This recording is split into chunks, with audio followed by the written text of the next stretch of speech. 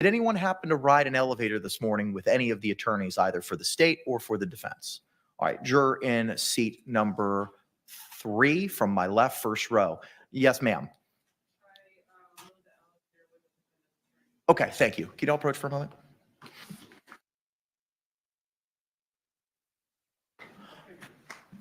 And a juror in seat 4, left to right, first row. Yes, sir. Who did you ride the elevator with? Do you recall who specifically, sir? Mr. Owens. Okay, thank you.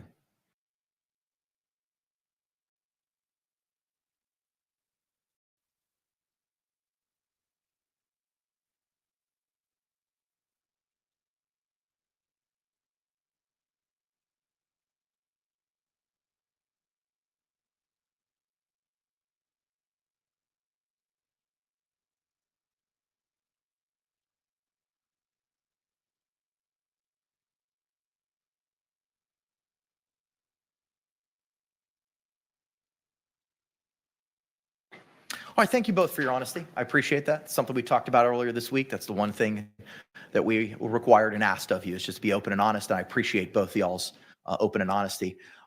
During the riding the elevator, was there anything that you saw or observed that would impacted you or influenced you in any way, to have any impact on you?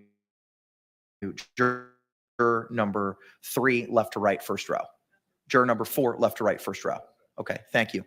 All right, with that, members of the jury, we're going to proceed with opening statements this morning. Both the state and the defense will have the opportunity to present them. I ask that you listen closely to those statements that they're going to provide. But remember, these are not evidence. This is just the party's belief as to what the facts and the evidence will show in this case. After the conclusion of the opening statements, we'll begin with the state's case in chief through witnesses. With that, Mr. Jay, you may proceed, sir. Thank you.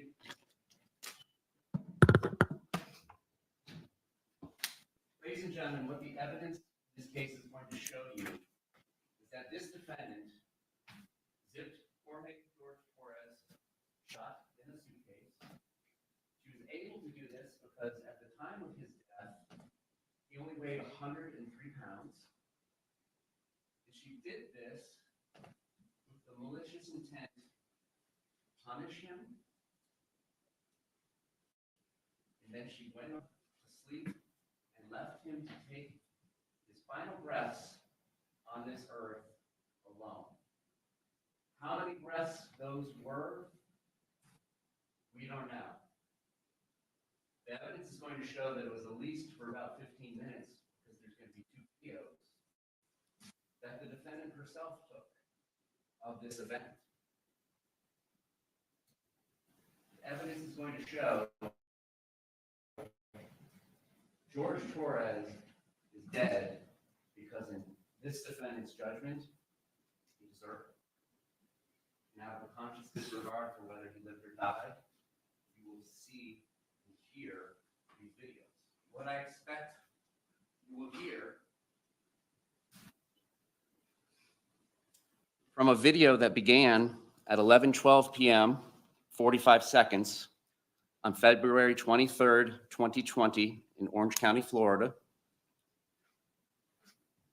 is a suitcase on the ground, face down, with the zippers facing the floor. You will hear Sarah. The defendant will say, "For everything you've done to me." Sarah, "For everything you've done to me." Sarah, "Fuck you." And then the defendant laughs. Sarah, "Fuck you." And the defendant laughs. Sarah, "Stupid." Sarah, "That's my name. Don't wear it out."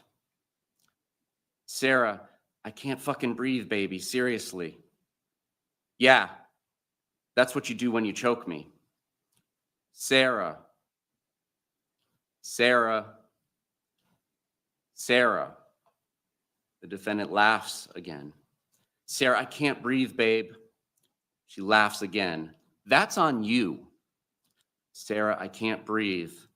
She laughs again.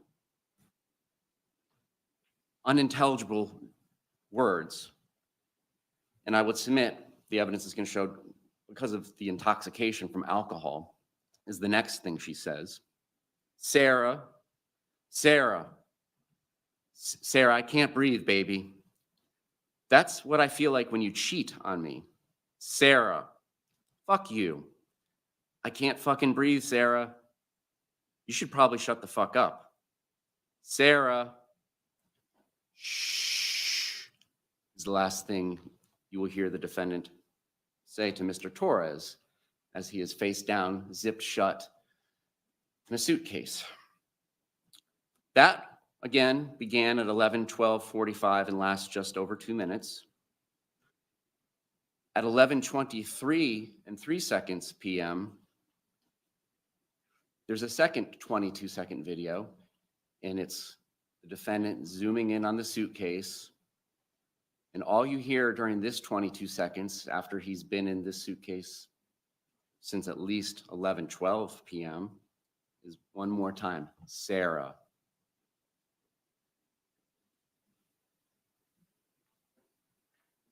How did we get to this point where 103-pound Jorge Torres is put into this suitcase left to die? Well, the next morning, the defendant wakes up, late morning, perhaps early afternoon, somewhere in this time range, several hours later. And she goes downstairs, and she doesn't see George anywhere, Torres, and eventually realizes, oh my God, he's in the suitcase. The first thing she does after taking him out, and I believe you will hear a description by the defendant saying, he took his little legs out. At some point she makes that statement. And tries to resuscitate him. Here's gurgling as she presses down on his 103-pound chest, forcing whatever air was trapped in there out, gurgling. And the next thing she does is she doesn't call 911. She calls Brian Boone. Who's Brian Boone? Brian Boone is her ex-husband. They share a child in common. And this date, February 24th, 2020, is a Monday. A normal work day for most people. School day for their child that they share in common. But after they got divorced, the arrangement was every other weekend, no co-parent. And that weekend included Friday, Saturday, Sunday. So it's that free schedule. And then Mondays and Tuesdays, their child would be her responsibility. And Wednesdays and Thursdays, their child would be Mr. Brian Boone's responsibility. So February 23rd, 2020 was a Sunday. And now we've led into Monday, February 24th, 2020. Mr. Boone had been trying actually to contact the defendant several times that morning because he just wanted to confirm she was going to get their child after school that day. And there had been a history of reliability issues on that issue on her part. So you will see in the phone record, he calls her and calls her and calls her. Then she finally calls him back instead of calling 911. And being the nice co-parent that he is, he comes over. It's a short drive, 10 minutes. And as she's explaining to him what the heck is going on, he peeks in through the front door of her townhouse, which allows you a view all the way to the back sliding glass door. You're going to see that her kitchen is off to the right, but there's a doorway that you can see all the way through. And on the back side of the kitchen in the breakfast room area, there's tables and stuff. There's also some blue legs sticking out in view. Brian Boone says, check please. You need to call 911. He doesn't set foot into that townhouse. He does wait outside though, being the good co-parent that he has been. So now, after having first called her ex-husband, after having first waited for Brian Boone to come over, the defendant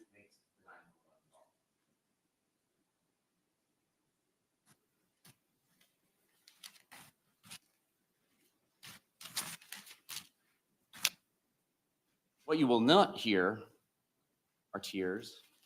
You will not hear sorrow.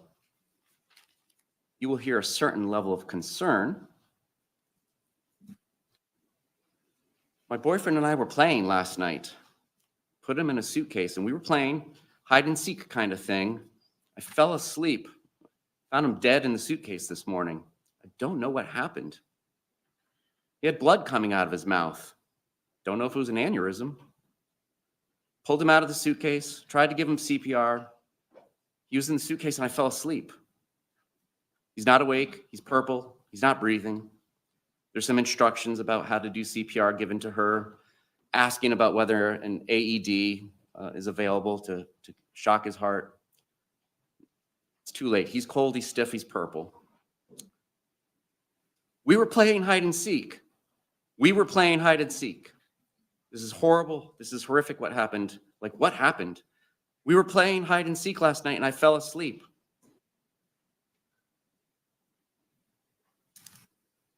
So she mentions that there was blood coming out of his mouth. And his body, like all bodies in suspicious deaths, was taken to the 9th District Medical Examiner's office and autopsy. What the doctor found was what you would expect after being left in the suitcase, crumpled up in the fetal position. He passed from positional asphyxiation, meaning like you're not going to get full breaths when you're crumpled up like an accordion, and environmental suffocation. You don't have to have a plastic bag over your head, tape shut with a full roll of duct tape to seal it off 100% and be worthy of the vacuum of space to environmentally suffocate. It's close enough if you can't get the oxygen and the CO2 coming in and out of your environment. But she also did notice, yeah, he suffered from blunt force trauma on his torso, in his face, his mouth. She'll use words like contusion. Will help her explain contusions and bruises. She'll use words like hematomas. Will help her understand for you all that means bleeding under the skin and blood, what you expect from a bruise. That's why they're running through. But he had all this additional trauma. He had trauma on his fingers as well. So now, the sheriff's office, Orange County Fire Rescue show up, and the defendant interacts with the first patrol officer. You will see and hear that body-worn camera. It's more of the same of what we heard on the 911 call. Hide and seek. It was good. I fell asleep. I don't know what happened. A few hours later, the detectives from the homicide unit at the Orange County Sheriff's Office approach her and are ready to interview her after doing some initial things, which includes grabbing her cell phone off of a counter that was found at a suitcase by Mr. Torres, and giving it to one of their digital forensic examiners, who we'll hear from later in the trial. But it's time to give a first interview with the defendant. So they do a first interview with the defendant in one of their unmarked detective patrol cars there on the scene. And the basics of this remain the same, but there's a little more elaboration, as you would expect from trained detectives versus getting the 911 call taken. But the basics of what the defendant tells them is we had wine, we painted, we drew, we did puzzles. The particular wine we had was a Chardonnay from the Woodbridge winery. The bottles, plural, are in the trash. We started about 4 p.m. after Mr. Torres went to the store. Puzzles, art, listening to music, enjoying each other's company. We were literally just enjoying one another's company. The other bottle of wine that was left over from Boone wasn't even half full. So the description she is saying is 1 bottle of wine and plus a fraction of a bottle of wine left over from the night before. Ladies and gentlemen, not all bottles of wine are made the same. Many of us may envision what you would expect at a restaurant. Those are 750s, 750 milliliters of that. Bottles of wine that were recovered from the defendant's trash can were 1.5 liters, so the equivalent of 2 standard bottles of wine. A 1.5 liter bottle of wine is 50 ounces. Given that a standard serving of wine is 5 ounces, you can begin to do the math. And there's receipts. The day before, Saturday, February 22nd, 2020, there is a receipt from Publix for a bottle of Woodbridge wine for $9.74. And then Sunday at 12:17 p.m., there is another receipt for $9.74 for a Woodbridge Chardonnay bottle of wine.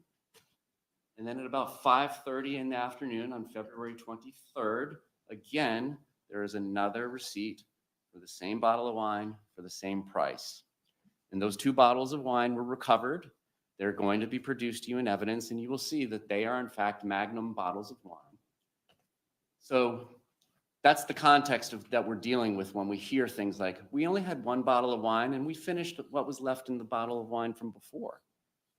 Well, ladies and gentlemen, there's two 1.5 liters that apparently were consumed by a 103-pound man and the defendant, who is in the same weight class. Plus, if you believe that the defendant and the decedent would leave leftover wine from any given day, any additional wine that was remaining from the 1.5 liters from Saturday. Ladies and gentlemen, that's a lot of wine. So in that context, we were just having wine, enjoying each other's company. At one point, we play hide and seek. She says she didn't zip it up all the way. There was enough room, in her words again, there was enough room for his little fingers to get out. We were still having a good time and whatever. And basically, you know, Mr. Torres is stressing out about jobs, his ex-wife, about money. And so they're just doing puzzles and doing things to keep his mind off of it. Doing art, playing with the dogs, dancing with the dogs, playing hide and seek. We were always trying to outdo each other where we could find each other the best.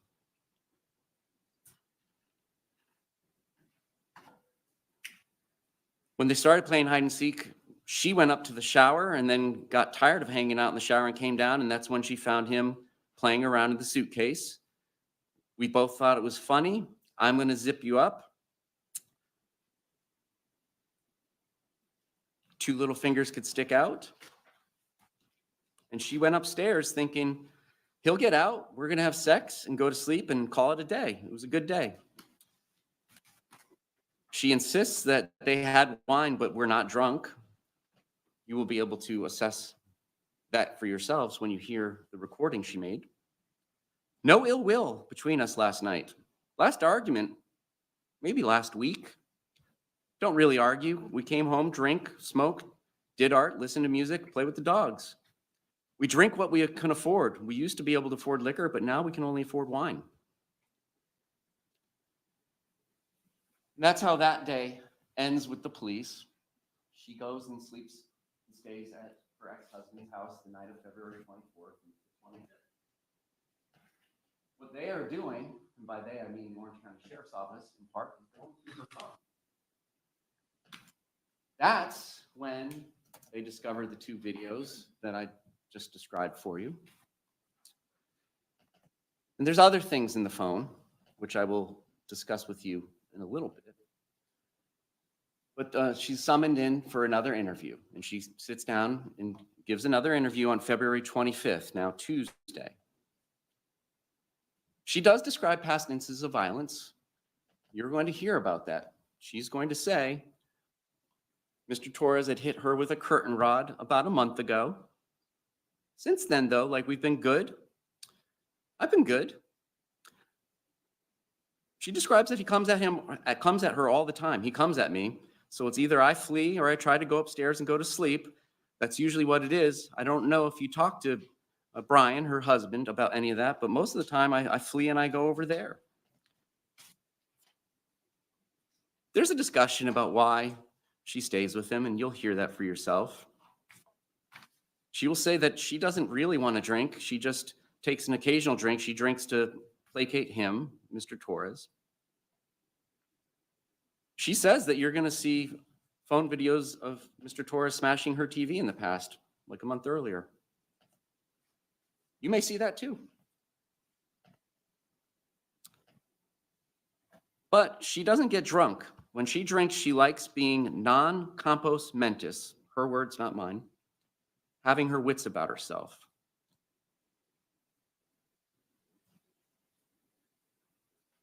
Then she gets to the hide and seek again and describes that they've played it 3 times before,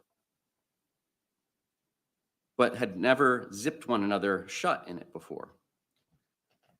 And they were really just running out of places to hide because it's just a townhome.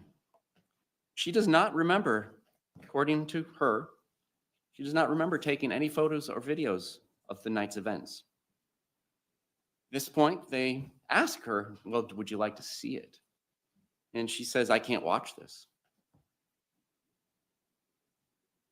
I flipped him over. I flipped him over, and that's where it was.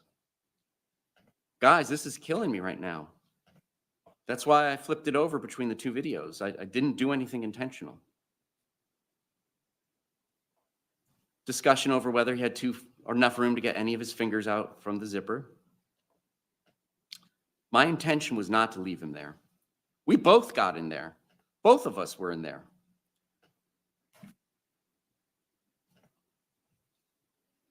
When she went upstairs, my plan was not to, quote, he'll be up here any minute. My plan wasn't to leave him in the suitcase.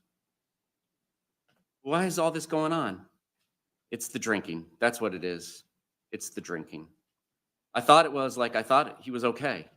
Guys, that's how we were with each other. Nobody understands our relationship. This whole suitcase thing never happened before, though she described it happening before. I'll never drink alcohol again.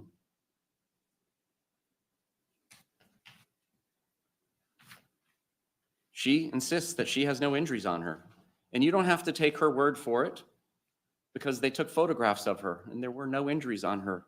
She insists over and over that there was no violence that day. It's like, okay, we're in a good place right now. Ask her about saying fuck you to Mr. Torres. Well, that's just being playful and having a good day. Everybody's having a good day. I didn't touch him, nor did he touch me. Her words.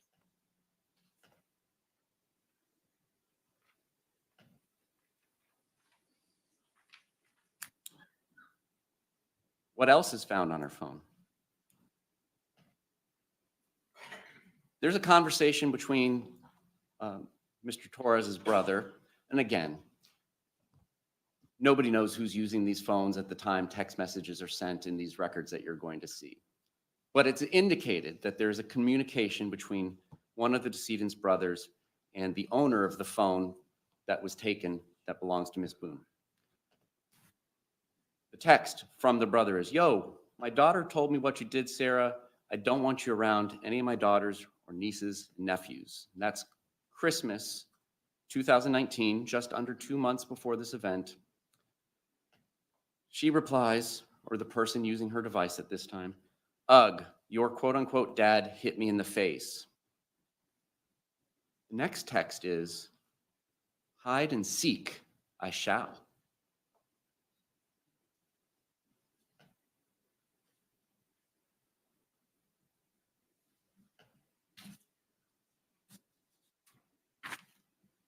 January 13th, there's another heated discussion.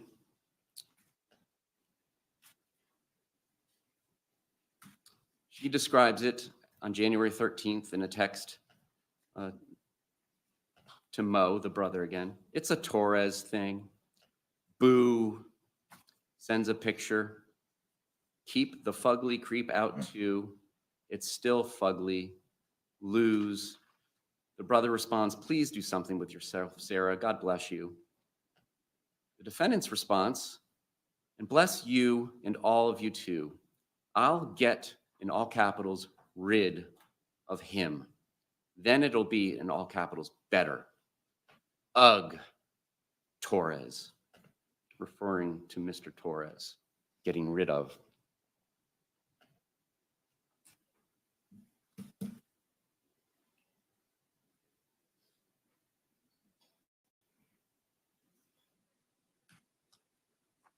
And that's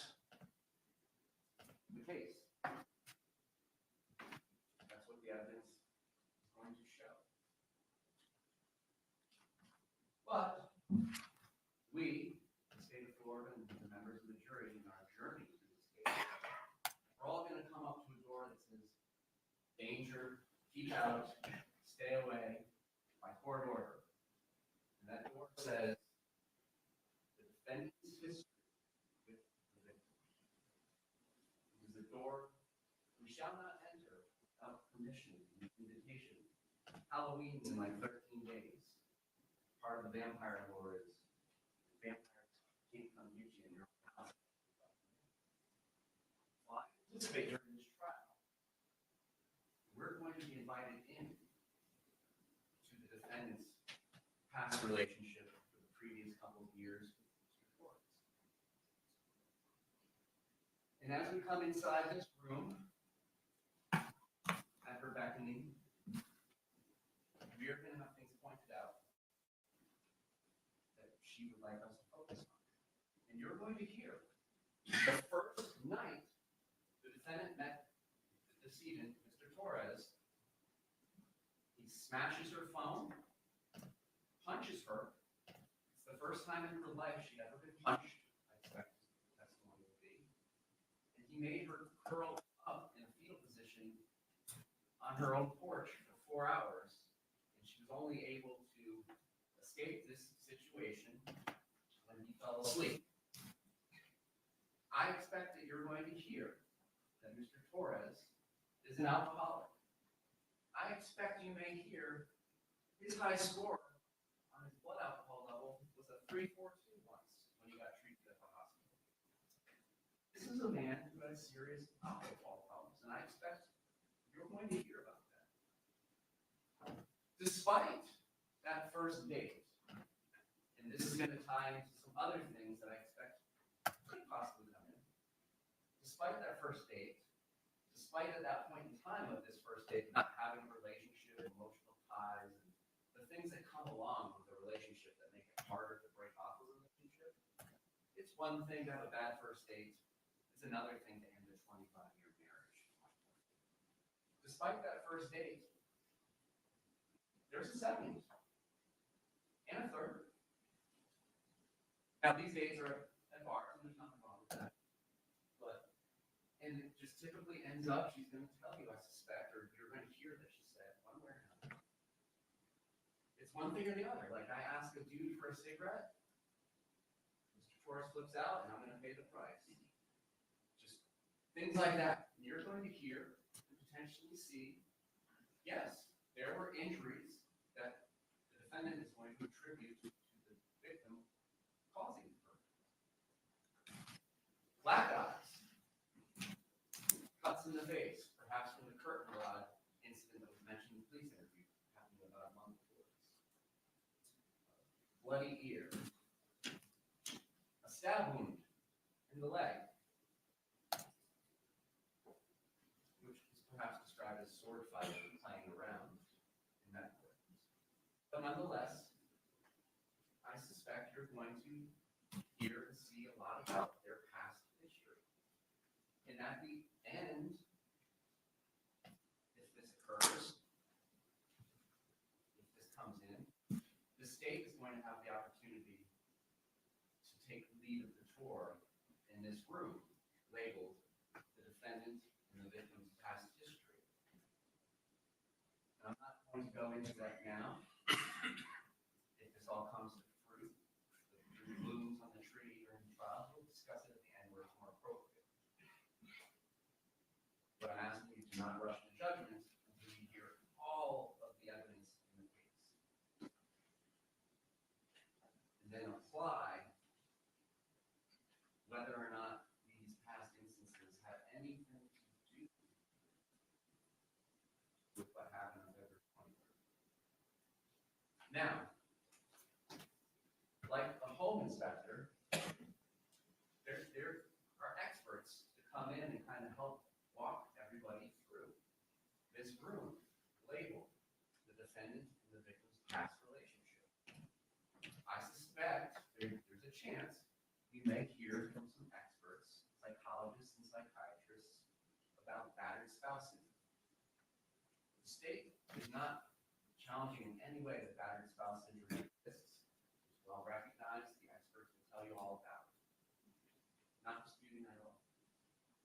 there's some things that we would hope that you pay attention to during all the testimony, if there is any, about this subject matter. One is that it's not actually a recognized diagnosis in the Bible that they use in mental health called DSM-5-ER. Diagnostic Statistical Manual, version 5. And I think it's text revision, something like that. What it is, and what they describe it as, is kind of a component of post-traumatic stress disorder, PTSD. But because it's not actually in the book, it's like a recipe book. It's like our statute books for lawyers. You go into this book and say you have a particular disorder or diagnosis. It'll say, well, all of us agree that it needs these three elements, like elements of crime. Some of these elements have to be prevalent for a certain amount of time, so on and so forth. You imagine it's a cookbook. Gives you the recipe for a diagnosis. But because it's not in the cookbook, you may get some disagreement about what it means between the experts. It's kind of like grandma's recipe handed down from generation to generation without being right. But what I expect you'll hear is, it's important for people who don't have experience in certain abusive relationships that are violent to understand the control that can be exerted over an intimate partner by the other one, isolation, psychological violence, emotional violence, physical violence, sexual violence, which I suspect will be described for you as well by the defendant, perpetrated on her by the decedent. You will hear about all this. And what it ties into at the end of the day, after we talk about this during jury selection, is if there is a self-defense instruction read to you, this is to help you understand what an objective and reasonable person in the circumstances would do. Because years ago, we've gotten better as a society, but years ago when this was first being researched, the question would be, well, why don't you leave? And battered spouse syndrome and the testimony from these experts help explain those things to people. Well, it's not that easy. You got to look at what's going on in the relationship, the isolation, control, so on and so forth. And that explains why you wouldn't leave. Well, now, but turning to the facts of our case, what you're going to decide the facts are is ordinary, objective, reasonable person in those circumstances taking those actions if you get a self-defense instruction as part of that. That's what it's used for. It's not used for explaining the subjective beliefs that one holds. What you will also hear about these things is, just like any other doctor or any expert, like a home inspector. If a home inspector's report was based solely on the person who's trying to sell the house, what they say about the house, great shape. I rewired the entire thing. Brand new JDC pipes. This sucker's good to go. I'm great with this. You're not going to take that home inspector's report unless they lift the hood, kick the tires, do all the things that the box on here, the Carfax does. You want an expert to get reliable information. An expert's opinion is only as good as the information that he or she relies on. They will say, yeah, you gotta take into account the credibility of the person who's giving you the story. Even if it's the patient, the client that is saying all these things happen to her. You gotta find proper information. You gotta check reliability. Particularly in circumstances that we discussed. Another thing that they're going to tell you is just because there's a bunch of violent nonsense going on between two intimate partners doesn't mean that spouse syndrome applies. Some people can go home and fight like cats and dogs. That's just their day. They get over it. They live their life to fight another day. Their cycle just spins like that. So just because you hear about those things, what the experts will tell you, it doesn't mean that it necessarily applies. If this testimony comes in, I expect that Dr. Harper will say that it applies to this group. talk to her about what she relied upon to make that conclusion.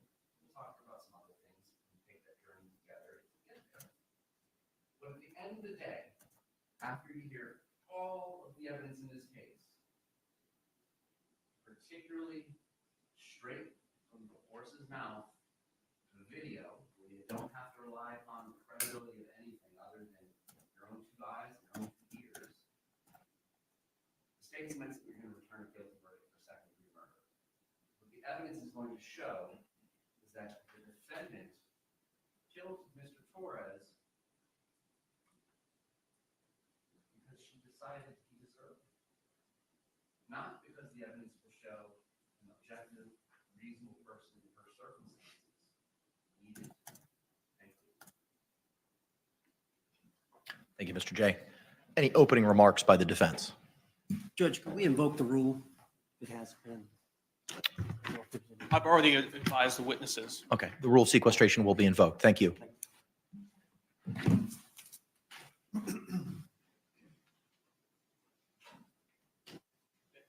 You may proceed, sir. Ladies and gentlemen, good morning. Appreciate y'all being here. I was introduced before. My name is James Owens, and I represent Sarah Boone, along with Tony Henderson and Kevin Bell. Now, this is going to be a several-day trial. Obviously, today, maybe Tuesday, Wednesday, we're not sure, but I'm trying to make arrangements for witnesses to fly in, expert witnesses to talk about it, and we'll know more probably within the day, maybe Monday, so we can plan. But I know your focus is on this case because you took the notes. Ladies and gentlemen, there is no higher call than to write a will. No higher call than to write a will. And we're going to ask you to write this will. And find Sarah Boone not guilty because she was justified in the force that she used to defend herself. If that force was reasonable under the circumstances that existed between Sarah Boone and George Torres. Sarah Boone and George Torres were down and out, as you can be. Their life centered around alcohol. Both of them suffered from, used to be called alcoholism, now it's called alcohol abuse syndrome. And so day to day, they struggle with the use of alcohol. You can imagine that. It affected their jobs. It affected keeping employment. It affected even getting a job.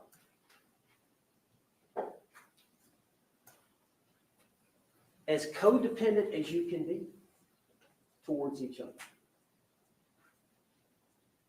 And you're going to learn with all that was domestic violence. And that George Torres physically abused Sarah Boone. And she suffered from the effects, the psychological effects that one suffers from repeat violence from an intimate partner. They were together over 3 years. And there were several prior incidences of violence. We've got the photographs. There were incidences where police were called who took photographs. So you're going to be able to see the evidence. And we believe the court will instruct you at the end when you're considering self-defense, which we call justifiable use of non-deadly force or justifiable use of deadly force, that you can consider the prior acts, the history of violence, the prior difficulties that the parties had. In considering her set of circumstances that she was faced with in making the decision to use reasonable force under the circumstances. And the most important thing I can tell you here today is keep an open mind. There's two sides to every story. You're going to hear the state's side, them attempting to paint her a certain way, as they've done here today in opening statement. And then you're going to hear another side. And you're going to have to weigh that, all the evidence, the credibility of the witnesses, the photographs, the videotapes, and come to a conclusion.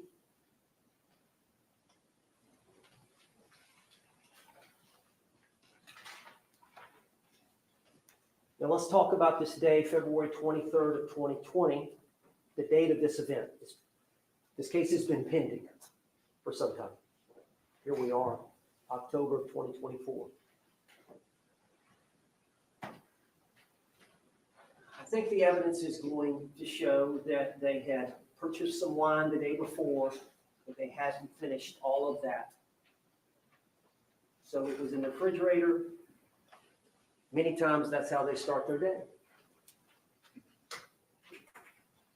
At some point, you're going to see a video from Publix, from where they live. I believe it's Winter Park. But Publix was not too far from their apartment complex.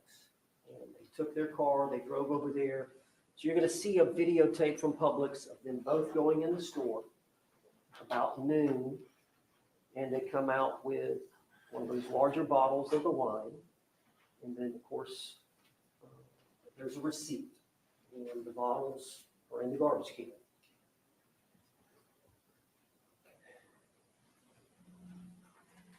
Of course, there obviously is an attraction between the two, and as everybody knows, couples can have great times where things click, everybody gets along, and then we can have episodes of disagreement. And how are those resolved? Really, that's what this is about. How are disagreements resolved? But George was very jealous of Sarah. And you're going to hear the testimony about that. And that he cannot, in certain situations, he can be very charming. But when his level of intoxication gets to a certain level, is when he gets sad, moody, and a lot of times eventually it involved forcible sex with Sarah Boone or actual physical violence against her.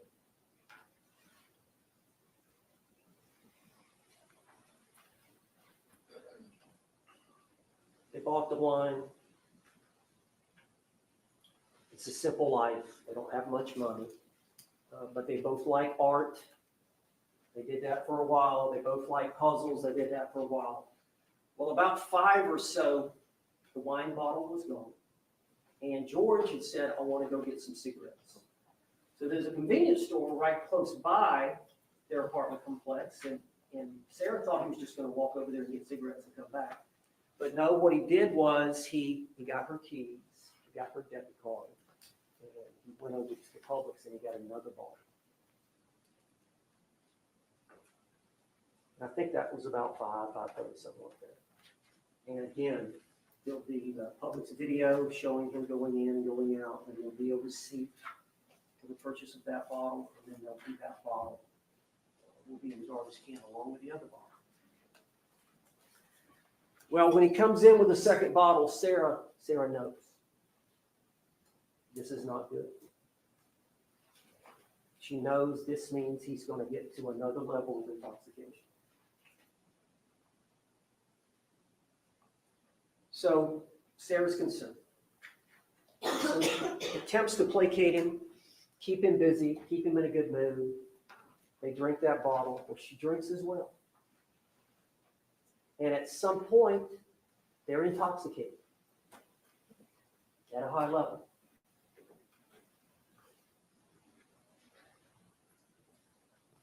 As some people do when they're drunk, they get silly. and they decide to play a game of hide and seek. She goes upstairs, their bedroom's upstairs, to the shower and waits for a period of time. And he doesn't come to her. At some point, she gets cold, she gets tired. She wants to go see, well, maybe we got it mixed up. Where is he? So she goes downstairs, and they had gotten a suitcase down a week or so ago. It's an old suitcase that they were going to donate to Helping Hands or Goodwill or somebody, and they were putting some items in there. And it's a broken down suitcase. It's a large suitcase. They both weigh about 100 pounds. And they don't eat good. Malnourished to a large degree. But the pull handle is broken off. And they've attached a little paper clip that's got the rubber around it. And that's how they move it back and forth. Well, she comes down the steps. She sees him getting in and settling in the suitcase.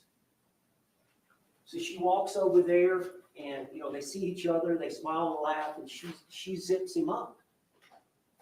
And she zips him up, and they laugh for a while. And they carry on. She sits on the couch, and at some point he says, "I can't breathe." Now, his face is facing the zipper, and she's got 2 or 3 inches that she's opened it. And she doesn't know, they're intoxicated, she doesn't know whether he's just saying that to try to get her to get him out or what. But he's a captive audience. Physically, they're the same size, but he's much stronger than her. If they got in a fist fight, he would win 100 times out of 100. But she's got him now. He claims he can't get up. He has to sit and listen. It's a unique form of physical restraint. And so she lets him have it. Says things she shouldn't say. You'll see the video. It's about 2 minutes long. She videotapes it. She sits on the couch and turns her phone on and videotapes it for about 2 minutes.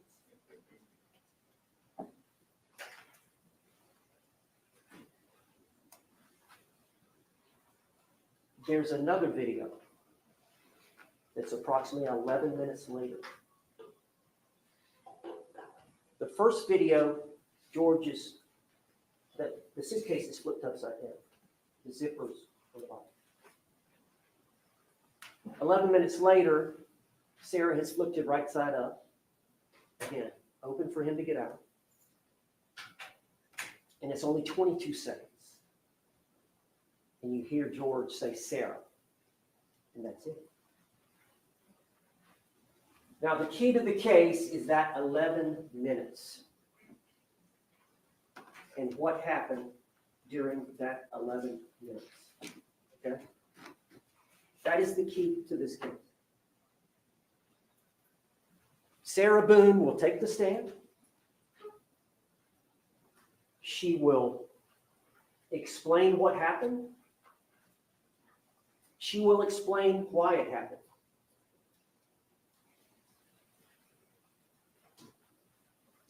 The evidence will show that she was justified in the action she took to prevent an attack from Jorge Torres, which the law acknowledges that every one of us has a right to invoke, the right of self-defense.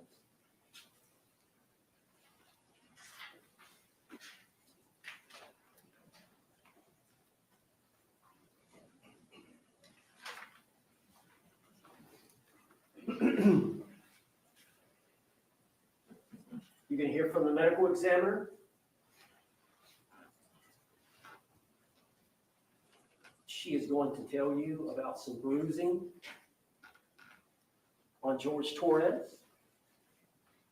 course, he was in the suitcase a while, deceased, we believe.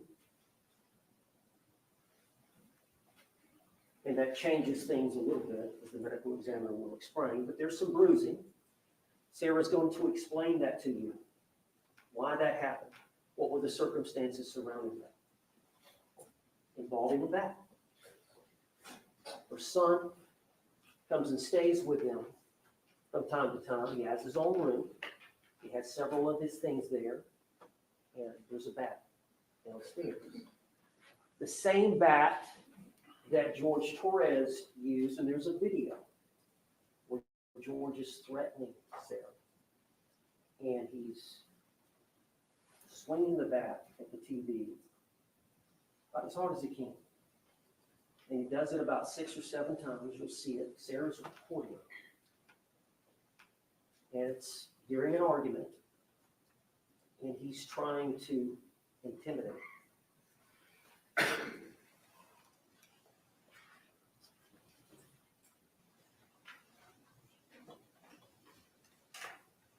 Sarah loved you. You know, you're going to hear why women don't leave. Why women don't leave. And you're going to hear about Sarah Boone and her struggles, her mental health struggles.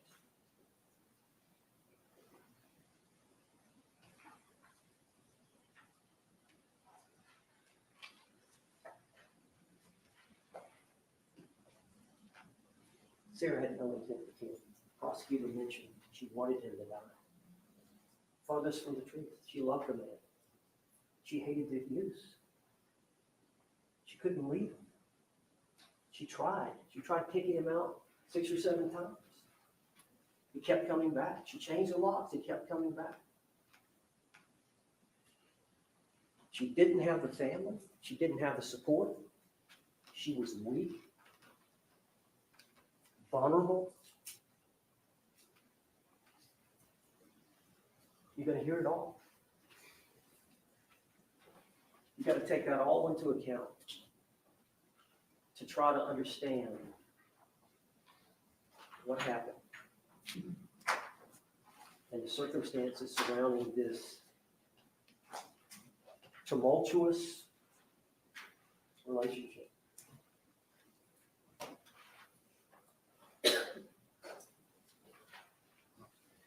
Now, you're going to find that Sarah's not perfect. And, you know, she goes, as many of us do when we drink too much, you know, you sleep in. She slept in. 11, 12, 1, somewhere around there. She moseys downstairs looking for George. She thought he was on the computer looking for a job. She looked outside, maybe he's out smoking a cigarette, and she sees the suitcase.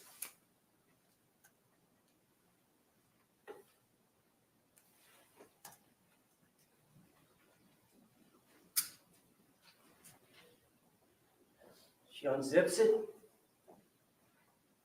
She gets him out. He's purple. She tries her best to do some CPR. She freaks out. The only family she's got is her ex-husband, really. She relies on him. As the prosecutor said, a lot of times she'll flee to her ex-husband's house, where her son is at, Lucas. It's the only thing she knows to do. She was kind of a sheltered daughter when she was younger. She's smart, but she's not worldly. She calls Brian. What do I do? He said, I'm coming over. Please come over. He's about 5 minutes away. And she calls him again within a couple of minutes. Yeah, I'm on the way. He gets there. He walks in the foyer and sees his legs. And she called 911. She calls 911 within a minute, 2. Detective Rodriguez arrives, they got the body cam now, so it's recorded. So you're gonna hear Sarah talking.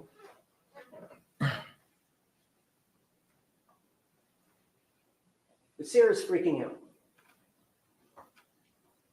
Sarah's thinking, and I'm somehow responsible.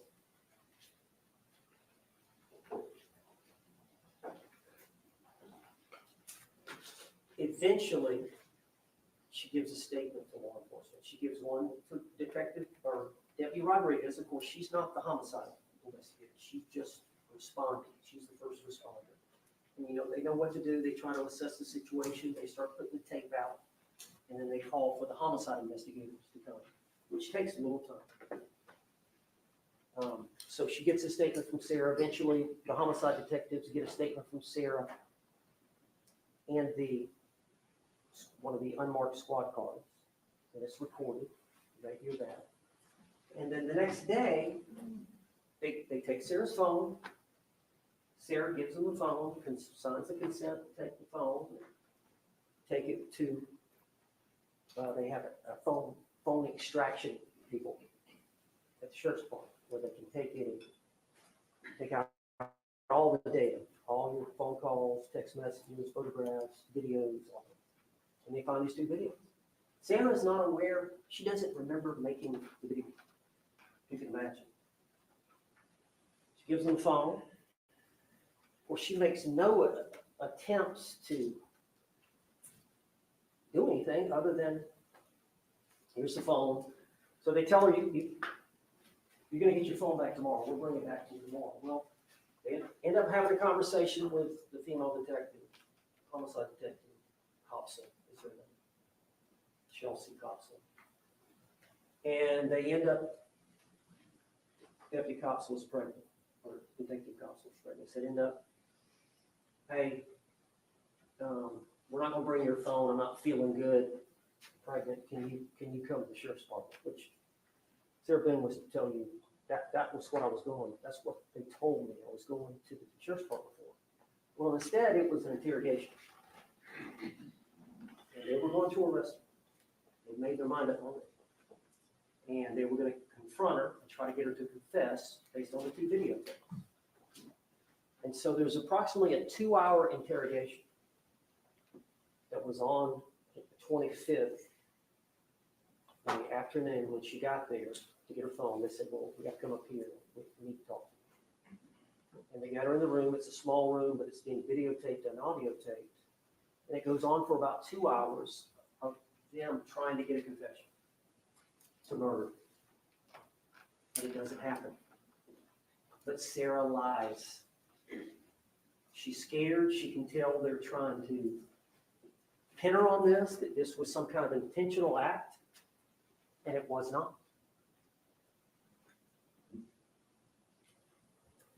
So she lies. She's not a lawyer. She doesn't know about self-defense. She doesn't understand she has a lawful right to defend herself. She doesn't understand that she's justified in using the force that she used. She doesn't, I wasn't there to advise her. No lawyer was there. So she lied. And you're going to hear that. So you're going to have to balance that versus her taking the stand and testifying before you. And we simply ask that you look for the evidence of cooperation of her testimony. It's going to be later, probably next week. The judges will tell you in reading instruction on evaluating a witness's credibility. And they'll talk about cooperative evidence, other evidence that's consistent with the testimony that Sarah Boone will give you. So you're going to have to weigh that in her testimony.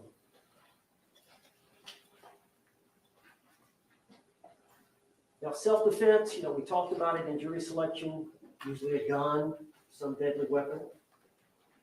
The suitcase in this case was a physical restraint or a blocking of an attack. but it was unconventional. Self-defense nonetheless.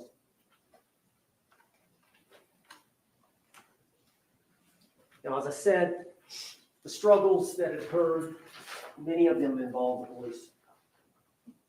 So you're going to actually hear from some of the police officers. Maybe some body cam footage. You're going to see some photographs that they took of the injuries to Sarah Boone.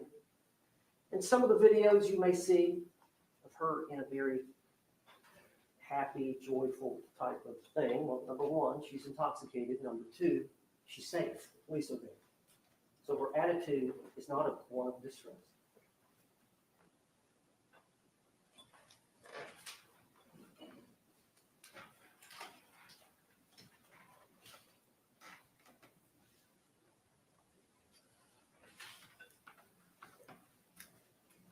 You know, we're here today, full packed courtroom. Judge Grant's here, but you're the most important people. Because you've got to decide this case honestly, fairly, and according to the law. And we talked about the two biggest principles from the Constitution that apply. In this case, and in every case in which a citizen like Sarah Boone is brought into a courtroom and accused of a crime.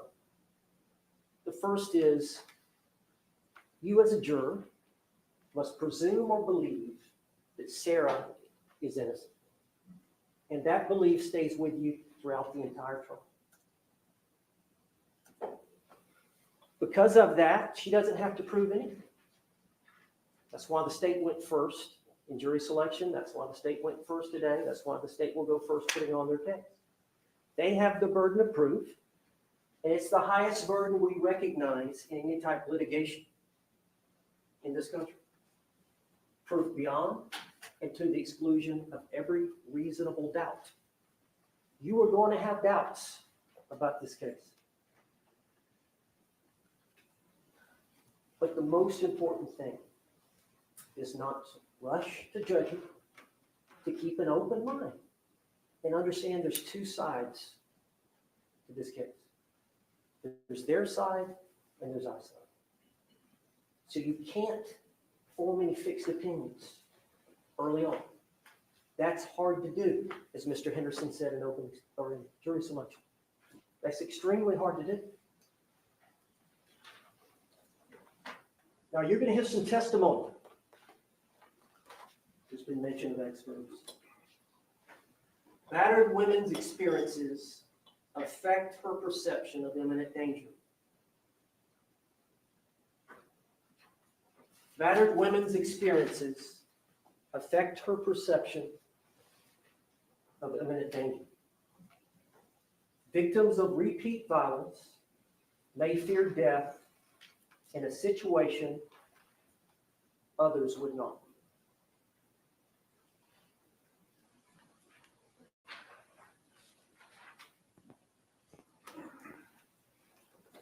After hearing both sides of this case, we're confident you're going to have a reasonable doubt. And we're going to ask you to follow the law and do justice in this case. And find Sarah Boone not guilty, because it's the right thing to do. Thank you. Thank you, sir. Can the parties approach for a moment?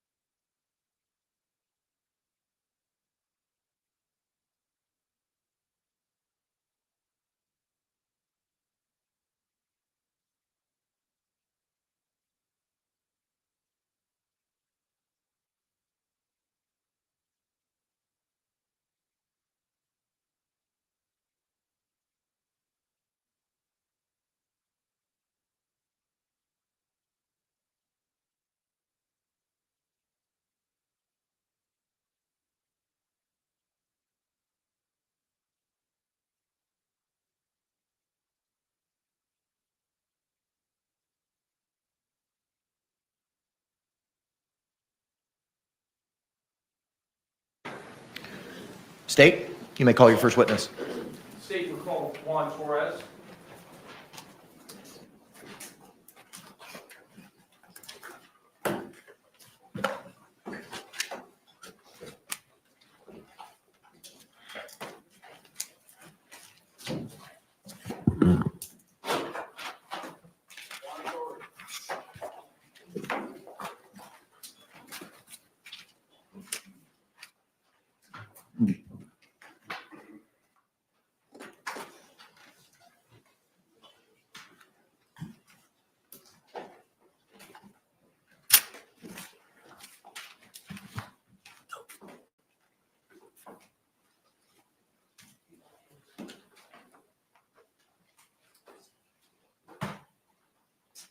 Mr. Torres, raise your right hand, please. Sworn, please. Do you swear or affirm the testimony you should give shall be the truth, the whole truth, and nothing but the truth, so help you God? Sir, good morning. You can be seated. And once seated, if you'd state and spell your name for the record for us, please.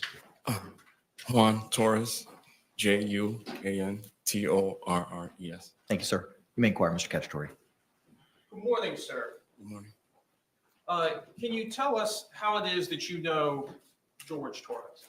He's my older brother. And how many siblings do you have?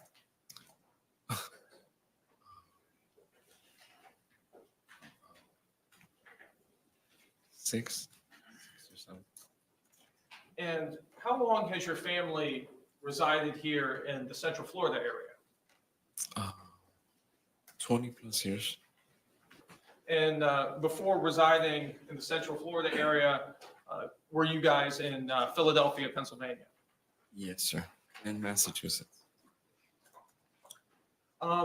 Your brother, how often, your brother George, that is, how often would you talk with him? Often we talk, say, on a weekly basis.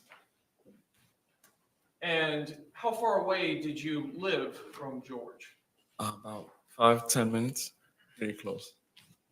Would you see him pretty often? I would try not to go there too much. Who was George living with at the time that he passed away? Sarah.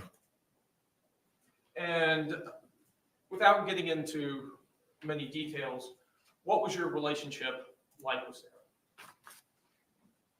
Sarah? We wouldn't really have a relationship. Would it be fair to say you didn't get along with her? Yes. Back on February 23rd, 2020, did you have an occasion to talk to your brother on that day? Yes, sir. And when you spoke with your brother on that day, did you FaceTime with him or did you speak with him over the phone? We talked on the phone. Was that phone to your ear or was that phone? It was on speaker. And who was present? My wife and my 2 kids. And without telling us anything that George may have said to you, can you tell us what the topic of that conversation was? We were just talking like we normally did. He just calling me to check on me, basically. Now, in the background of that conversation on the evening of February 23rd, 2020, what did you hear? Sarah's in the background yelling. And you recognized her voice? Yes. What was she yelling about? Something about choking or how he choked her. I really don't. That was it. About how long was this conversation that you had? Maybe 10 minutes, I think it was. How did the conversation end? Because she was yelling in the background, so that was it. We just, Did she sound upset? she sounded upset. Did you talk to your brother after that conversation? No, that was the last conversation I had.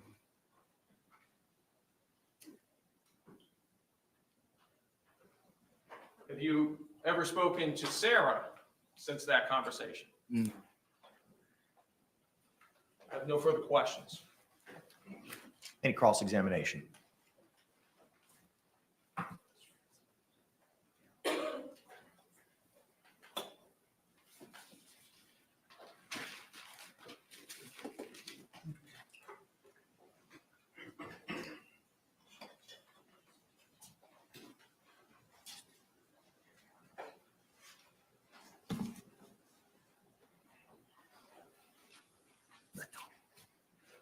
Good morning, sir.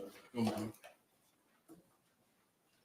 In the beginning, when you started, it was hard for me to hear, but I know you were talking about other siblings, other family members that you had here. Could you repeat that for me, please?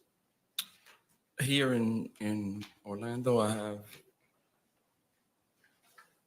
one sister and 3 brothers. Sister and 3 brothers? Yes, sir. Okay.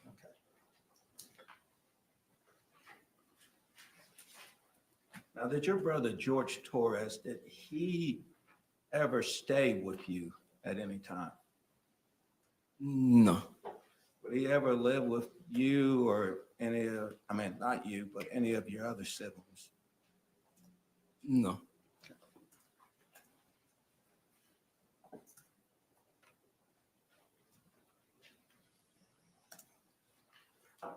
All right, sir, let's go back to this phone call that you were talking about that was on February 23rd of 2020. And that phone call was approximately 7:30. Is that correct? Yes, sir. And who called who? He called me. And then y'all were talking. Is that correct? Yes, sir. And when he called you, did you notice anything about his speech or his voice? No, he was fine. Sounded normal? Yes, sir. Okay, so he wasn't slurring his words or anything like that? No. By the way he talked or what he talked to you about, could you tell at that time if he had been consuming alcohol? No, because I knew when he would drink. Okay, so in your opinion at that time, based on what you heard and what he was talking about, you do not believe he had been drinking alcohol? No.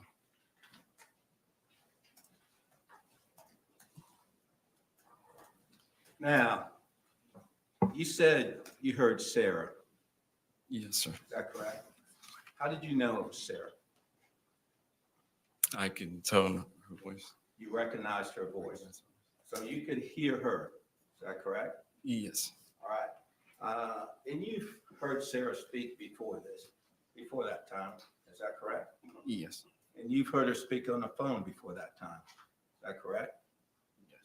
And you said that Sarah was yelling, is that correct, sir? Yes, sir. And she was yelling about, he's choking me, or tell him about choking me, Yes. okay? During that conversation, and you heard her say that, did you ask your brother, what is she talking about? No, I did not.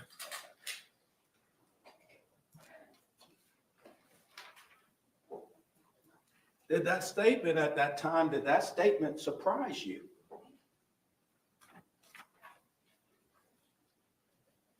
Not really.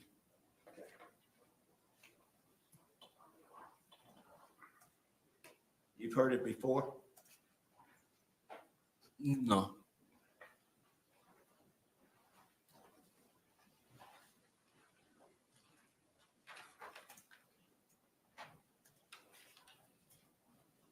Based on Sarah's voice that you've heard, was it any indication to you that she had been drinking? No. No?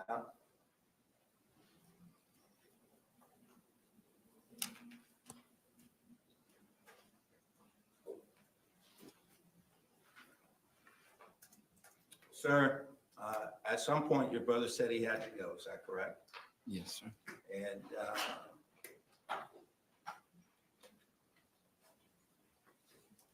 did he hang up on the conversation? Yes. And did he say bye and you say bye? Yes. Thank you, sir. I don't have it. If I can confirm. You may, sir.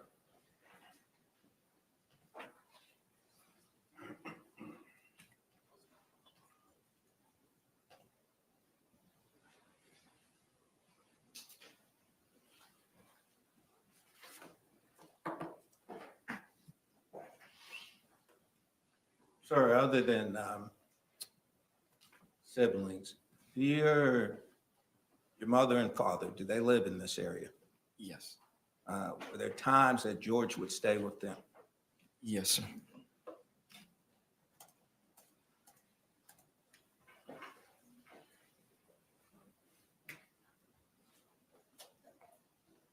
Thank you, sir. No further questions. Any redirect examination? No, Your Honor. Can this witness be released? Yes, Your Honor. Defense? Actually, we'll keep him subject to recall, Your Honor. Okay. I would agree with that. All right, sir. You're released subject to recall by either party. Thank you.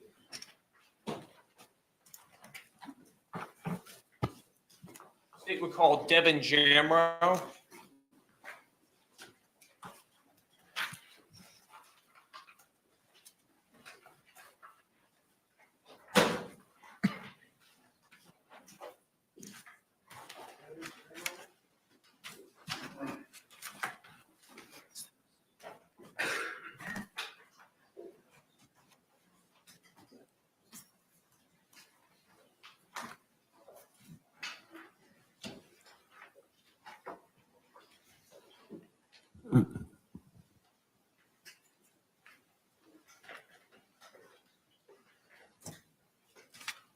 Jamro, raise your right hand and please swear. Please, do you swear or affirm that the testimony you should give shall be the truth, the whole truth, and nothing but the truth, so help you God? Sir, good morning. You could take a seat and please state and spell your name for the record. My name is Devin Jamro. That's DevinJamro. Thank you. You may inquire, sir. Sir, who do you work for? I work for Public Supermarkets. And what is your position with public supermarkets? I am the assistant store manager. And at what location? Currently, the Castleberry location.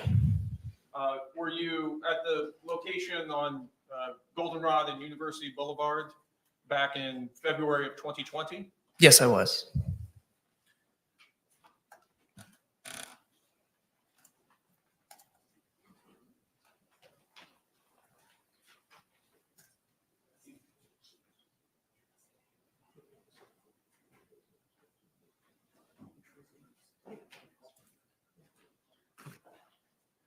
Your Honor, may I approach the witness which has been previously marked for identification as States D and been shown to defense? D's and Delta? D is in Delta. Yes, you may.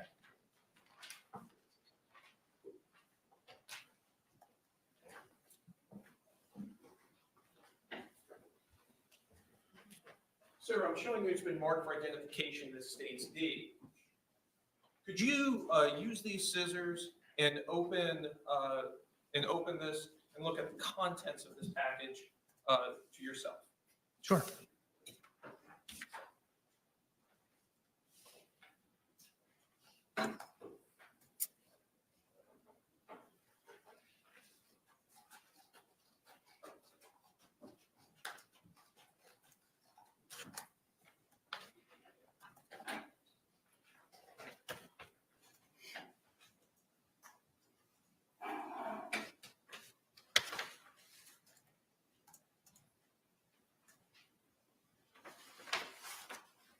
Sir, do you recognize those items?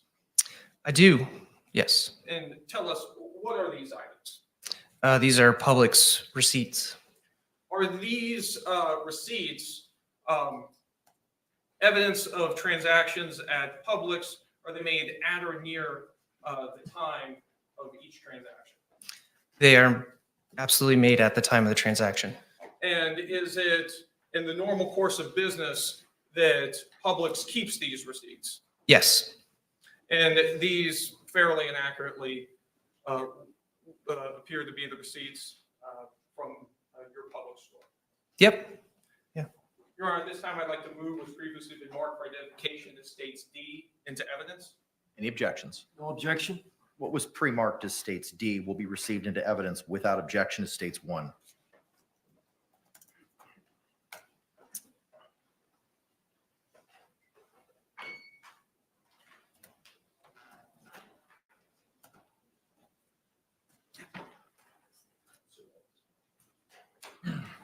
Your Honor, may I approach the witness what's been previously marked for identification as States J and shown to defense? You may.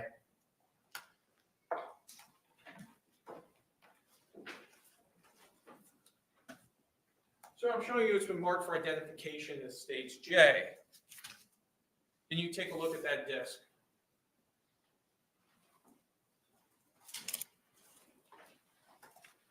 Yes, Do you see your initials on that disc?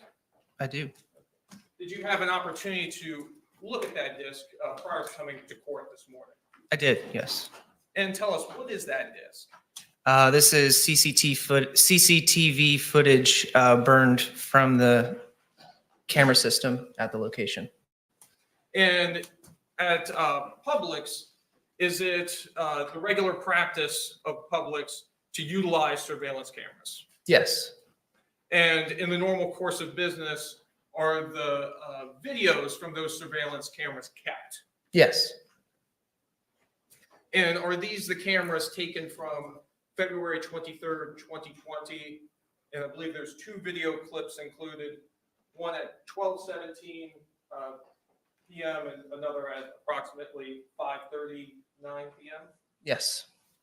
And they fairly and accurately represent the surveillance video that was submitted from Publix to law enforcement in this case. They do. Yes. Your Honor, at this time, I'd like to move what's previously been marked for identification as States J into evidence.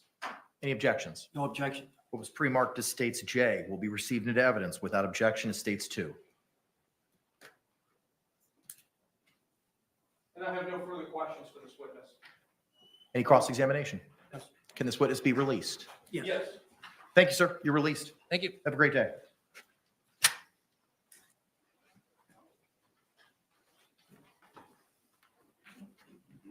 State, you may call your next witness. State would call Joan Williams.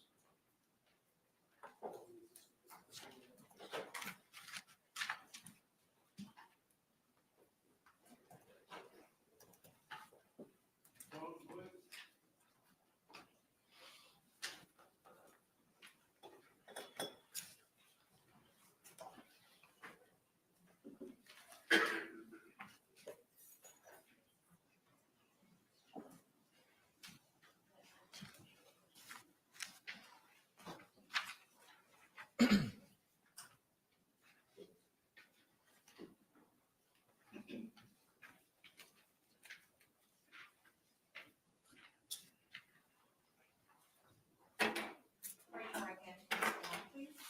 Do you swear or affirm that the testimony you give shall be the truth, the whole truth, and nothing but the truth, so help you God? Ma'am, good morning. Could you state and spell your name for the record for us?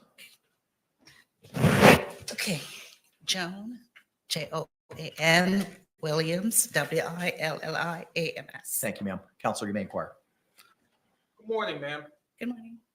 Can you tell us what it is that you do for a living? I'm a 911 call taker at Orange County Sheriff's Office, And how long have you held that position? 24 years. And tell us, what are your duties as a 911 call taker? I answer phones for an emergency, non-emergency, medical, which I transfer to the medical side of the business. And is it the regular practice of Orange County to record 911 calls? All lines are recorded. And is it the regular practice of Orange County to keep records of each of those 911 calls? Yes. And those records are made at or near the time of each call, correct? Yes.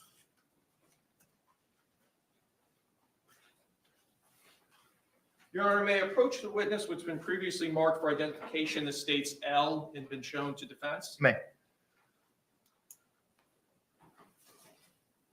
Ma'am, I'm showing you what's been previously marked for identification as states L. Do you recognize this disc? Yes. My initials. Did you have an opportunity to review this disc prior to coming to court this morning? Yes. And those are your initials on the disc? Yes. And does this disc, does it fairly and accurately represent the 911 call that you took in this case on February 24th, 2020 at 12:59 hours? Yes. Your Honor, at this time, I'd like to move what's previously been marked for identification as states L into evidence. Any objections? No objection. It was pre-marked as states L will be received with no objection as states 3. Your Honor, I have no further questions. Any cross-examination? No, sir. Can this witness be released? Yes, Your Honor. Thank you, ma'am.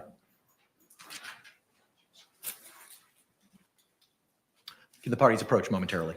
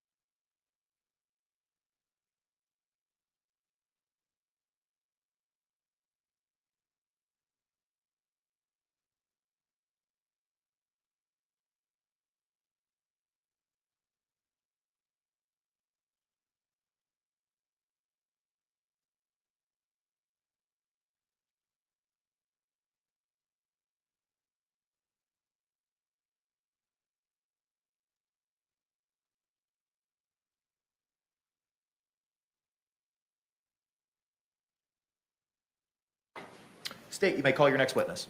State will call Vincent Battaglia.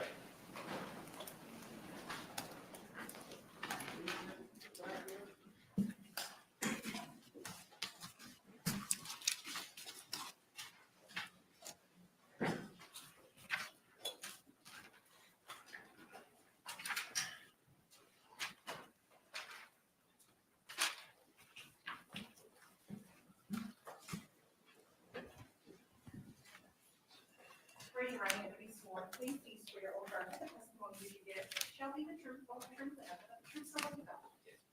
Sir, you may be seated. After you're seated, if you can state and spell your name for the record for us. Vincent Battaglia, Vincent Battaglia. Thank you. Sir, you may inquire. Good morning, sir. Morning. Can you tell us what it is you do for a living?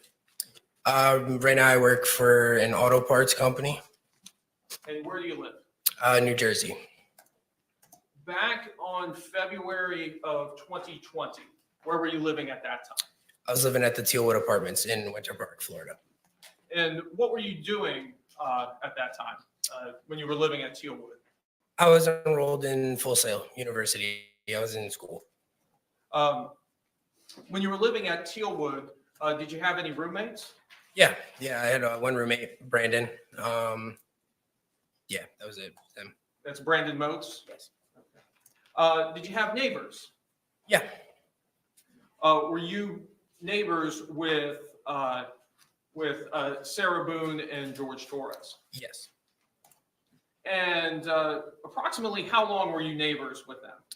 About a year, a little over a year. I moved there in January 2019. And during the course of that year that you were neighbors with them, did you have occasion to interact with them at times? Yeah. In fact, did you ever go over to their home? Yeah, like a couple times, yeah. And I believe you tuned a guitar for a child there at the house? Yeah. This Tealwood apartment complex, how would you describe the walls that separated your units? Thin, like very thin walls. And with those walls being so thin, would you ever have occasion to hear arguing and yelling coming from Sarah Boone and George Torres's apartment? Yeah. How often would you hear this? Almost daily. Did Sarah Boone ever approach you about the things that you heard coming from their apartment? Yes. And where were you when she approached you? I was smoking a cigarette on my back patio. And approximately what time It was was this? pretty late. I can't remember the exact time, but it was definitely anywhere between like midnight to 2 a.m., like right around there. And do you remember how much before the date when the police called that this occurred? A few months, like it probably 4 to 5 months before that. So 4 or 5 months before February of 2020. 2020. Yeah. And when she approached you on this late evening / early morning on that day, what did she tell you? Pretty much just kind of like if I do hear anything like through the walls or whatever is out back, just kind of keep my mouth shut. Like don't really speak about it or anything like that or say anything to anyone. And I just was like, okay. Did she make any motions with her hands? Yeah, like just kind of like, you know, finger over the lips, like kind of shh, like keep it hush, like that kind of thing. So she told you not to report anything you may have heard about arguments or yelling or fighting, anything going on over there? Yeah. Do you recall the evening of February 23rd, 2020? I do, yeah. And what about that evening sticks out to you? That sticks out to me from that night was literally just there was a very, very loud noise that I heard that was loud and powerful enough to shake my bedroom wall. And I remember that because I was sitting on my bed on FaceTime with my girlfriend at the time, and I literally felt the wall shake and it stopped me mid-conversation. And she even asked me through the computer, like, what was that? And I was like, I have no idea. Did you hear any yelling coming from their apartment on that night? Before that, yeah, like it was just arguing kind of stuff. What was the last thing you heard? The last thing I heard was like the loud noise and just a little bit of shuffling, and that was kind of it. It just kind of went silent after that. Could you hear anything that was being said? Not clearly, and it was never really anything clear. It was just like you could hear arguing back and forth, just kind of like and kind of like an I hate you, like it's whatever it is, whatever the argument was about kind of thing. At the time, that's really all it was, but it was never really clear enough to hear like the full argument. And honestly, I never really paid attention too much to it. If I heard it, I kind of stepped into my living room to be further away from it. Did you hear both the defendant's voice and also George Torres's voice? Yeah, all the time. It was like a back and forth. So other than the statements and the phrases of I hate you, you weren't able to discern the contents of this argument. No.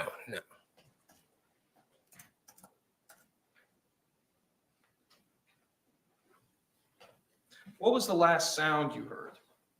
The last sound that I heard was like the loud banging noise that It was like a very odd sounding noise that I've never heard before this day, but it very much sounded like it was like where my bed was positioned. It was kind of towards the back of the apartment, and it almost sounded like it was coming towards me, but like on the side of me, then it was just like a loud rumbling noise. Like that literally sounded like it was kind of far away from me, and then it like ended up like almost next to me. And like I said, the walls are thin, so like it's very easy to hear like through the walls, and not even just sideways. Like I hear my upstairs neighbor, like all around, very thin walls. Now, was your bedroom, where was it located in your apartment? The back of the apartment, so it was like there's like a little kick out next to my patio, and that's like that was my bedroom back there, like along the grass back there On the first floor? on the first floor. Yeah. I have no further questions. Any cross-examination?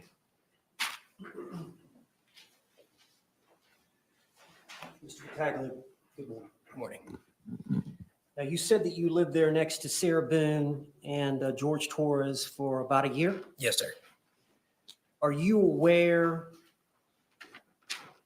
that the police were called to their residence Like, while you were there for the year? Are you aware of any incident in which the police were called to their residence? I had never seen anybody there, but I had had other neighbors in the complex tell me that it has been on multiple occasions. So that's why. Just instead of what somebody else told you, Yeah. just what you would observe. Did you ever, the year that you were there living next to them? Yeah. Were you ever aware that the police were called to their residence? No, the times that I was home, I never saw any police at the apartment there. And did you work odd hours or you went? Yeah, and with my schooling and stuff too, I used to have class at like 1:00 in the morning. So all the time I was at random moments, like just not home throughout the day and night and stuff like that. So yeah. Do you have an opinion as to whether or not, based on your interaction with Sarah Boone? I'm going to object. Let me finish the question first, please. Do you know from your experience with Sarah Boone and your experience with George Torres that they drank alcohol? Yeah. Hang on. I'll withdraw to that question. Okay, thank you. Yes. Are you aware that they both consumed alcohol to excess? Yes. Thank you. Hold on. Yes, sir, of course.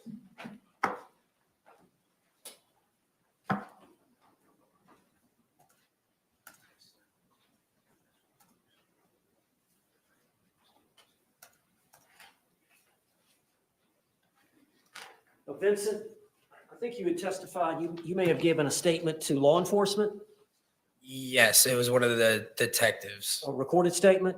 Yes, I can't remember his name, but yes. Okay, and I think it was on February 23rd of 2020. Yeah, right around that time. Yeah. I believe you had said that, I'm going to object this to improper impeachment. Approach.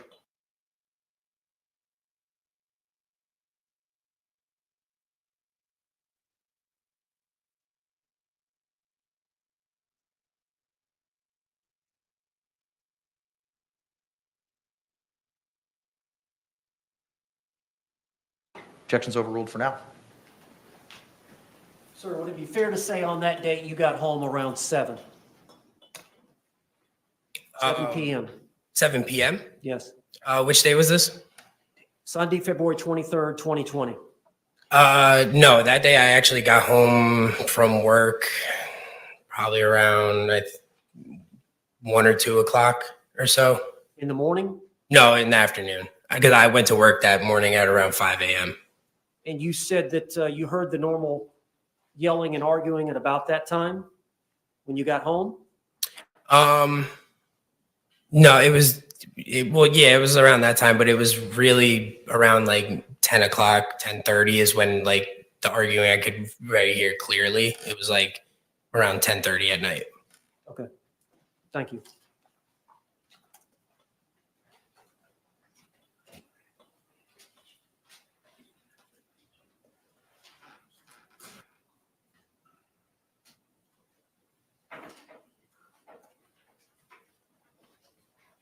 Thank you.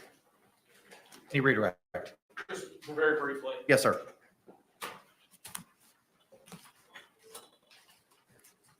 So on cross-examination, you were asked about the arguing you heard, and I believe your testimony was that it was pretty intense around 10:30. Yeah. Approximately what time was it that you heard this loud crashing thump sound that you described?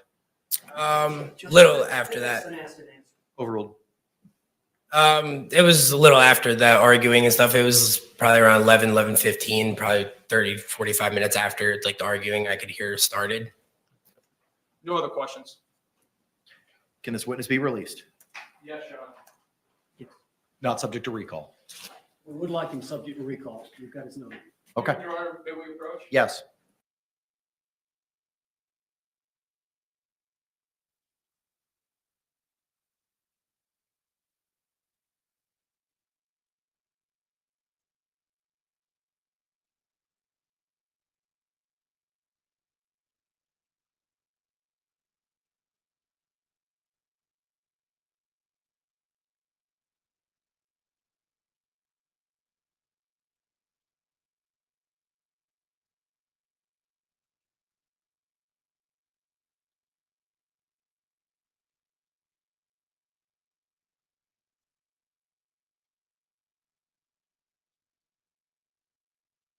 All right, sir, you are released, not subject to recall. Have a great day. Thank you. The state would call Brandon Moats.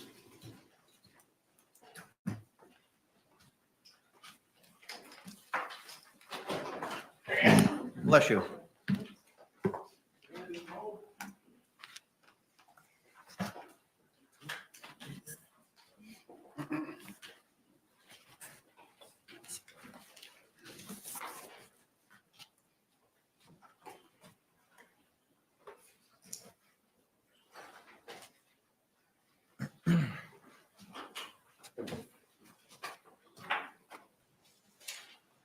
Raise your right hand, please. Swear or affirm that the testimony you give shall be the truth, the whole truth, and nothing but the truth, so help you God. Thank you, sir. You can be seated. State and spell your name for the record for us. Yeah, my name is Brandon Moats, BRANDON MOATS. Thank you. Mr. Cacciatore, you may inquire. Good afternoon, sir. Good afternoon. Can you tell us how it is that you knew Sarah Boone? I moved into the apartment next door to her when I was in college. And so when was that you were in college? I would have moved down here in 2019 and would have been there until like 2021, 2022. So she was your neighbor at Tealwood Apartments, is that correct? Yeah, it would have been Tealwood back then, yeah. And did you have any roommates back then? Yes, I was rooming with Vincent Battaglia. And during that time, what were you doing? Like, as far as work and school? And I was just going to school. During the time of this, yeah, I would have just been going to school. I don't think I would have had my job yet. I was just a student. Did you have much interaction with the defendant or with Jorge Torres in this case? Honestly, I avoided them as much as possible usually. The apartment where you lived, tell us, how would you describe the walls that separated your units? Yeah, I remember that my bedroom was like the front facing bedroom and our walls shared a wall with where their staircase was. So like the way the apartments were laid out, we had a 1-story apartment, they had a 2-story apartment. So they had a staircase running right next to the walls next to like our bedrooms.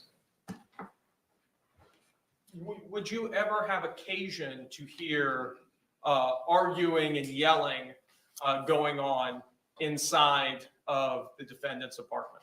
Yes, the walls were pretty thin. So if people were yelling, you could definitely hear it.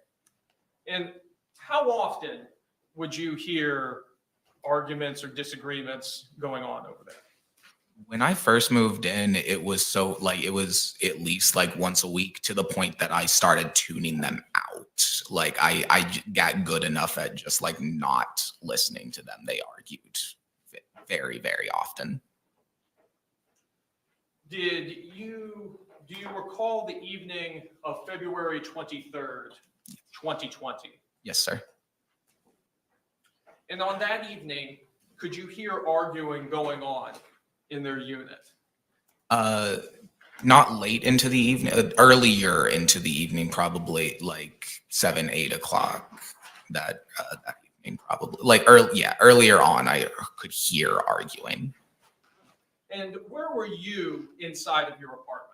I would have been in my bedroom pretty much all night. And your bedroom, just so that we can paint the picture, where would that would it have been, on the first floor or the second floor?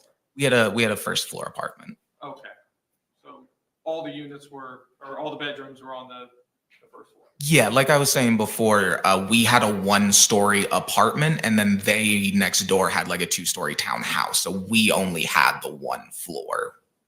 Understood. And at a certain point in the evening, did you hear a loud crashing sound? Yeah, probably around 10:30, 11 o'clock that evening. And can you describe that sound for us in more detail?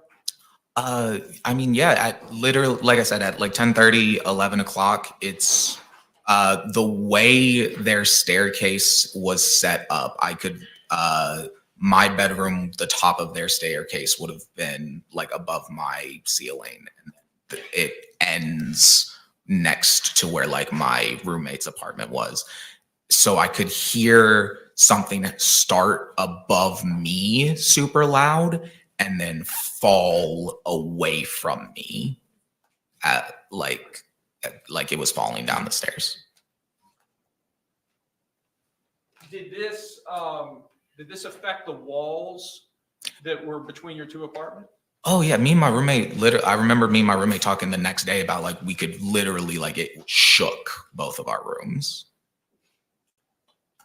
Did you ever have occasion to talk with the defendant about what happened? I never saw her after that. She would have, I never saw her after that happened. No further questions. Any cross-examination?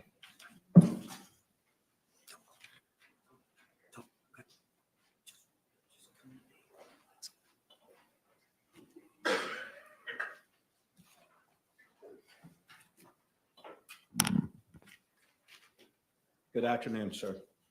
Good afternoon. Sir, you were asked by the state if you ever had any interactions with Sarah Boone or George Torres. Is that correct? Yes, sir. And I think you said you tried to avoid them. Yeah, I don't like drunk people, and they were drunk a lot, so I did not interact with them. Okay.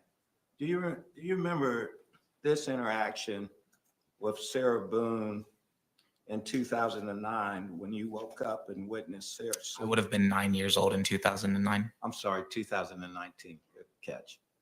In 2019, when you woke up and witnessed Sarah sleeping on the concrete patio. Oh, this may have been a slight misconception in how I said this. I never woke up and saw her sitting on the patio myself. That I would have seen her on the patio eventually, but it's not like I woke up and went back and saw her on the patio. This was my roommate relaying the story that she had fallen asleep on the back patio, and then I saw her. Okay. So you did not witness that yourself, or did you see her? I saw her asleep on the back patio. I was just clearing up the sequence of events there. Okay, thank you. Another time, do you recall our interaction with Miss Boone when you were coming home from school and she was trying to talk to you and she seemed paranoid and rambling? And Yeah, I had gotten locked out of my apartment, so I was waiting on the steps to, I was like waiting on the steps outside of my apartment for my roommate to get home. So she came up and started talking to me. I don't really remember too many like details of what she was saying, because I didn't want to talk to her. She just, but yeah. Okay. Do you remember saying that you believe Sarah was avoiding going into her apartment? That's definitely the vibe. I don't remember what she was saying, but like the vibe she was giving off was that she didn't want to go home.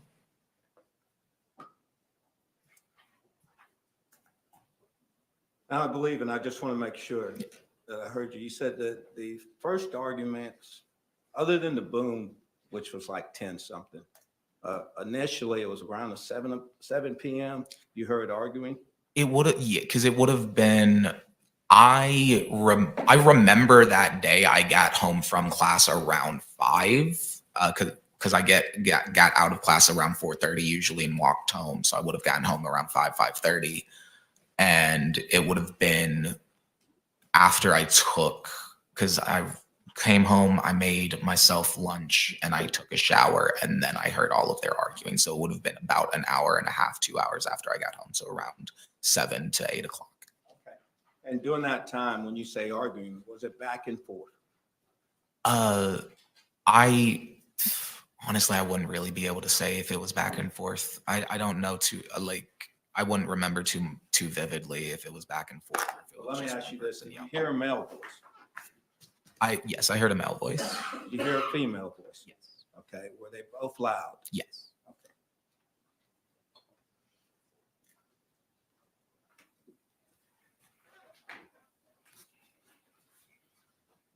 If I can confirm, Judge. Yes, sir, of course.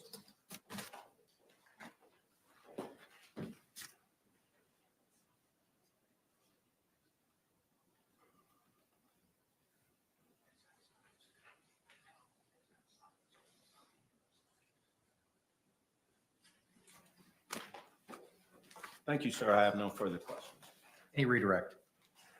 No, Your Honor. Can this witness be released? Yes, Your Honor. Subject to recall, Judge. All right. All right, sir, you're released subject to recall. Thank you.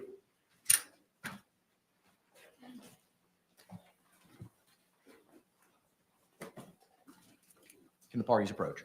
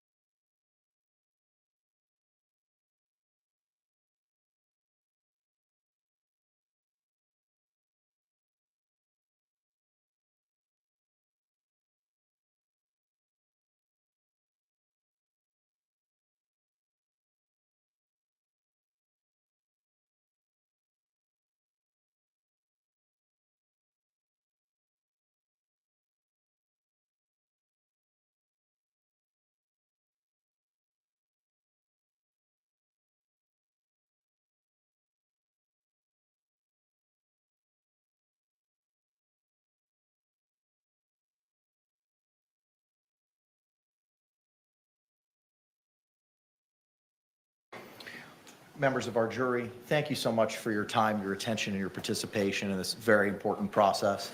It is 12:21. At this point in time, we're going to go ahead and take our lunch break. I'm going to ask that you return here no later than 2 p.m. so we can pick up at that point in time outside of here, 12 Alpha in the Orange County Courthouse. And I'm going to give you an instruction. You're going to hear this instruction a lot over the next couple of days. Jurors, you must not conduct any investigation on your own. This includes reading newspapers, watching television, or using a computer, cell phone, the internet, any electronic device, or any other means at all to get information related to this case or the people and places involved in this case. This applies whether you are in the courthouse, at home, or anywhere else. You must not visit places mentioned in the trial or use the internet to look at maps or pictures to see any place discussed during the trial. Jurors, do not watch local news or read local newspapers. Jurors must not have any discussions of any sort with friends, family members, or even your fellow jurors about the case or the people and places involved.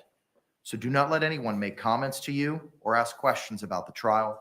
I want to stress again that just as you must not talk about this case face-to-face, you must not talk about this case by using an electronic device. You must not use phones, computers, or other electronic devices to communicate. Do not send or accept any messages related to this case or your jury service. Do not discuss this case or ask for advice by any means at all, including posting information on an internet website, chat room, or blog. With that, members of the jury, please leave your pens and your notepads on each chair. The deputy will collect them. We'll see you at 2 o'clock, and I thank you for your service.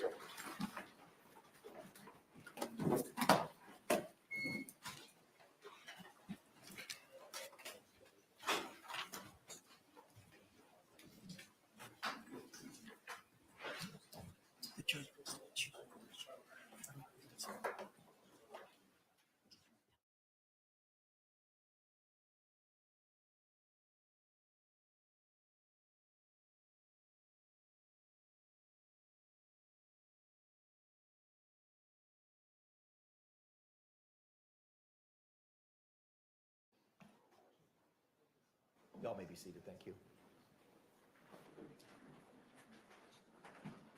State, anything we need to address?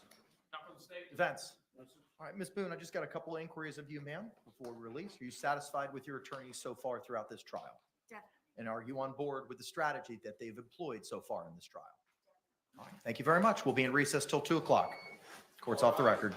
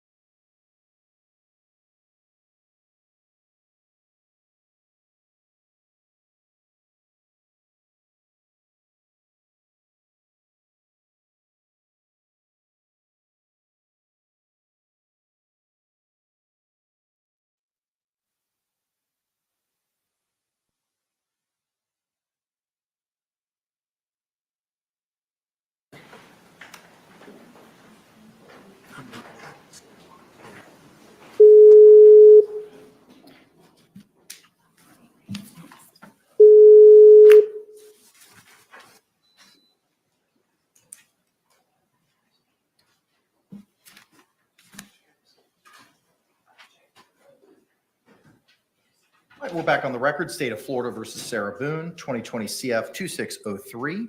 Can I get appearances for counsel for the record, starting with counsel for the state? Dave Kinster on behalf of the state. William J. for the state. Defense. James Owens for Sarah Boone. Tony Henderson for Sarah Boone. Kevin Becker, Sarah Boone. Ms. Boone is seated at counsel's table wearing the same black suit and pink blouse from this morning. State, anything we need to address before we bring back in our panel? Can we get the evidence projection system up and can we test it before we Yes. go live? Yes, sir.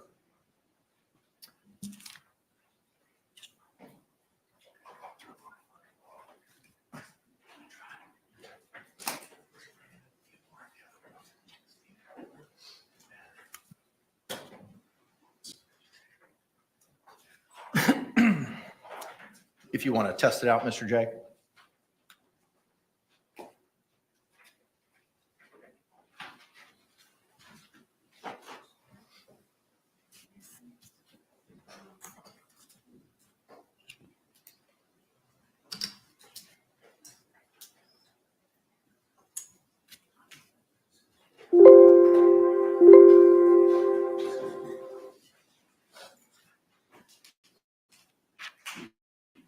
Call 1 at 12:59 p.m.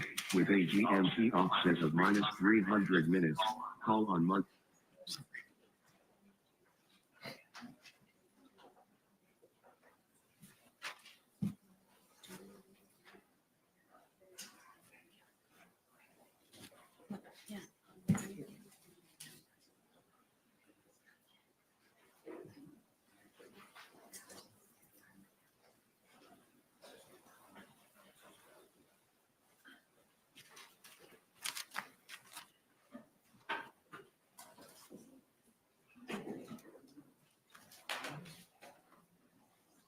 Call 1 at 12:59 p.m. with a GMT offset of minus 300 minutes. Call on Monday, February 24th, 2020. 911, what is the location of your emergency? That is the best I can do, sir.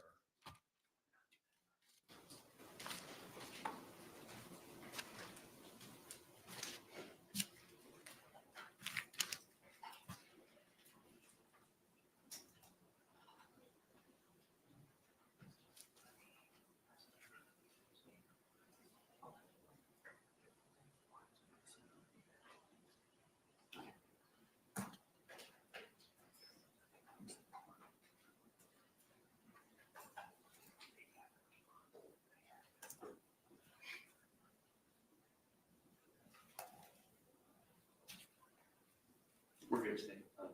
Okay, all right. Anything else, state, we need to address? Not this time, Your Honor. Defense?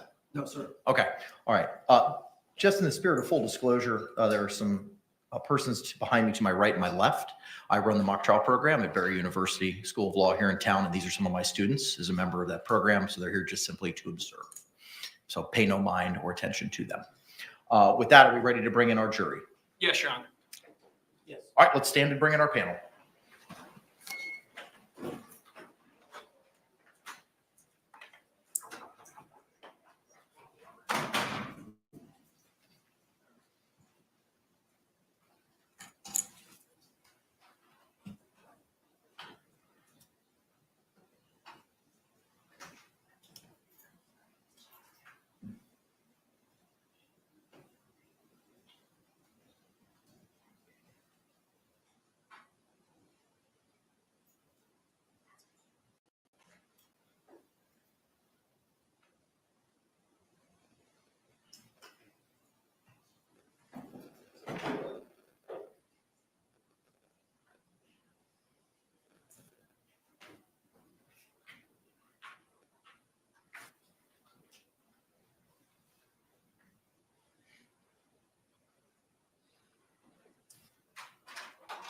Jury entering.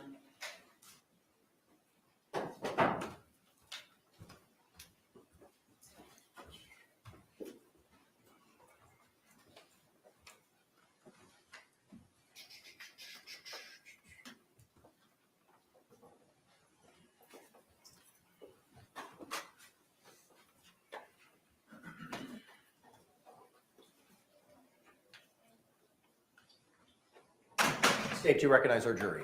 Yes, Your Honor. Defense, do you recognize our jury? All right, y'all can be seated. Thank you. Members of the jury, good afternoon. I hope you enjoyed your lunch. If you could, again, by a show of hands, confirm that you complied with the court's instructions that we gave prior to the break. Record reflect all jurors' hands have been raised. With that, the state is going to continue with their evidence presentation this afternoon. State, you may call your next witness. State will call Brian Boone.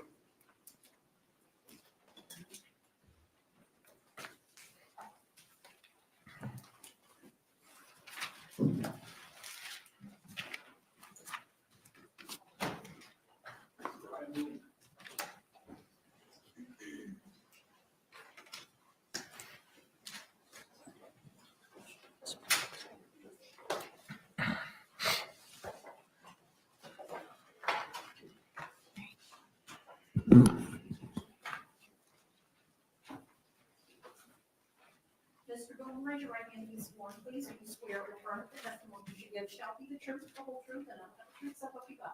Yes. Sir, good afternoon. You could be seated. After seated, if you could please state and spell your name for the record for us. Brian Boone, B-R-I-A-N-B-O-O-N-E. Thank you, sir. You may inquire. Good afternoon, sir. Good afternoon. Can you tell us how it is that you know the defendant? I dated her for quite a while, and then we eventually got married. When you say you dated her for quite a while, how long are we talking? I met her in the late 90s, and I believe it was around 2005 when we got married. Did you have any children as a result of your marriage with the defendant? Yes, we had one son. And how old is that son? He is currently getting ready to turn 14. Did your marriage with the defendant last? No, it did not. And approximately when was it that you separated and began proceedings for divorce? Probably 2017, I'm thinking maybe. And at that time, when was your divorce actually finalized? Maybe it was 2016. I think the divorce was 2017, I believe. And after your divorce, what was your custody arrangement with your son that you had in common with the defendant? She was supposed to have him on Mondays and Tuesdays. I would have him Wednesday, Thursdays, and then we'd alternate Friday through Sundays every other week. So 1 week you would have 5 days with your son, and another week she would have 5 days with him. Correct. And was this still the same custody arrangement in February of 2020? Yes.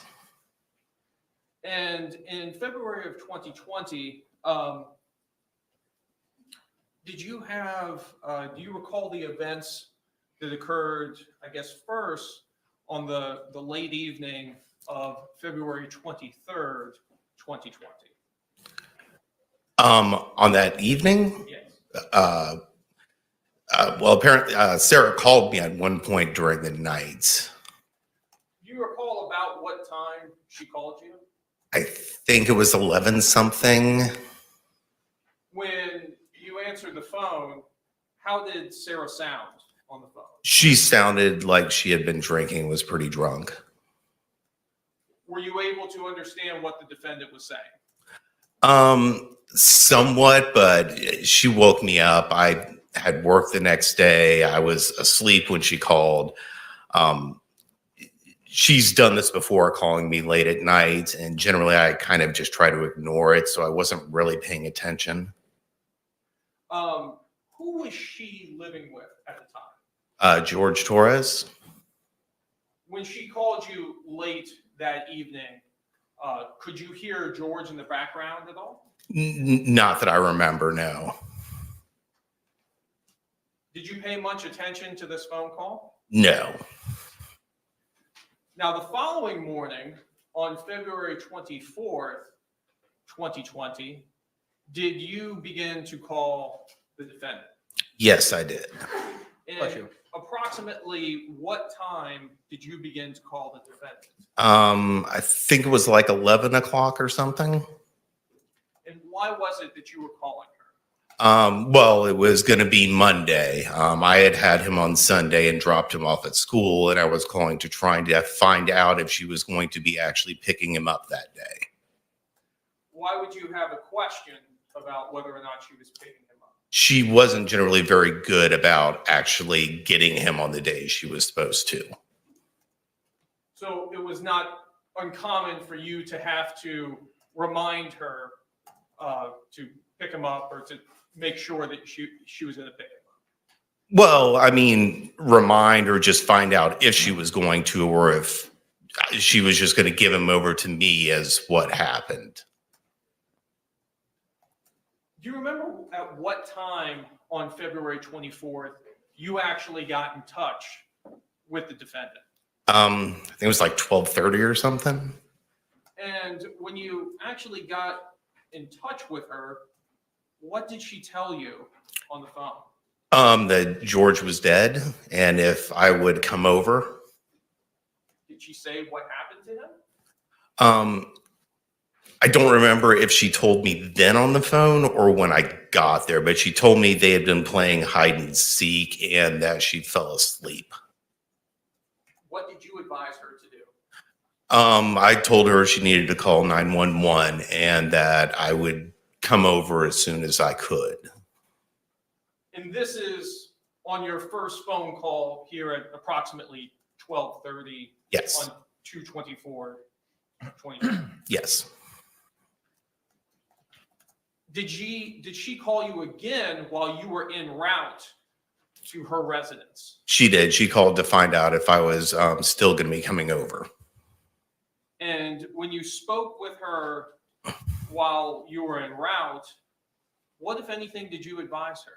I told her she needed to call 911 and told her I was on my way, but she needed to get somebody over there. How long did it take you to arrive at her residence? From the first phone call or? Yes, from the first one. Well, I mean, I live a minute or two drive away, but I had to get my puppy. We had just gotten a puppy recently. I had to get him in his crate and stuff like that and put something on because I was working from home. And total time, maybe 10 minutes. When you arrived at her apartment, tell us what she told you when you arrived.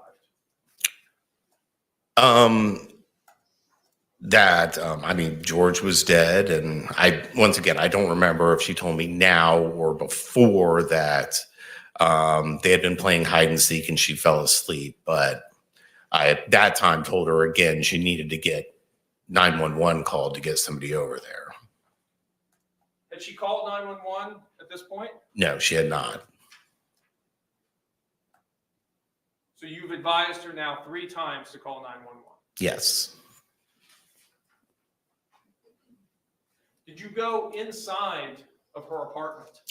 I walked in the front door into the little tiled area, like entranceway thing. What, if anything, did you observe when you made it to that point? Looking into the living room, I could see like the end of his feet and maybe a little bit of some legs that were kind of coming out around the backside of the kitchen area. Did you continue to go into the apartment? No. Where did you go? Sarah told me she was going to call 911 and go outside and have a cigarette and a drink and asked me to come out there with her. And I told her that I didn't really feel comfortable being inside. And I went out front and got in my car and waited for people to show up. Did you witness the defendant call 911? I think I was in there when she dialed it and first got somebody on the phone, but I wasn't there for the whole conversation. No, I was outside. Did you stay there at the scene while police arrived? Yes, I was there. I was part of it. I knew I'd have to talk to somebody, so Did you talk with law enforcement? I did. Your Honor, I have no further questions at this time. Thank you. Any cross-examination? Judge, we want to reserve our questions for when we call him in our case. Okay. All right, sir, you're subject to recall. Okay, Thank you. thank you. Just as long as he remains under subpoena. My understanding is subject to recall. So somebody will contact me about that? Yes, sir. All right, thank you. Thank you, sir.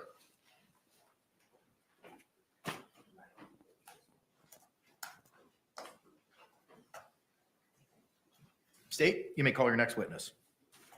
Your Honor, may we approach a moment? Yes.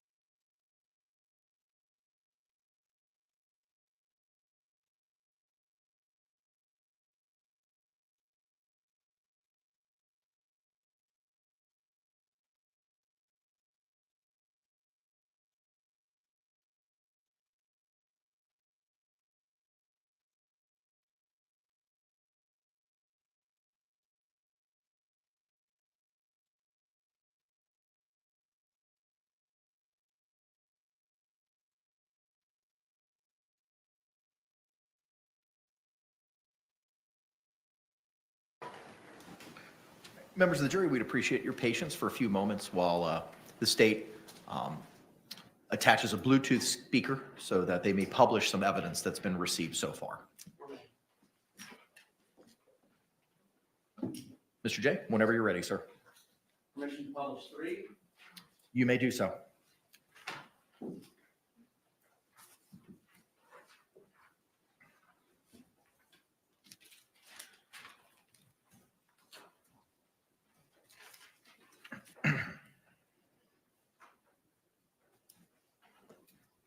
It's 300 minutes.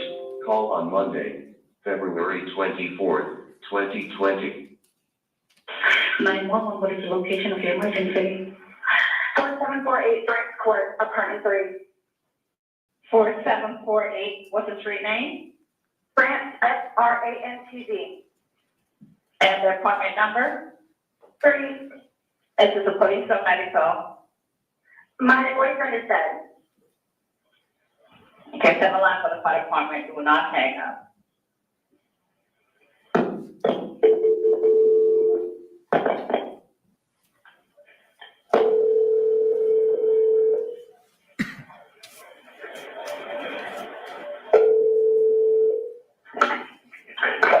Location, Mercy. That's good. No, please don't leave. 4748 Brent Lane, apartment 3. Brent Court. Brent Court? Yes. Okay, is this near Mackenzie Drive? I don't know where that is. Okay, right, It's still with Park Apartment. okay, 4748 France, correct? Correct. All right, correct. Now tell me exactly what happened there. My boyfriend and I were playing last night and Mm-hmm. I put him in a case and we were playing. And, Okay. but kind of hide and seek kind of thing. So I fell asleep and I woke up and he was dead in the suitcase. So I don't know what happened. I don't know what happened. Right, okay, what's your apartment number? 3. Apartment 3? Yes, like he had like blood coming out of his mouth and I don't know, like he had like an aneurysm on what happened. Right, okay, all right, okay, listen, we're getting here on 13. All right, okay. Okay, Now? okay, 407, listen, we're on our way up there. You're at 407-716-8684. Okay, you hanging from somewhere or what, man? No, I pulled him out of the suitcase. I tried giving him CPR. Okay, so you was in a suitcase? Yes, and I fell asleep. Okay, how old is the person there? 42-year-old man. All right. Okay, where's we're setting up on the sheriff's office over there? Yes, ma'am. Yeah, okay. All right, listen to me. Okay, that you need to confirm this one. No, right, I just need to confirm this. Is he awake at all? Is he conscious at all? No. He's purple. Is he breathing? No. All right. I need you to get him on the floor, flat on his back for me, okay? I did. I tried getting him CPR. All right. I tried getting him CPR. Yeah, okay, well, nothing happened. He's purple. But, okay, listen, you did the defense of the bill. I need you to get it for me, okay? What is it? Is he available? No. All right, are you right by him now? I'm sorry? Are you right by him now? Yes. Okay, okay, ma'am, listen, so listen, is he cold and stiff? Yes. Okay. Well, he's not necessarily cold, but he's stiff. Right, okay. All right, listen to me. Listen to me. I want you to lay him flat on his back for me on the floor. I did. Removing the clothes, okay? Yes, I did. All right, okay. Wait. Stiff and purple. Right, okay, listen, okay, man, that's fine. We're still going to put compressions on him, okay? All right? Place the heel of your hand on his breastbone, right in center of the chest, right between the nipples. Yes. Put your hands up on that hand. Ready, I'm telling you. Just like your hand to tell. Okay. Please, okay, your girdle. Okay, listen to me. All right, I want you to place the heel of your hand. Okay, right between his chest, right between his breastbones. Put your other hand up on that hand. Yes. We want to pump his chest to be hard and fast. Going to live twice per second. Again. Okay, no, just keep on pumping. That's all you need to do for me. Keep on pumping his chest for me. I don't need you to stop and talk or anything. I just want you to count out loud for me, okay? 1, 2, 3, 4, 5, 6, 7, 8, 9, 10, 11, 12, 13, 14, 15. But this is nice to me. Okay, man, just keep on pumping his chest. That's all you need to do for me, okay? Yes.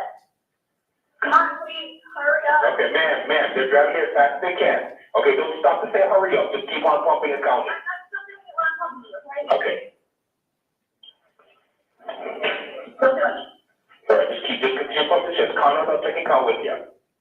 1, 2, 3, 4, 5, 6, 7, 8, 9, 10, 11, 12, 13, 14, 15, 16, 17, 18, 19, 20, 21, 22, 23, 24, 25, 26, 27, 28, 29, 30, 31, 32.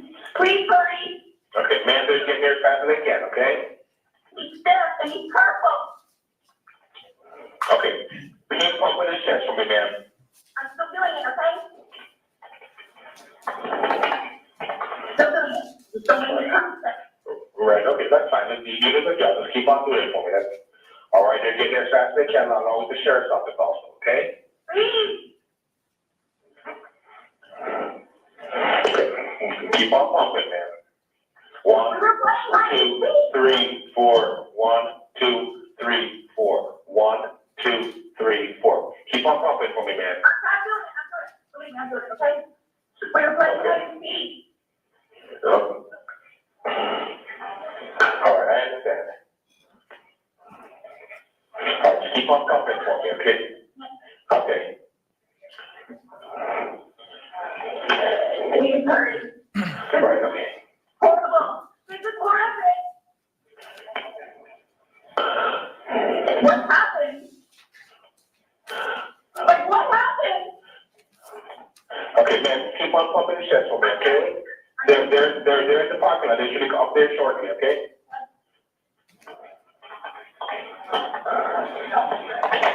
I'm still doing it, okay? All right, okay, good. And you found them in a suitcase, you said? Yes. We were playing hide and seek last night. I fell asleep. I think they're here. All right, just keep on pumping the chest until they take over, okay? I am. Okay.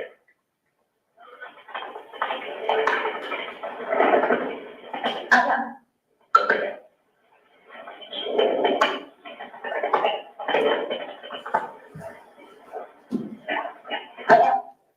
Okay.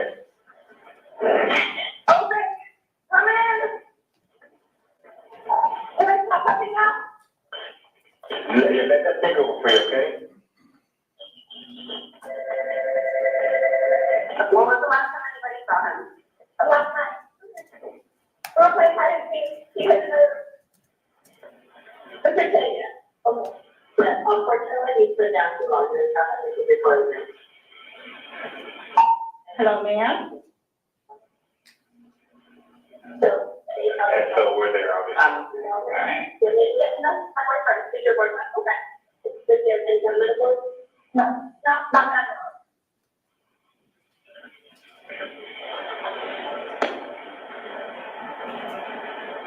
Hello?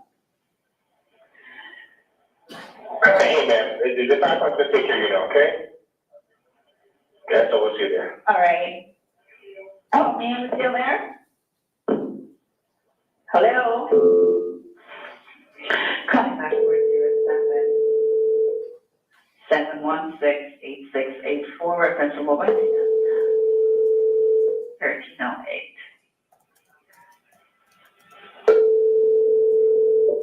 Call has been forwarded to an automatic voice message system. 4.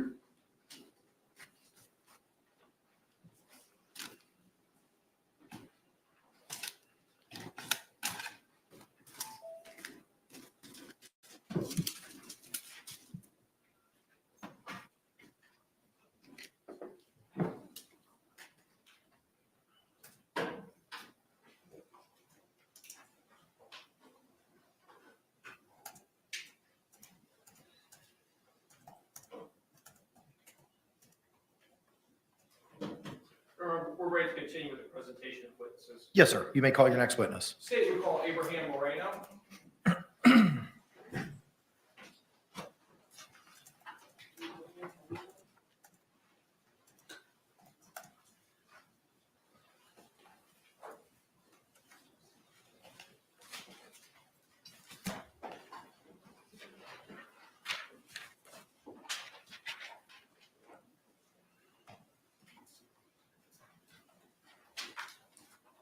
Mr. Moreno, raise your right hand and sworn, please be swear or affirm the testimony you give shall be the truth, the whole truth, and nothing but the truth, so help you God.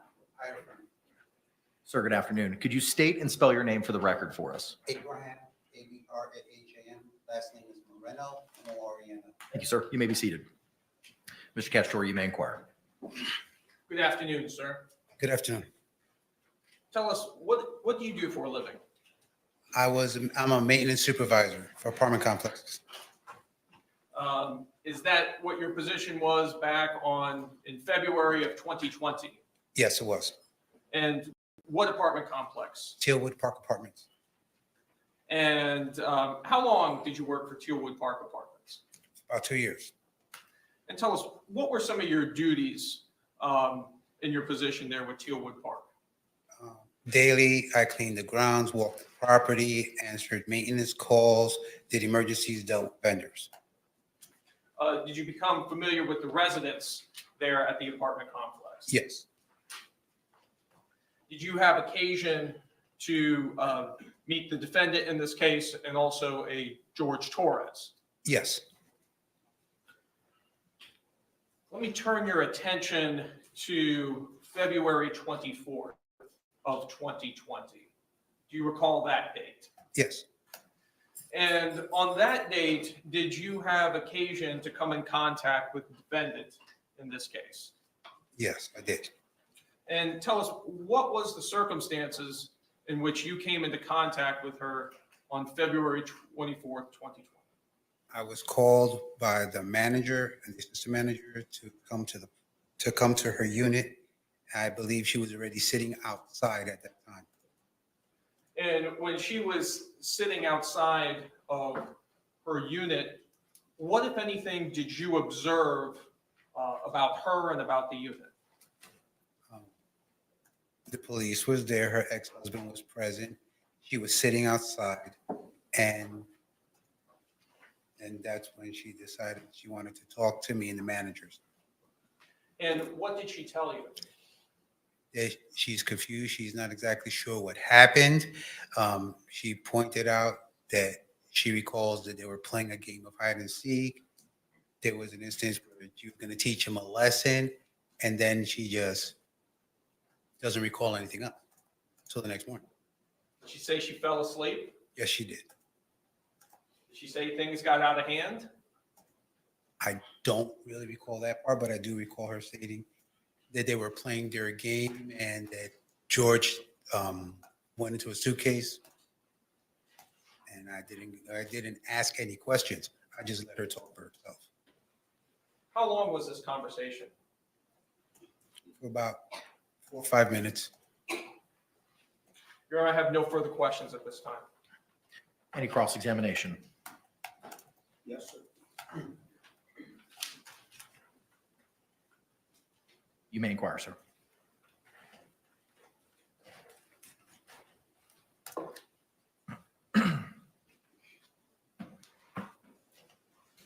Good afternoon, sir.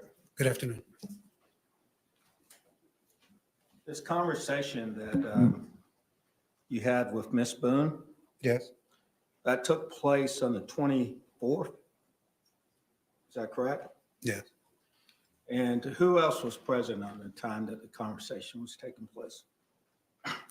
Standing right next to me would have been Melissa Sexton and Eugene Harris, as well as the officer who was in front of the door. Okay, so there was a law enforcement officer there that day, is that correct? Yes. All right.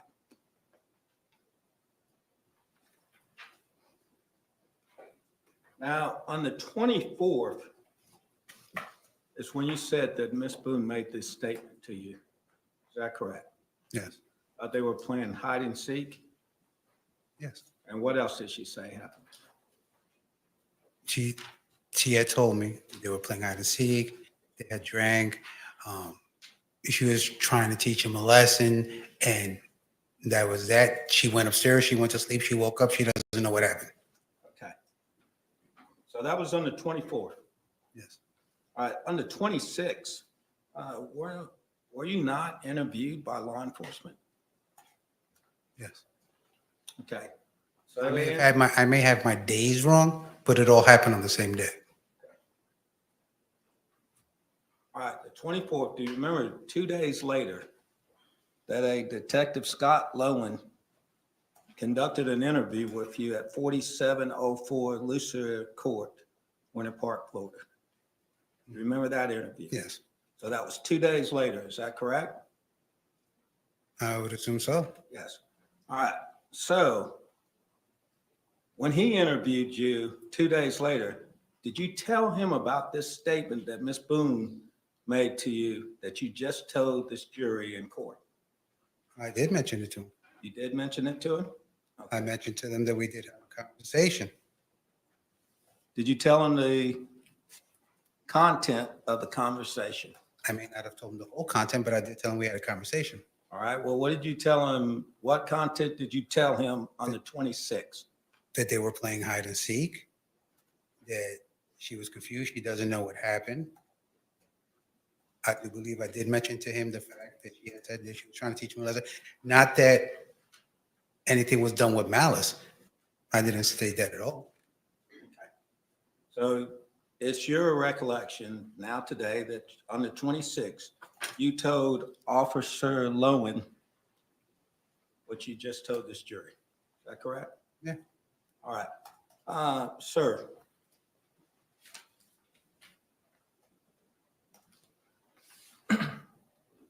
In preparing for this case, did you have a meeting with the Assistant State Attorney on September 23rd of 2024?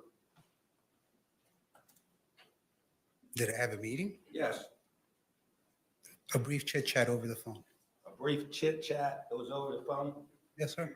All right. At that point in time over the phone, did you tell him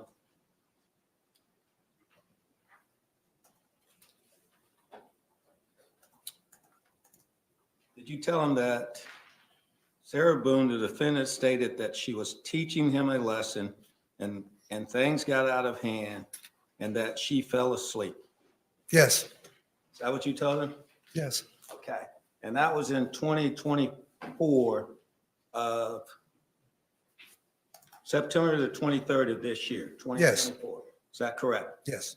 Are you telling us that back on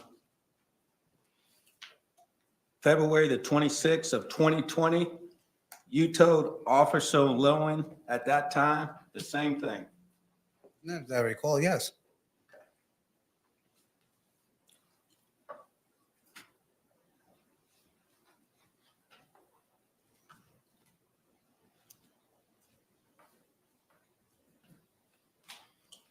Sir, did she ever tell you how things got out of hand? No, Sir, you testified that you knew both Mr. Torres and Miss Boone, is that correct? yes, You actually knew George Torres from a different time, didn't you? yes, I did. When did you first know George Torres? In the 1990s. In the 1990s? He was a teenager and he lived down the street from me and my wife. So you had had a previous relationship with Mr. Torres? No, not at all. Not at all. You just knew him from then? Yes, as I stated, he was a teenager and I was an adult. Okay. During this time, though, that you became reacquainted with him, did y'all establish a friendship at that time here in Orlando? I wouldn't say a friendship, but an acquaintance, yes. Okay.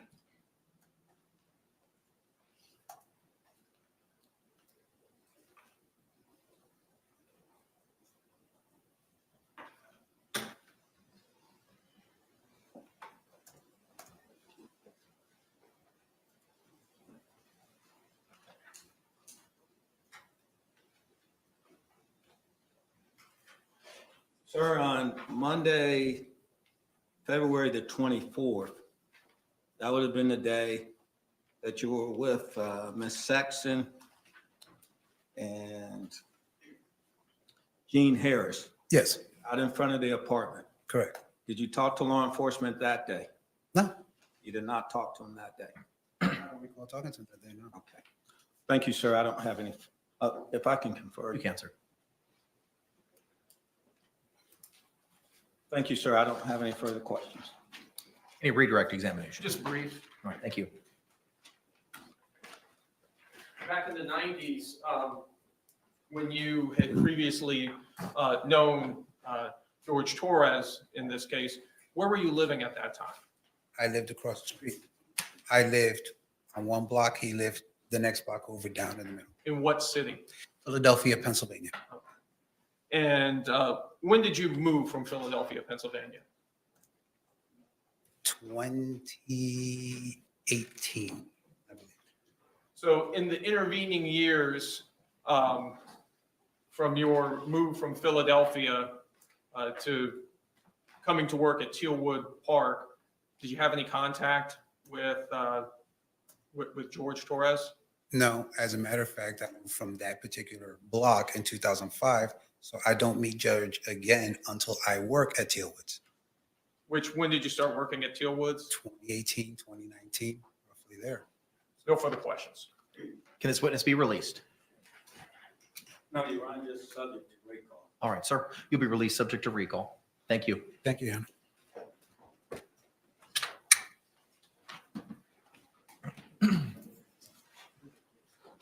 State, call your next witness. State would call Deputy Kayla Rodriguez.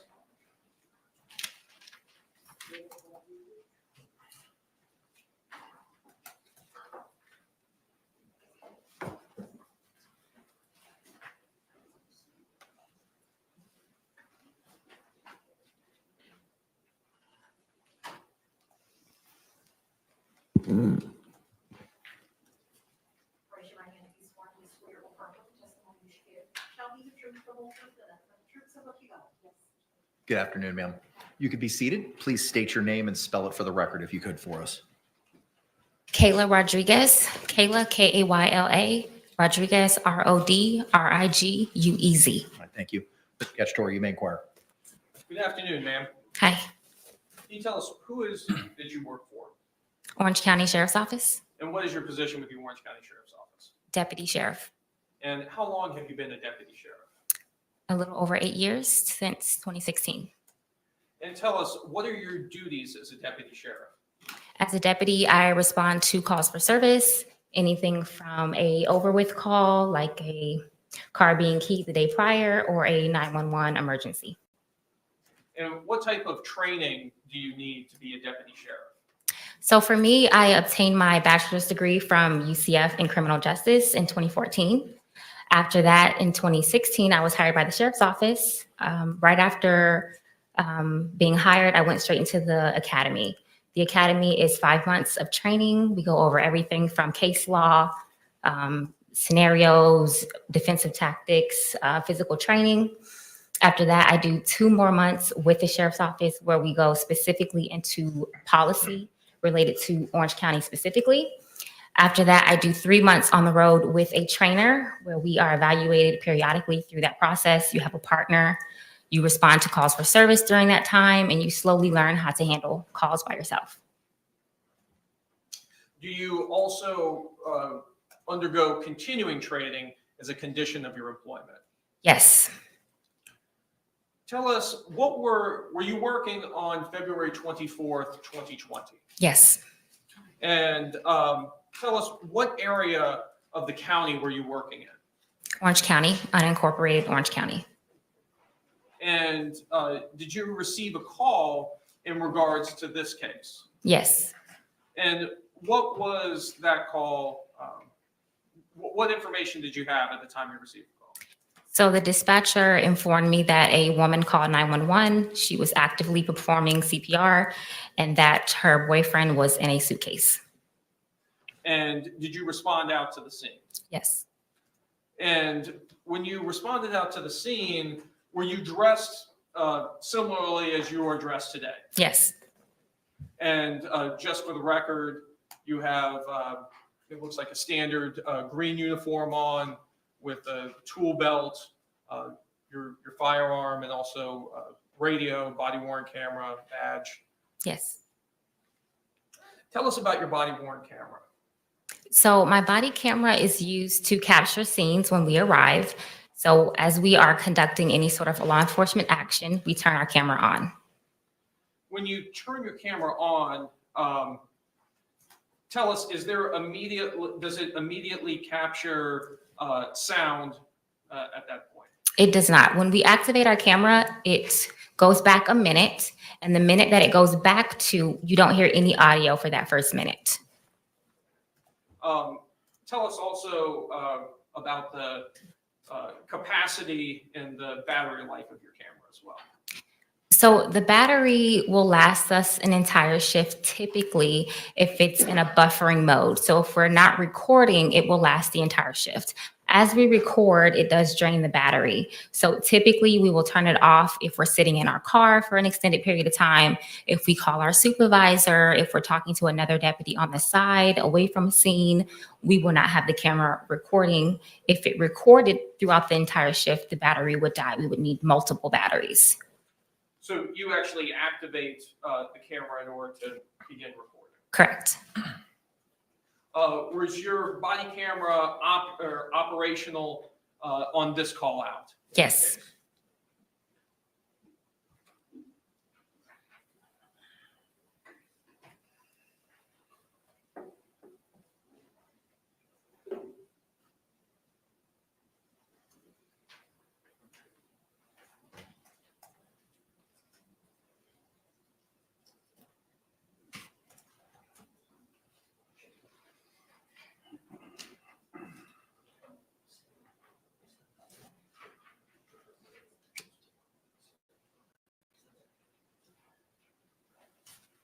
Your Honor, may I approach the witness, which has been previously marked for identification as states H, I, and G that have been shown to defense? You may.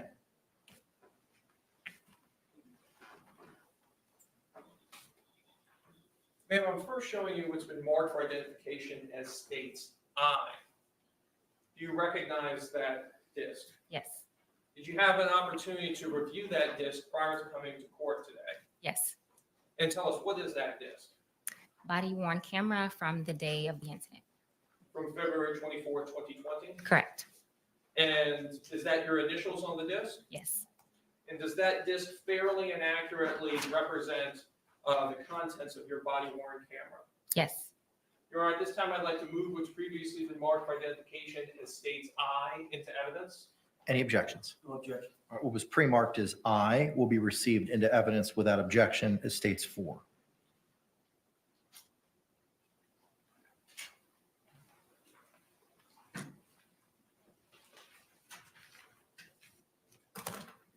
Ma'am, next I'm showing you has been marked for identification as states H.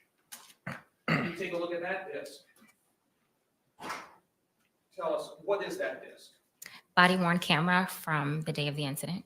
From February 24th, 2020? Yes. And did you have an opportunity to review that disc prior to coming to court today? Yes. And is that your initials on the disc? Yes. And does that disc fairly and accurately represent the contents of that portion of your body worn camera from that day? Yes. Your Honor, at this time, I'd like to move what's been marked for identification as states H into evidence. No objection to any of those coming in. What was pre-marked as states H will be received without objection as states 5.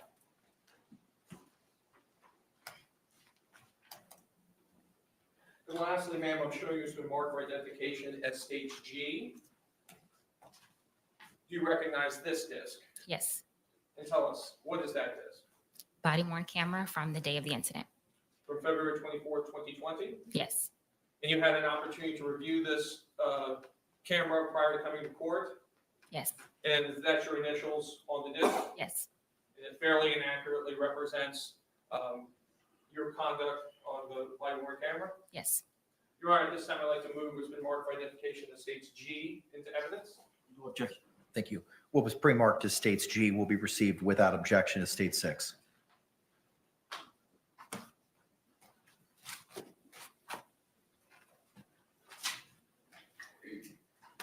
In your Honor, request permission to publish states 4. You may. Your Honor, may we dim the lights and use the overhead projector? Yes.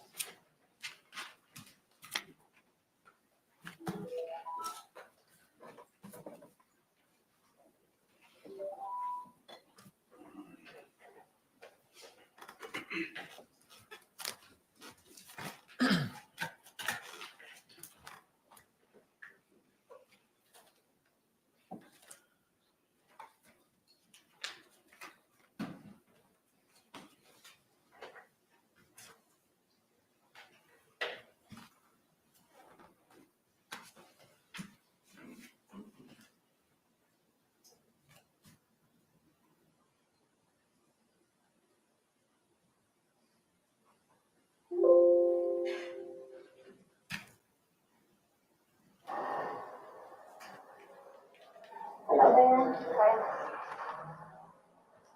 You live here? Okay, I'll talk to you guys with some information. That's my, the property manager. I don't know if I should go tell him really quick, or we'll take care of that. Where's he at? He wants that in. Oh, don't worry about that. We'll take care of that for you, okay?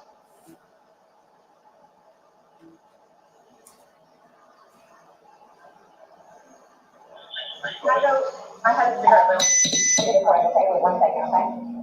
I really need something to drink. Okay, well, I got my dog parked on the counter. Okay, we'll take it. You want something? At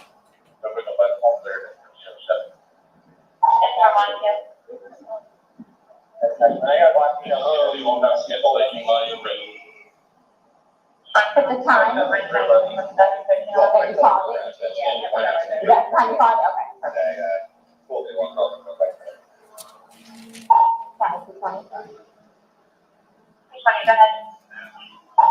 707 at 1307.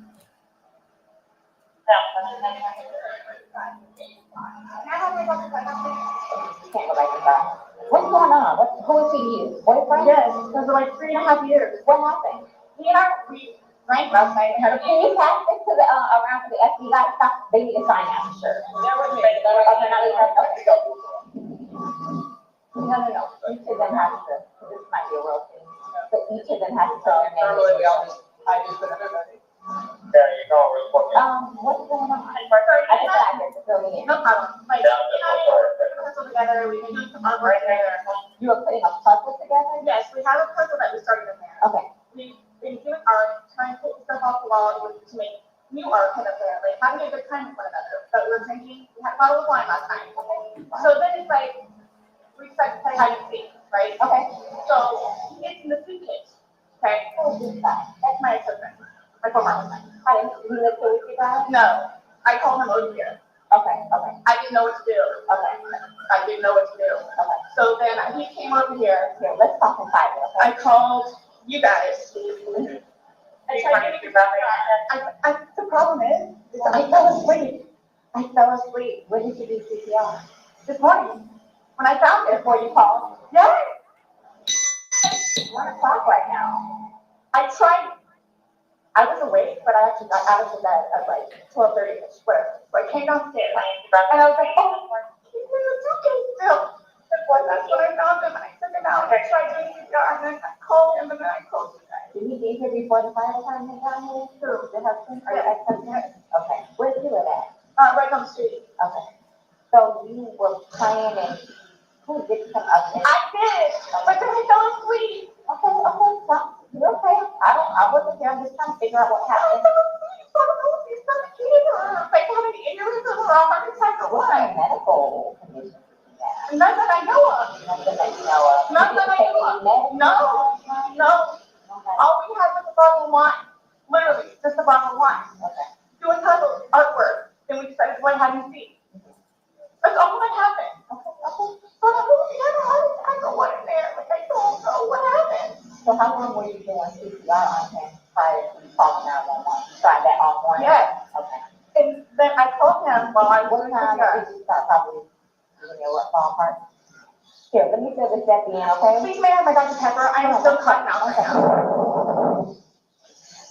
Ma'am, and you can't talk to him until we get down with the paper, okay? Just don't leave, okay, Brian? Thank you, ma'am. Appreciate it. Thank you. I know. Do me a favor. Stand over there by that car. Give me 1 second. There's a dog in there? Yeah. You want to help clear the back bedrooms real quick? Just make sure there's nobody else in here? Was he here by himself? Nope, he was here with the girlfriend, and that's the girlfriend's ex-husband. He was going to speak it.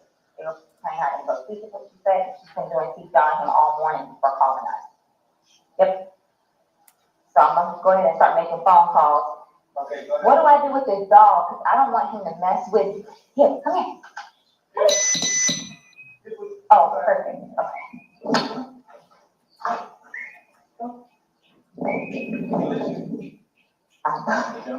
Yes. Hey, come on, let's go outside. Come on. Good boy. What's wrong, Kitty? You're like, rather than. But just want to make sure.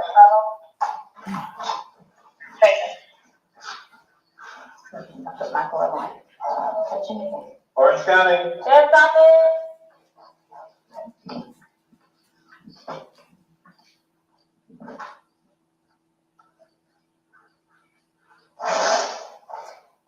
Right over here. We check this closet.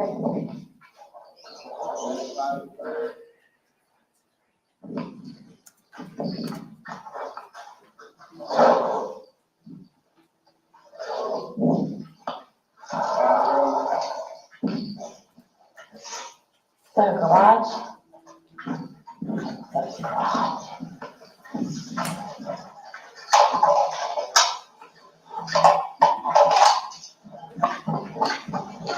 All right, I guess we're gonna have to set up a crime scene now. Oh, What's that?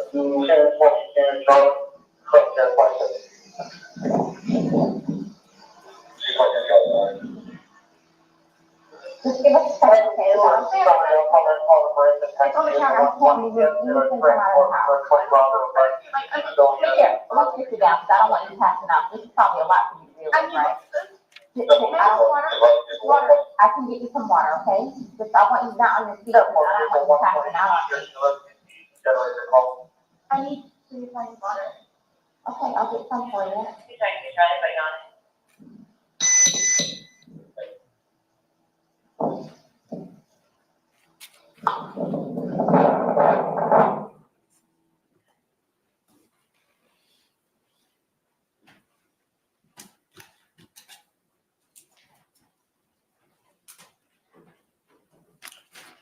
Your Honor, request permission to publish states 5. You may proceed.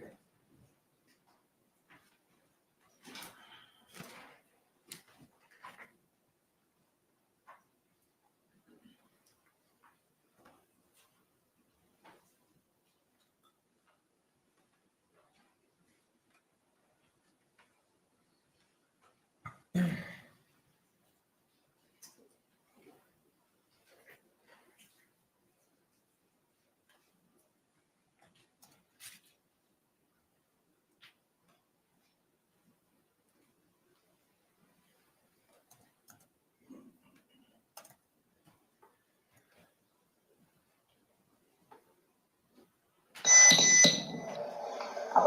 go ahead and start making the call.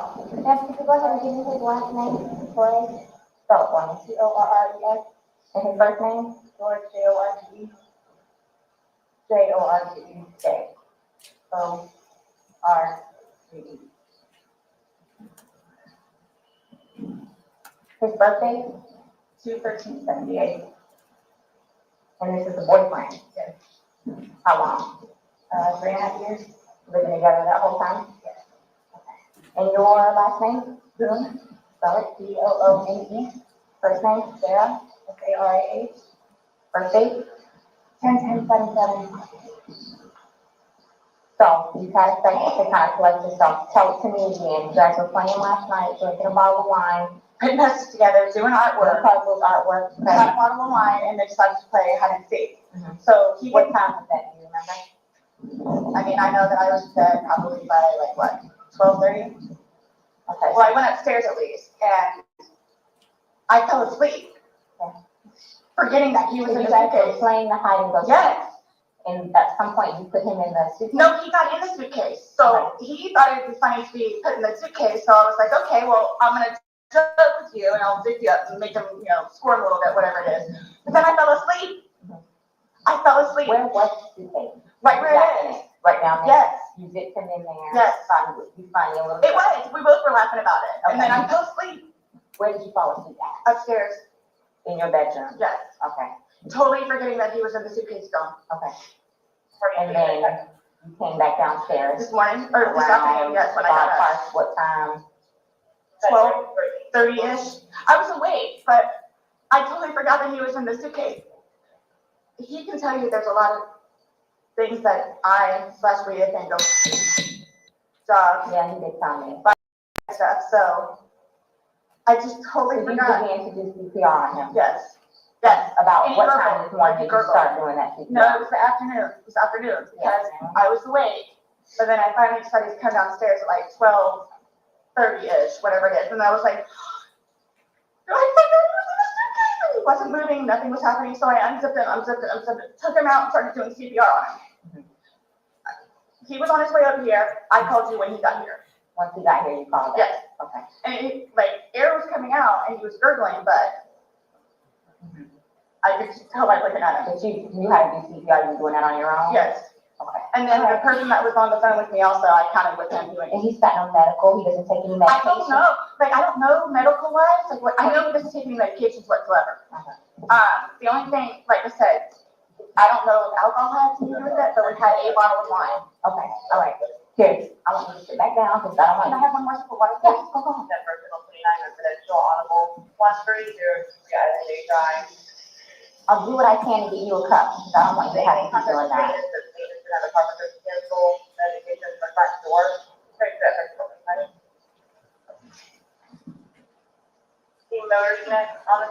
The cups are like right there. Right here, don't talk to the ex-husband right now. Oh, I won't. Can I have a cigarette, please? Ma'am, I can't take anything out of the house. It's on the back porch. Nope, all of it, secure, okay? I'll try my best to get you what you need, okay? Maybe one of these veterans has a pack from someone, sit down and I'll try and get you what you need, okay? Just cut, please. Okay. I don't want you on your feet.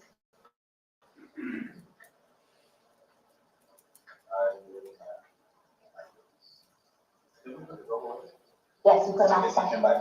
He came back in? So there's no thanks then?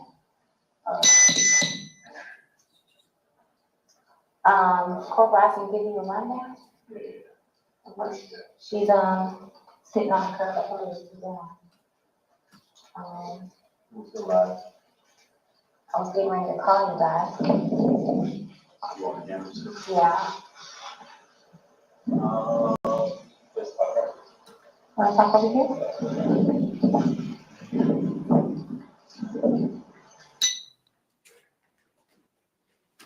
Your Honor, request permission to publish State 6.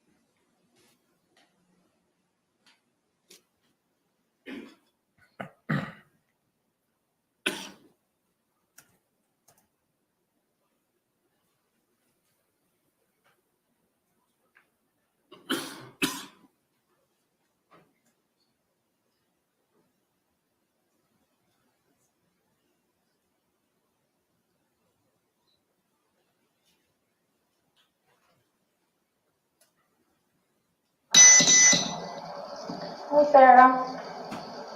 You get enough water? No, you want to stay seated. I don't want you getting lightheaded. So remember I said the detectives were gonna come out and talk to you and go from there. You know what I'm saying? They're here. They're gonna ask you a few questions and then go from there, okay? All right. All right, Sarah, my name is Chelsea, my partner Scott. It's my understanding you reside here? Okay, is it just you,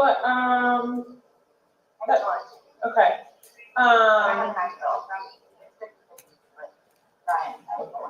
Your former husband, okay. But you reside here with George and then your son lives with you or lives, there's 50/50? Yeah. Okay.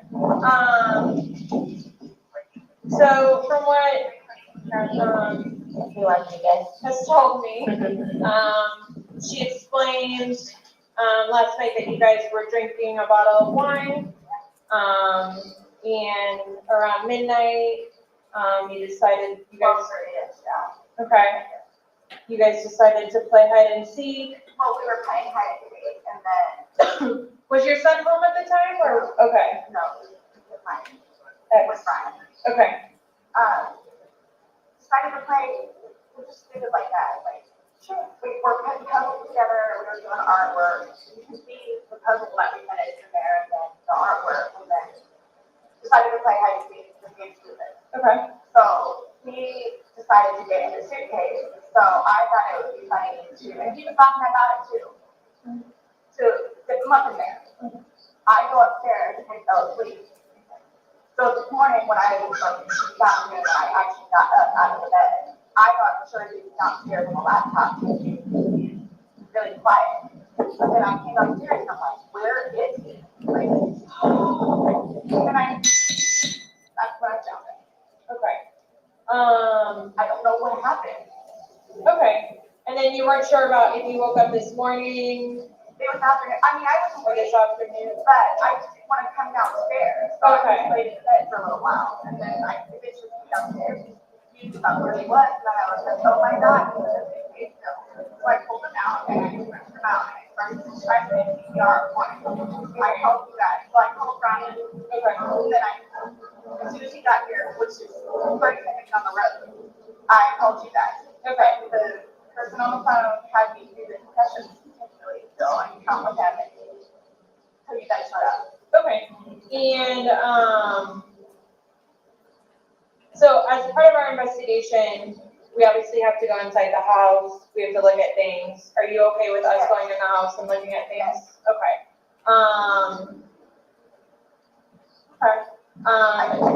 And forensics, so we have to have our forensics crime scene investigators come out. Are you also okay with them coming inside, taking photographs and? Okay.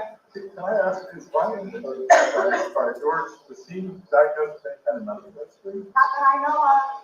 Not that I know of. I don't know. I mean, it doesn't take drugs. I mean, we'll have the occasional bottle of wine here and there, but I don't know. Well, that would be my next question. So you guys don't normally drink, you just drink once in a while, or? Well, I'm gonna say like, okay, I guess normal drinking is like, we will have like a glass of wine or two, like when we're cooking dinner, or sure, here, and we'll say that's working with them, we'll say it's in there. But it's not like. A couple of beers a day? I don't understand though, like, for the little bit that we had, like, not having, like, I don't know if they had a heart attack or a stroke or anything, or what happened, I don't know. So were you guys together all day yesterday? Okay. Here? Yeah. Like you, neither of you left the apartment yesterday? I rose up to the door to get cigarettes. Okay. But you could walk there. Does he have any history of using drugs? I know he doesn't now, he said he doesn't, I but don't know. as far as you've ever known him, you've never No. seen him. No. I mean, he's from Philadelphia and he grew up in Philadelphia and then he went to Massachusetts and then from Massachusetts he came down here. So I don't really know like a whole lot of like medical history or. How long have you guys been together? Almost 4 years, like 3.5 years. You guys been living here the whole time? Yes. He's never been to the doctor or to the hospital during that time? He and his brother got into a really bad argument at one point and had facial reconstruction. But he has been in the hospital from that, and then I talked him into going to see like a regular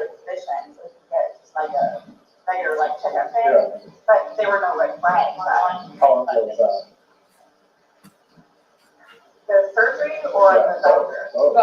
The surgery, I think, was at this point, what, 2 years maybe, 2.5 years. The checkup was probably in the 2 years too. Okay. And the suitcase is still in there? Yep, Is it normally stored down there, or did you guys travel recently? no, he was gonna start picking from, what do you call it? Donation in there, so that's why. That's why it's out? Yes. Okay, you guys did recently travel somewhere, anything like that?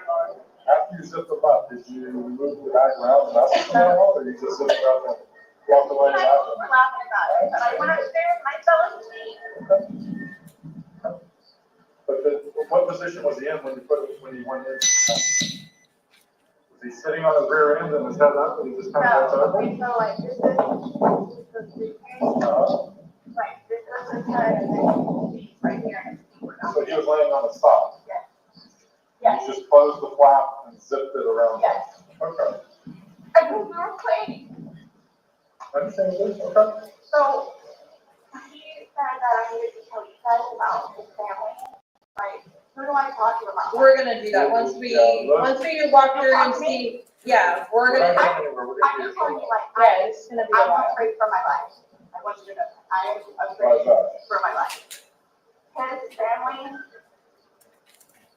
has never liked me. I'm the blue-eyed white devil, is what they call me. So they never liked me. They've never taken me in. They've never accepted me. I'll put it that way. Have you called any of them?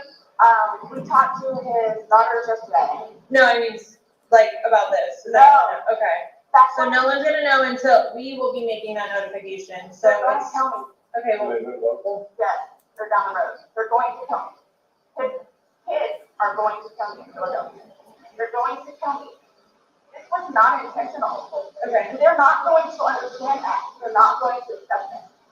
We're gonna do a thorough investigation, and we will definitely make sure that you don't feel scared when we leave here, okay? And my 9-year-old. Or he's at school, and he's with your husband. I know, well, Ex-husband. Your husband said that, or your ex-husband said he made arrangements for your 9-year-old to pick up. Oh, okay, Mom. All right, we're going to go aside if that's Yes, okay. please, but can you guys keep posted, Of so I know what's going on? Yes, ma'am. And don't, All you have to do is get their attention if you have a question, you need to talk to us. He's standing right there, she'll be right here. yeah, okay, but will you guys tell me, like, so you're telling me, like, you won't call whoever it is without telling me, right? I mean, I have all their phone. We're not calling, we're not making phone calls, we're actually gonna speak to them in person. We That'll are. be later They're on. going to, okay. It'll be We'll know later. prior to us making any I'm calls. not gonna be here. They're going to tell me, Okay. We'll address all of that, okay, before we leave, okay? this was, Okay? Okay. thank you. Just stay seated, okay, sir? I know you're panicking, okay? Just relax. I'll come and talk to you. We'll keep checking on you.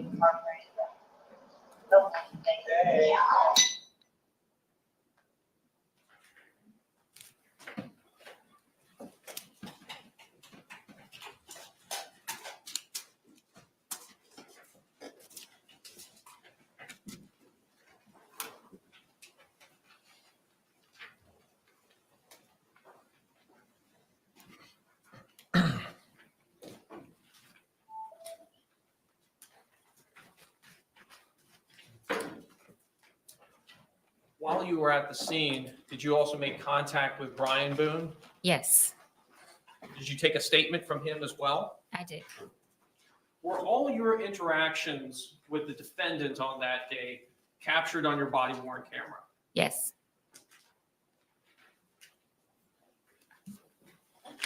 I have no additional questions at this time. Thank you. Any cross-examination? No questions, Judge. Is this witness released? Yes, Your Honor. All right. You're released, not subject to recall, ma'am. Thank you. Thank you. Can the parties approach for a moment?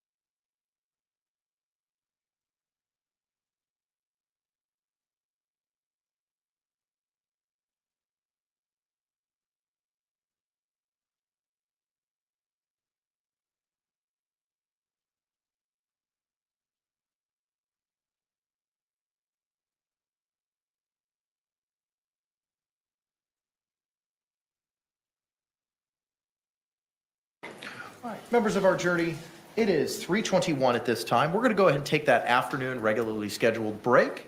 I'm going to ask you to come back here in 15 minutes at 3:37. Similar instructions that I've given you previously. Please don't just conduct any independent investigation or research as the person, places, things, or charge involved, and do not have any discussions amongst yourselves or anyone else. I thank you for your service, and we'll see you shortly.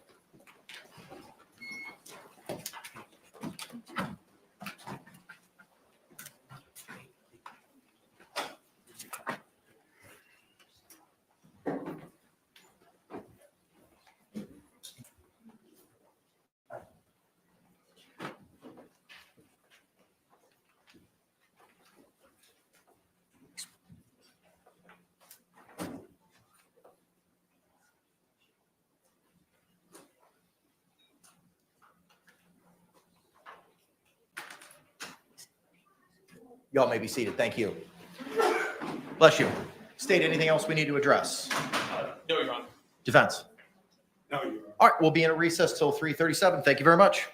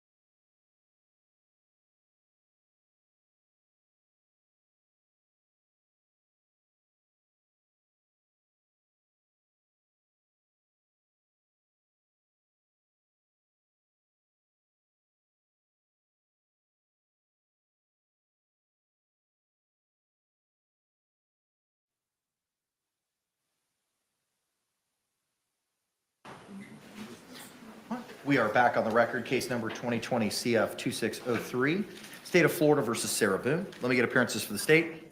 Dave Kester on behalf of the state. William J. for the state. Defense. James Owens for Ms. Boone. Tony Henderson for Sarah Boone. All right. Ms. Boone is still seated at counsel's table, wearing the same black suit and pink blouse from this morning. State, anything we need to address before we bring back in our panel? Not from the state? Defense. No, sir. All right, let's go ahead and stand and we can bring back in our panel.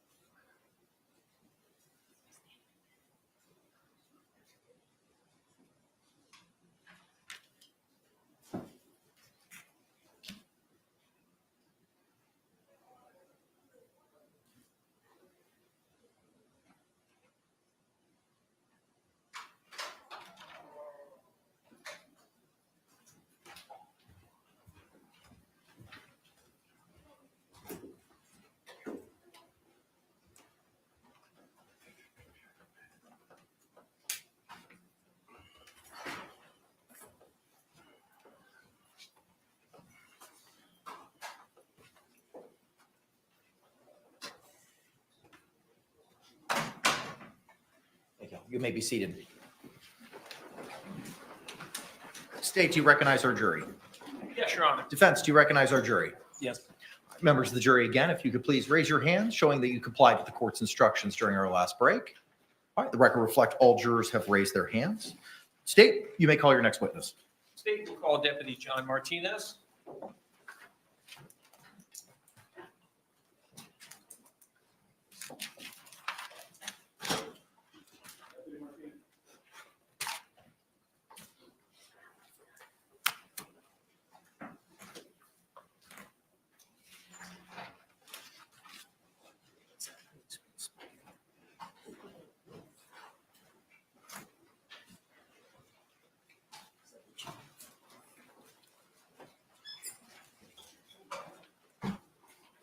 Mr. Martinez, raise your right hand, please. Please do swear or affirm that the testimony you give shall be the truth, the whole truth, and nothing but the truth, so help you God. I do. Sir, good afternoon. Can you state and spell your name for the record for us? Deputy John Martinez, JOHNMARTINEZ. Thanks, sir. You may be seated. Thank you.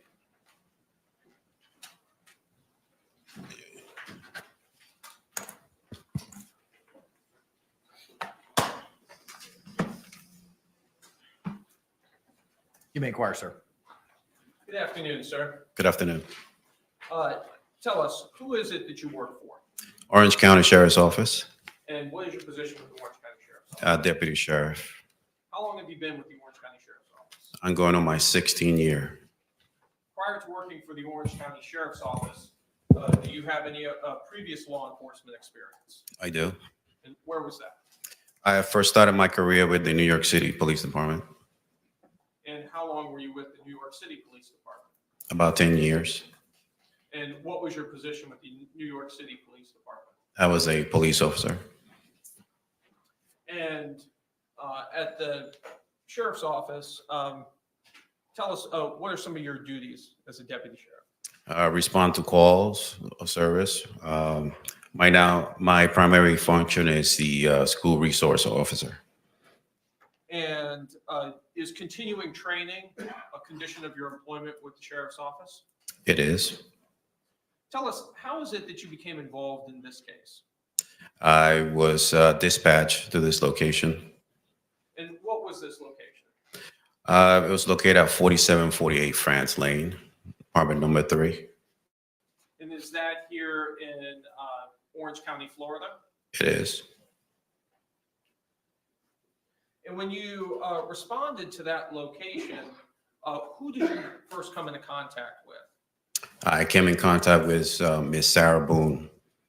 Do you see Sarah Boone here in court today? I do. Could you please point to her and identify an article of clothing she's wearing? The lady sitting in the middle with the black blazer. Your Honor, may the record reflect that the witnesses identified the defendant? Record will so reflect.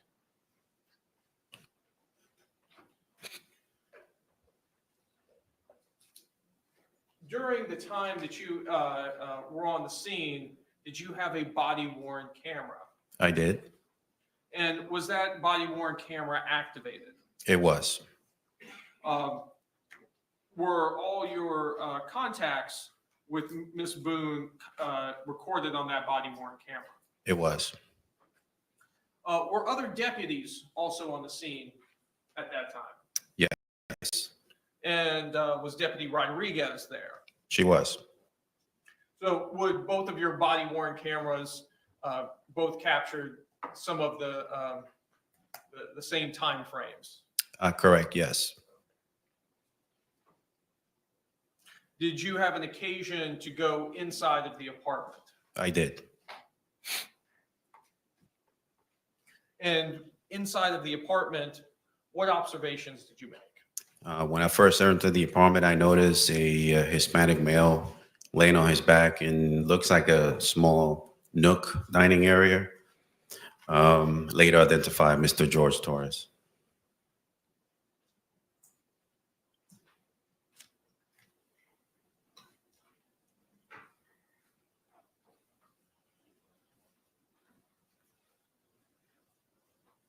Your Honor, may I approach the witness who's been previously marked for identification as states K and been shown to defense? You may.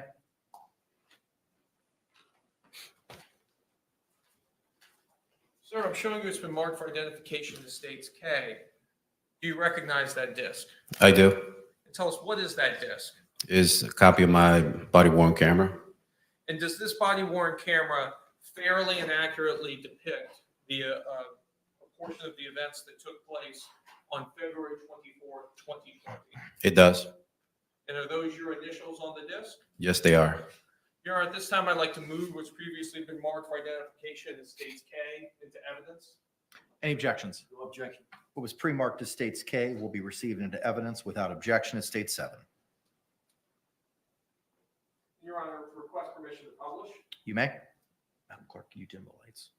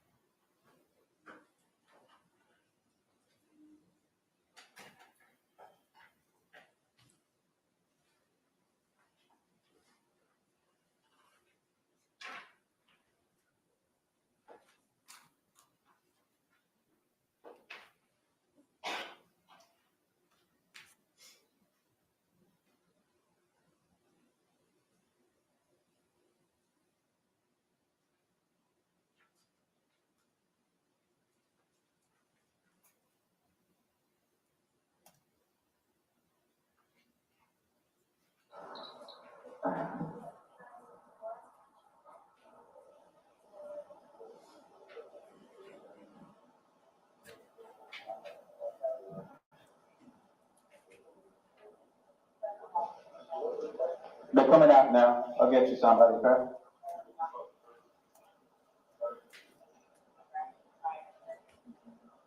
She wants to say something. She wants to call, come on.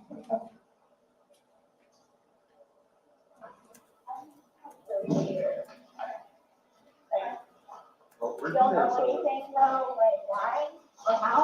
So that we will not know the answer to that because we're not. So we're gonna have to go to the prosecutor's office and they'll have what's called an autopsy. Yeah. That'll be first thing tomorrow morning. I'll know a lot, hopefully a lot more tomorrow morning as far as him.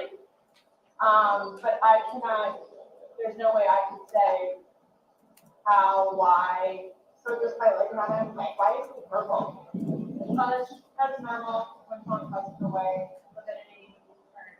It's a hard spot to be in. So, and this is kind of very,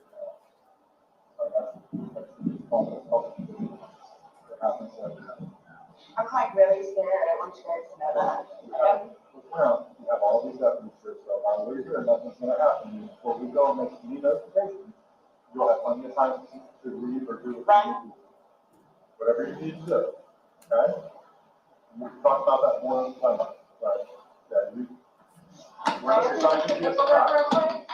But like, I don't, like, this was totally like not intentional. Like, that's what I'm scared about too, like. We'll have all the answers, we'll have a lot more info tomorrow, and then have a budget. Like you said, what you're seeing here is common. This is us coming out. Protocol. Yeah, his age, no real medical history that That I know of. For him to have passed away, we come out. I know. Yeah. We come out to an investigation. Medical examiner's office, we send people out, this is what we do. If he was 75 years old and had a heart condition, we wouldn't be here. I don't know what it is. Exactly, and that's what we're here to find out, we're just here to get the answers. The answers that you want, the answers that family I just want. really want to see my son. I really need to see my son. I mean, I know I can't go anywhere, but. Right. So do I just like sit out here and wait for you guys? Yeah, you would, yes, please. Anybody else have you to show up or wait here that needs to be here? My team's here that needs to be here. The medical examiners will show up when we call them, but we're not ready for them yet. So they're gonna take him, they're gonna take some photos, take him, but that's towards the end of it. And they'll be called well in advance when we're ready for them, but we're not ready for them at this point. So we won't be calling them quite yet. Okay? So like I said, I gotta go do some paperwork. They're gonna chat with some people, and then we're gonna come back and talk to you if you're okay with that. So just give us a little bit more time. Like I said, and you don't do that. So, like, do you guys tell his family, like, today or after tomorrow? You have to.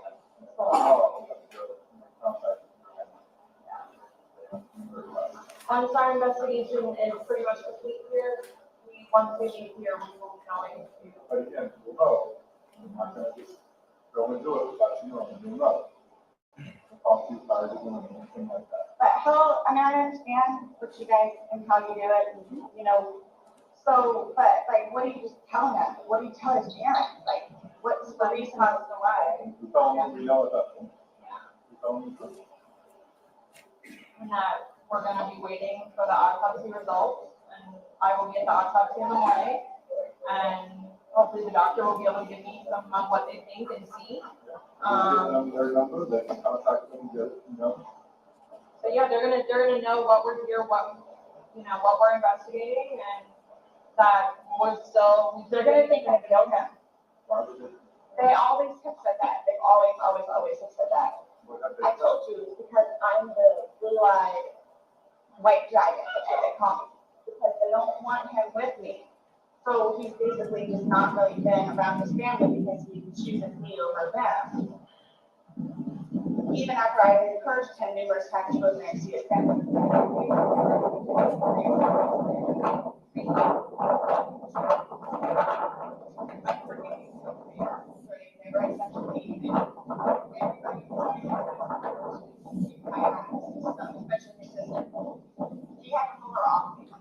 Do you have somewhere safe that you can go tonight? Both my parents I got nobody. I have a brother that's in the Marines, and I have another one that's in jail. Unless you run in the Marines local, no. Well, he in Altamont, but I think he's doing whatever Marine he's doing.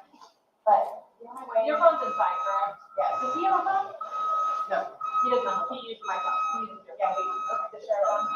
So the only place I could go is over to Brian's house. So I don't think I have a problem with it. So, well, like I said, we're not gonna leave here. If you do not feel safe, you're not gonna leave here if you're not feeling safe. And then we're like, and then so I'm in Philadelphia. Well, she's in Philadelphia because there's gotta be a funeral, right?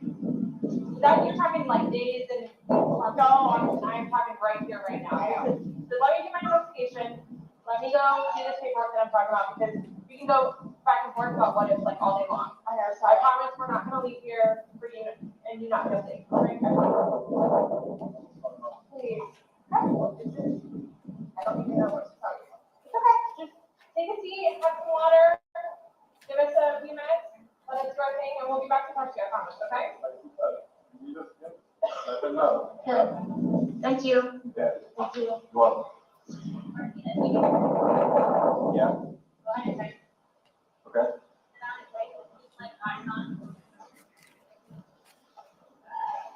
You have anyone in there? There's nobody here, just me. Okay, that's fine. You're right there, right? Yeah. Sit there and take your mind. I have relief coming, so just need to.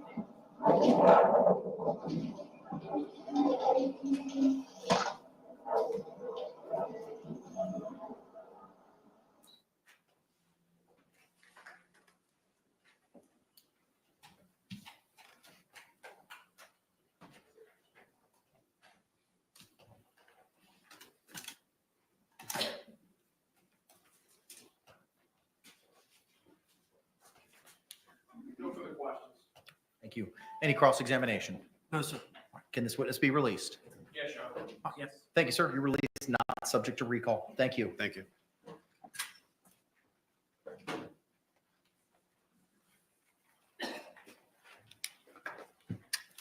State, you may call your next witness. State would call Melissa Roughgarden.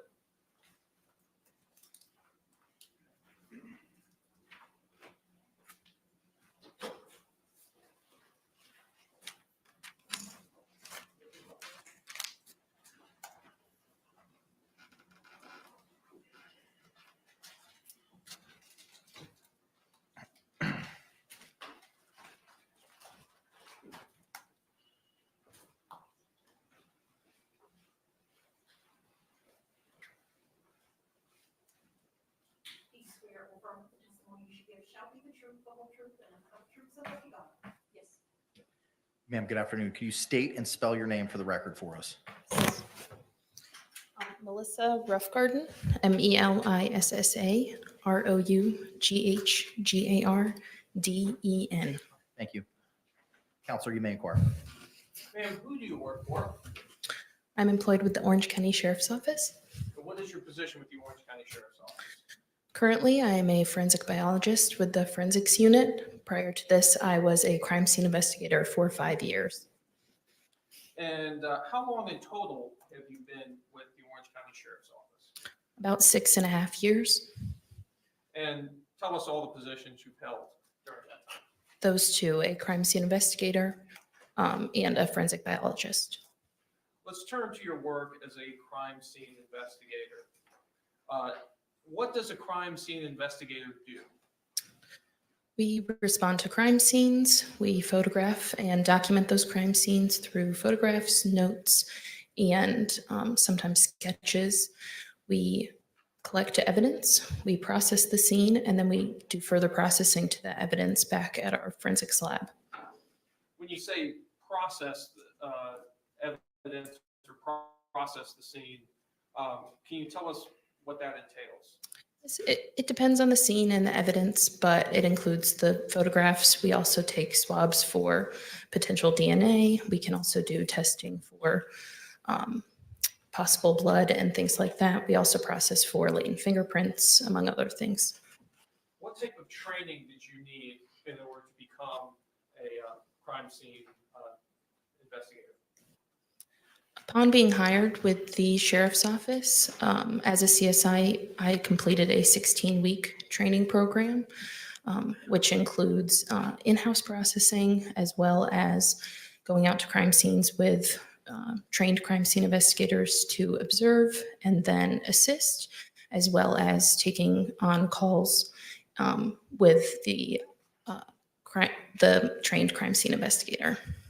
Approximately how many crime scenes have you processed in the course of your time as a CSI? It would be hundreds. I don't know the exact amount.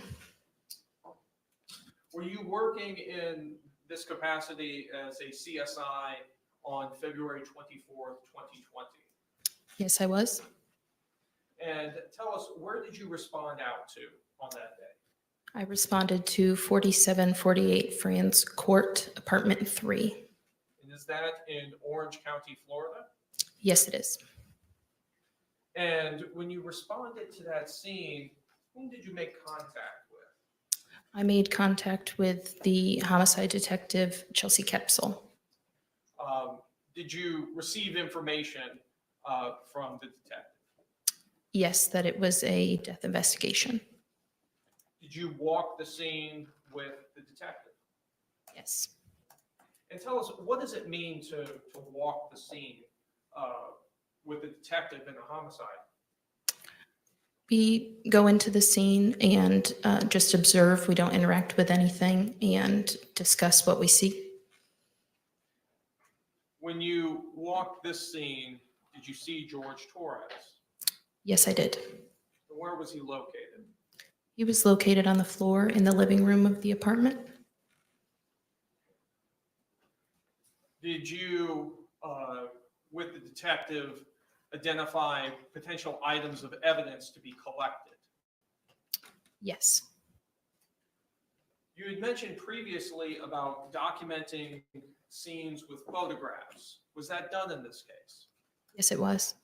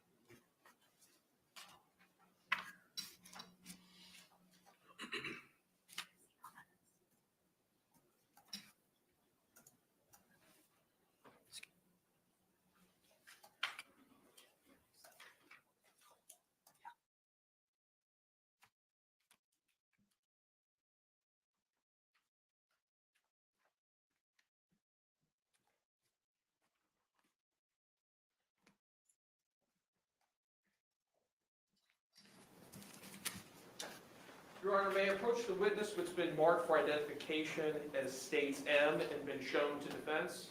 Okay.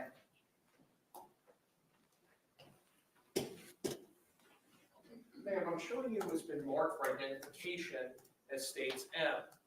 Can you take a look at the contents of State M to yourself and tell me if you recognize the items contained within States M? Yes.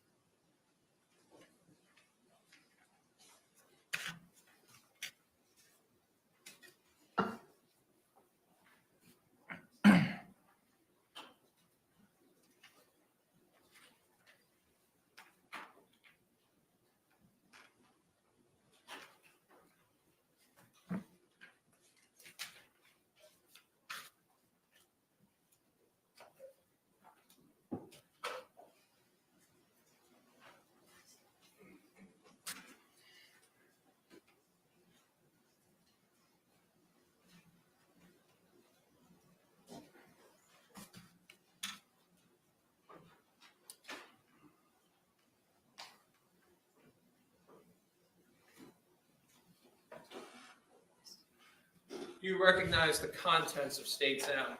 Yes, I do. Tell us, what is the contents of State M? They are photographs I took on the crime scene. Do they fairly and accurately represent how that crime scene appeared on February 24th, 2020? Yes, they do. Your Honor, at this time, I'd like to move what's previously been marked for identification as States M into evidence. How many photographs are there? Do you have a total? 111. No objection. All right. What was pre-marked as states M will be received into evidence without objection as states 8.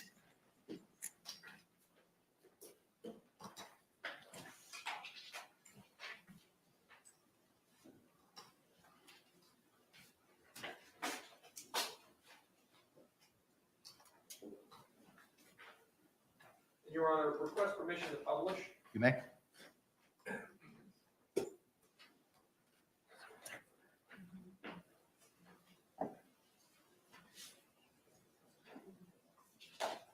Your Honor, could we have the lights dimmed? Yes.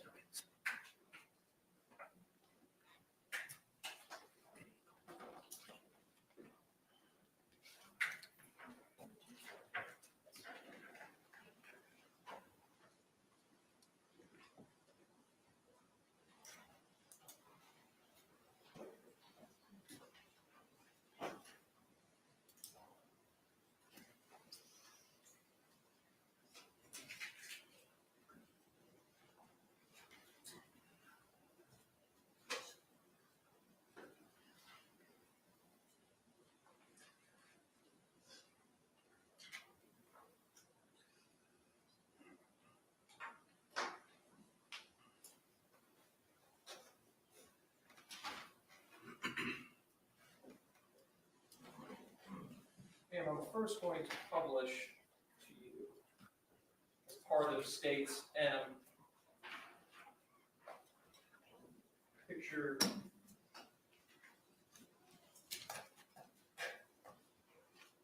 photo number 4. Tell us, what is this? This is the front door to the residence.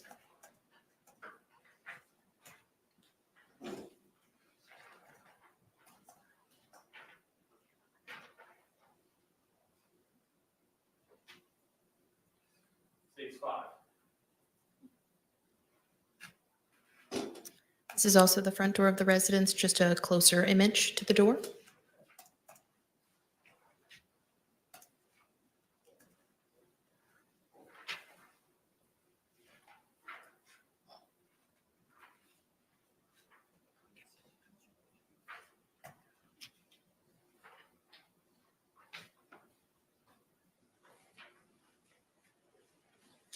When you enter the residence, what is the first area just off to the right of the front door? That would be the kitchen.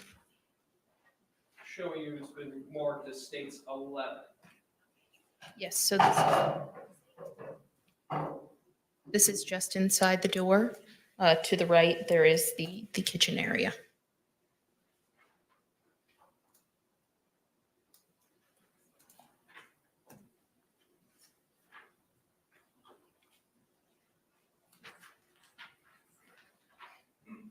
Showing you States 14. Yes. What is this a photo of? So this is the counter with the sink in the kitchen. And there's also the open area just above where you can see into the living room.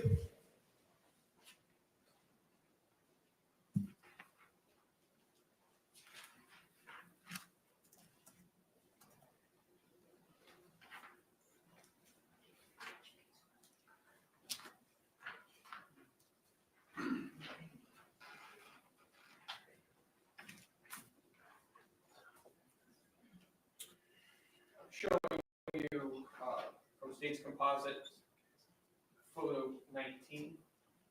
Yes. What is this? This is a hutch inside the kitchen.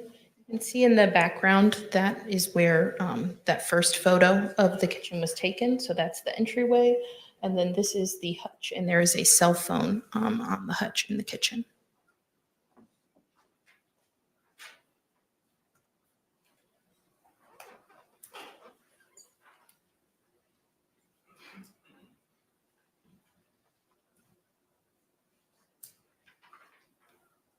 Showing you States 22. This is the trash can in the kitchen. You can also see the hutch we were just looking at there on the side.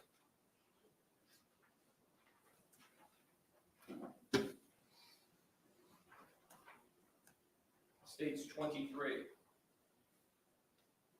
This is the contents of the trash can. You can see 2 wine bottles on the top of the trash. Did you also find receipts in that trash can as well? Yes.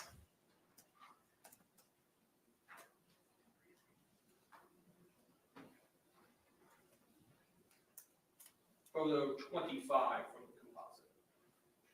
These are those same wine bottles and 3 Publix receipts that were removed from the trash can. Did you take these items and collect them into evidence in this case? Yes, I did.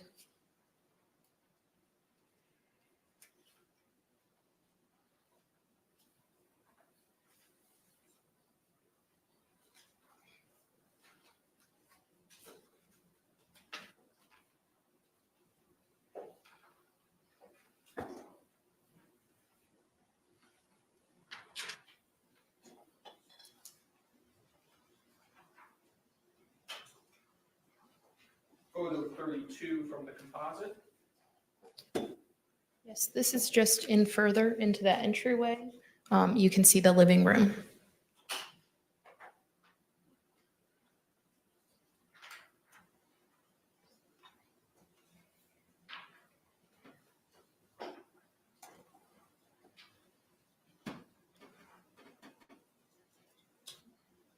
Photo 35 from the composite.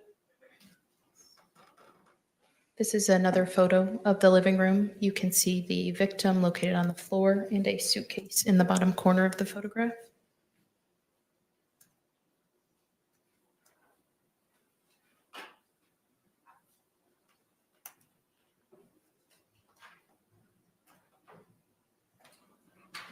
Photo 36. This is another photograph in the living room. This is that wall we saw in the kitchen there with the opening. You can also see a wooden baseball bat leaning against the wall. Was that baseball bat collected into evidence in this case? Yes, it was.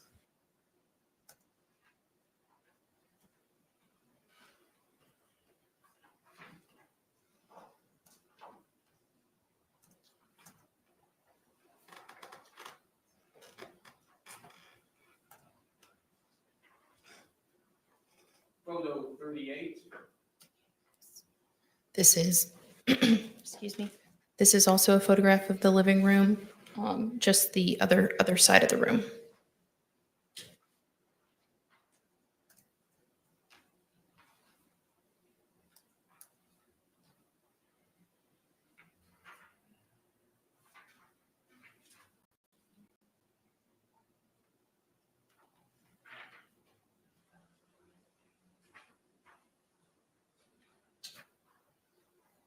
Photo 43 from the composite.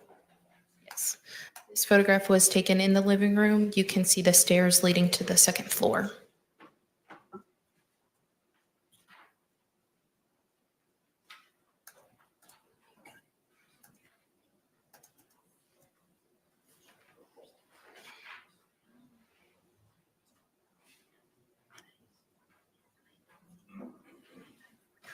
Photograph 45. This is a photograph of the living room just from the other side of the room. You can see the front door in the middle back of the photo.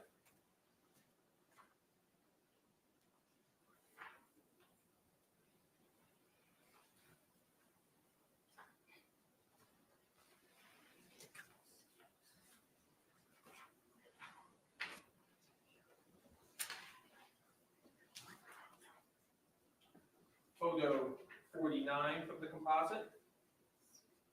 This is a more close-up photograph of the suitcase.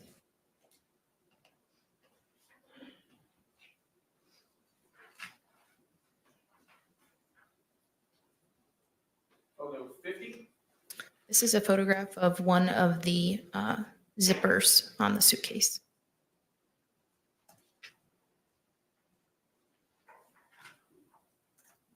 Photograph 51. This is a close-up picture of that same zipper. There is no zipper pull on it. It appeared to be a small wire of some sort, the pink wrapped around the zipper.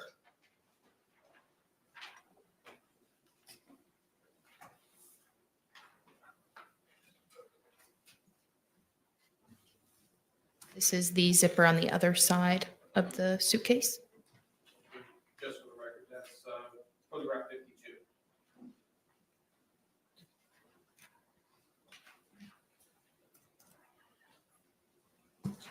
States 53 from this composite. The close-up image of that same zipper. There is also no zipper pull on that one.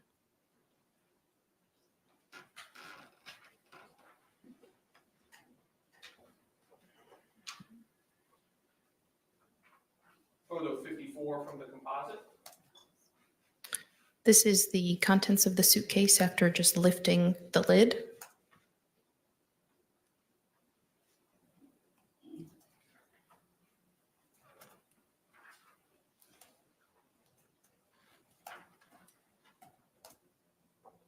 Photo 56 from the composite. More of a close-up image of the items. There were miscellaneous papers and paperwork, some clothing items, and apparent blood inside the suitcase. What items, what apparent blood was inside the suitcase? It was observed on the white cap and a necktie, and there was also visible blood just on the interior of the suitcase. Photo 57 from the composite. The contents of the suitcase, but you can see the white cap more clearly and the blood observed on it.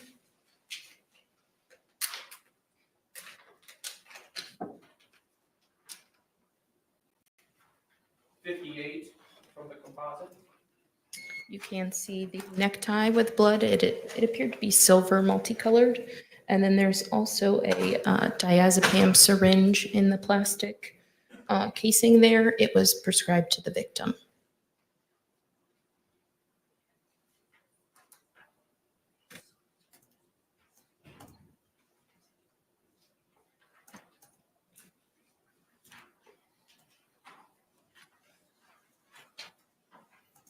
Photo 61 from the composite. That is the miscellaneous papers and paperwork that was removed from the suitcase.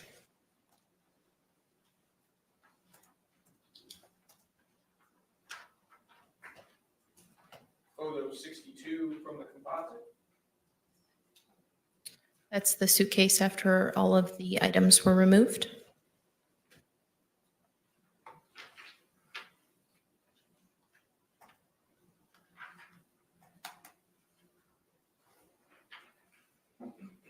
Photo 64 from the composite. Yes, that is what appeared to be some like small pieces of paper that appeared to be soaked with blood. Is this inside of the suitcase? Yes.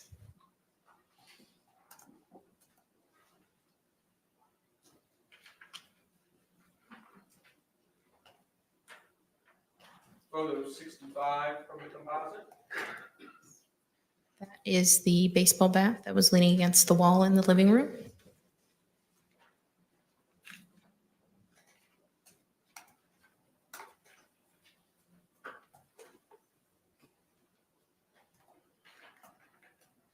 Photo 68 from the composite. This is back to the stairs to the second floor in the living room.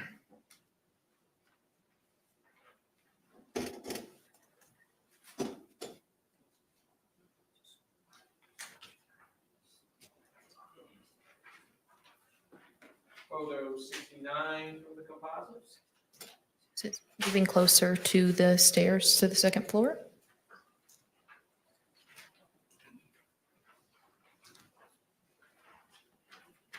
Photo 70 from the composite. Photographing more of the staircase.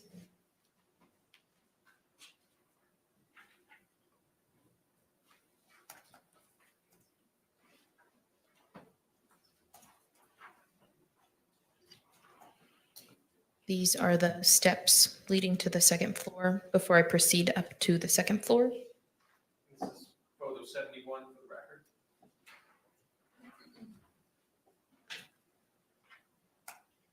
Photo 72 from the composite. The upper portion of the stairs leading to the second floor.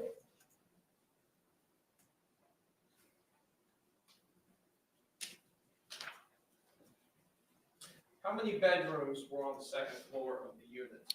There were 2 bedrooms.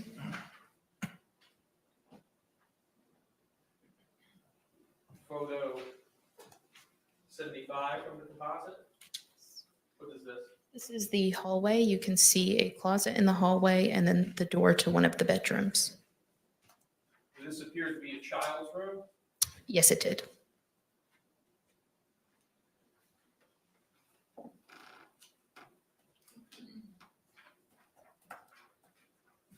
Photo 79 from the composite.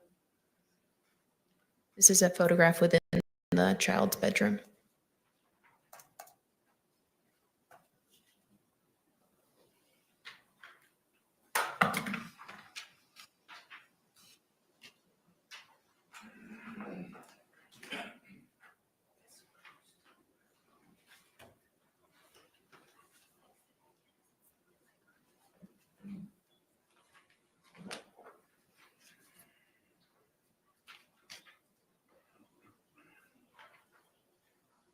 Photo 86 from the composite. This is the door leading to the other bedroom upstairs.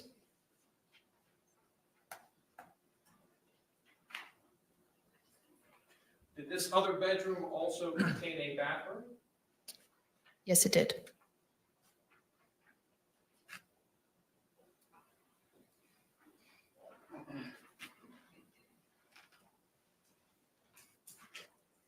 Photo 90 from the composite. This is the bed within that bedroom.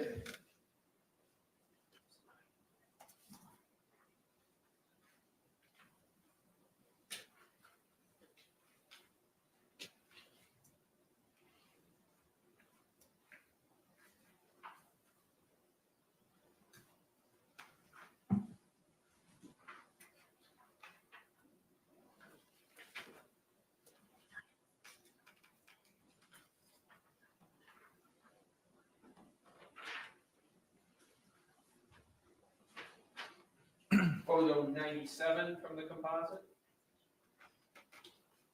This is the bathroom. In that master bedroom upstairs. Yes. Did you also have an occasion to photograph the defendant? Yes, I did. You see the defendant here in court today. Yes, I do. Could you please point to them and identify an article of clothing they're wearing? She is right there with a black blazer and a pink shirt. Your Honor, may the record reflect that the witnesses identified the defendant? Record so reflect.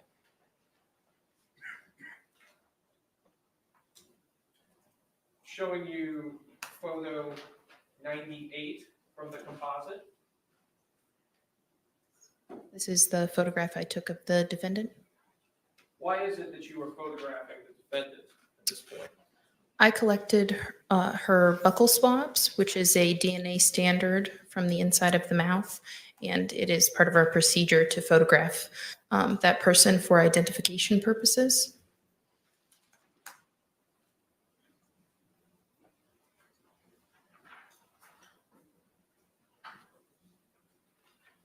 Do you also document the rest of her body as well at that time? Yes, I did.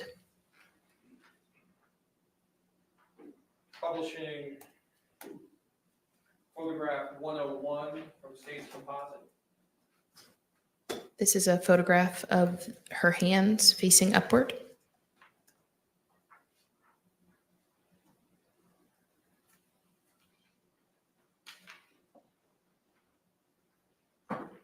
Photograph 102. This is her right hand facing upward.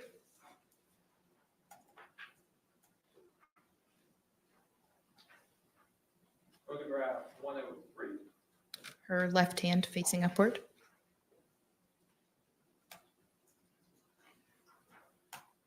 Photograph 104.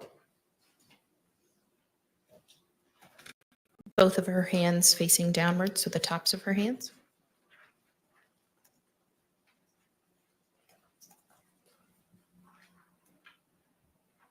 Photograph 105. This is her right hand facing downward.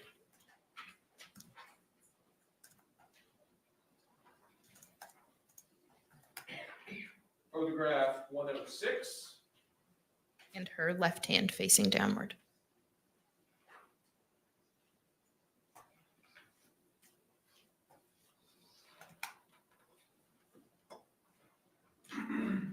Photograph 107.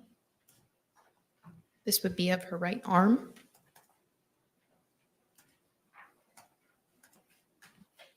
Photograph 108. Her left arm.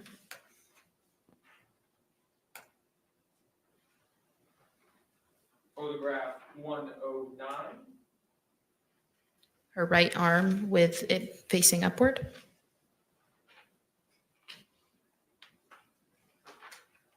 Photograph 110. Her left arm with her arm facing upward. During the time you were interacting with the defendant, did she ever indicate to you that she had any injuries? No.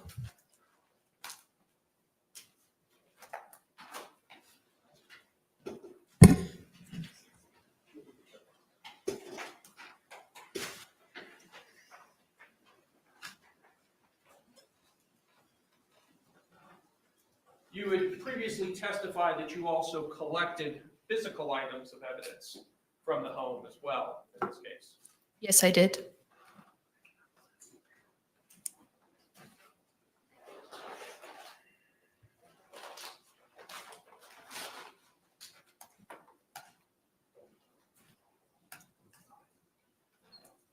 Your Honor, may I approach the witness what's been marked for identification as state C and been shown to defense? You may.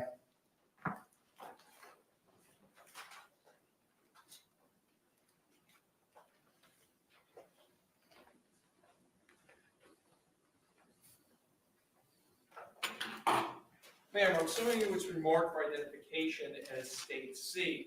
Can you take a look at that package for me?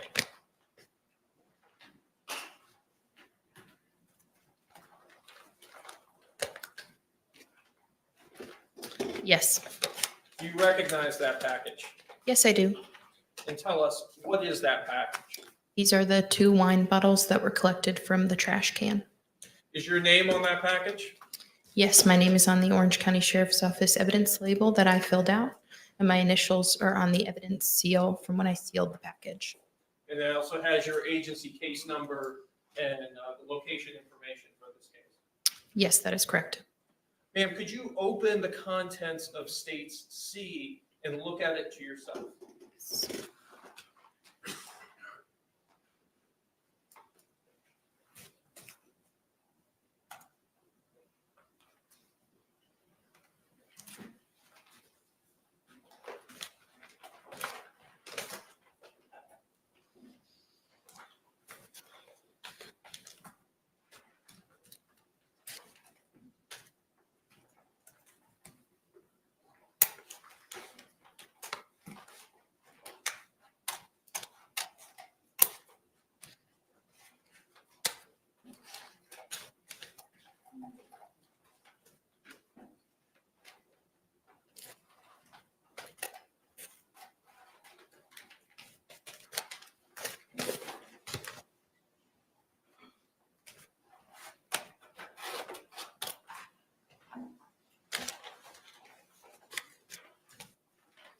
Have to pull them out to recognize the item. They're wrapped in bubble wrap. Sure, just have a view from the court.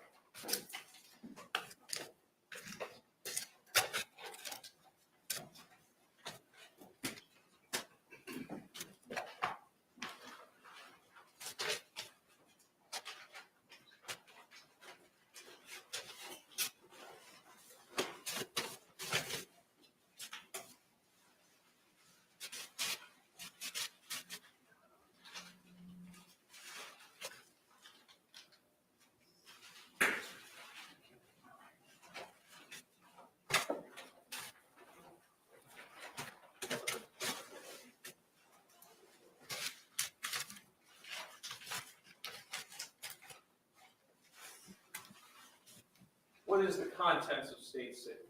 These are the 2 wine bottles that I collected from the trash can.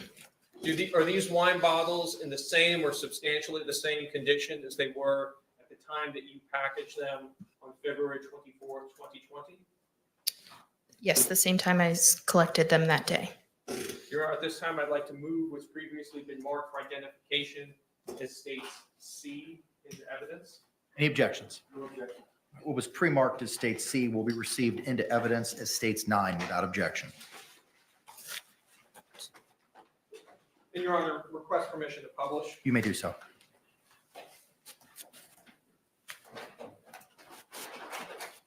You can unwrap it now.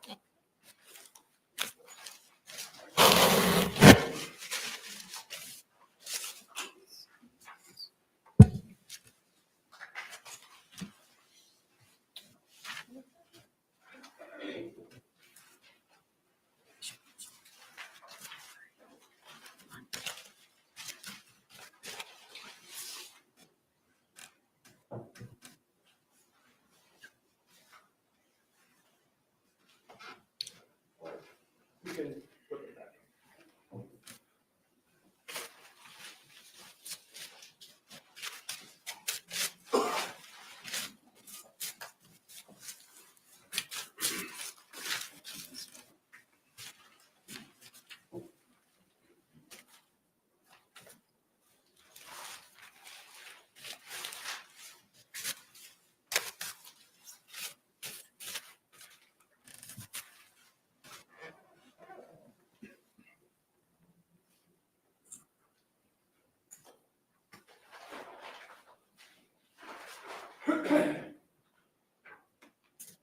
Did you also have occasion to collect the baseball bat from the living room? Yes, I did.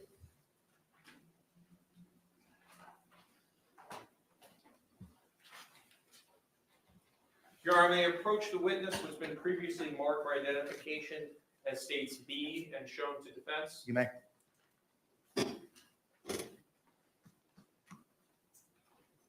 Ma'am, I'm showing you it's been marked for identification as states B. Can you take a look at this item?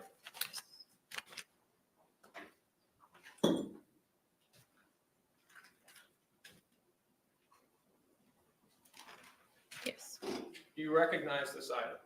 Yes, I do. This is the wooden baseball bat I collected from the living room. Does this item have your name on it? Yes, it has my name on the Orange County Sheriff's Office evidence label that I filled out, as well as my initials on the evidence seal.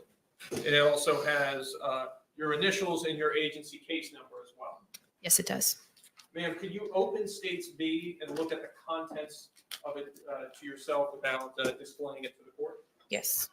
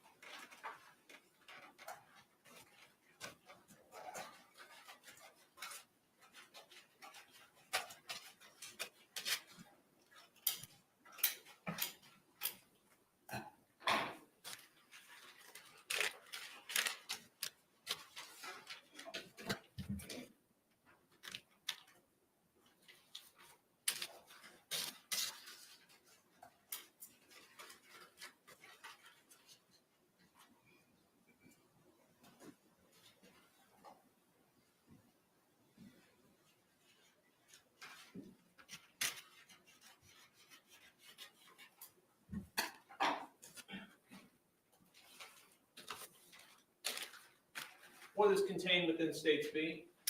The wooden baseball bat. And is that bat in the same or substantially the same condition as it was at the time that you collected it on February 24, 2020? Yes, it is. Your Honor, at this time, I'd like to move what's previously been marked for identification as states B into evidence. Any objection? No objection. What was pre-marked as B will be received into evidence as states 10 without objection.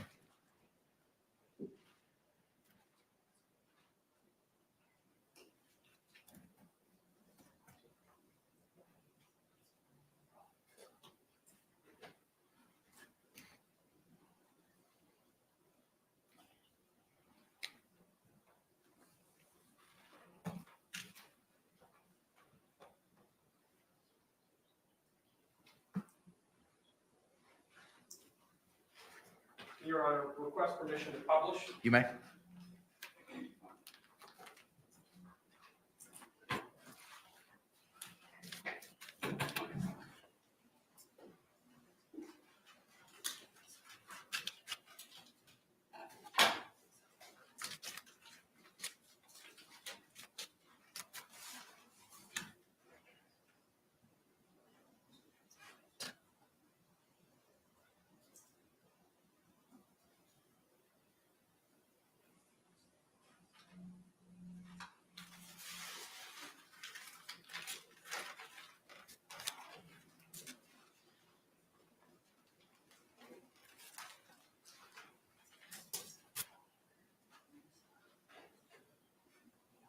You also had an occasion to collect the suitcase as well in this case.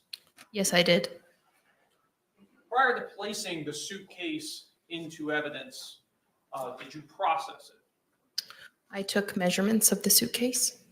What are the measurements of the suitcase? It was 28 inches in length, 20 inches wide, and 8 7/8 inches deep. Your Honor, at this time, may the witness step down from the stand and approach the clerk's area.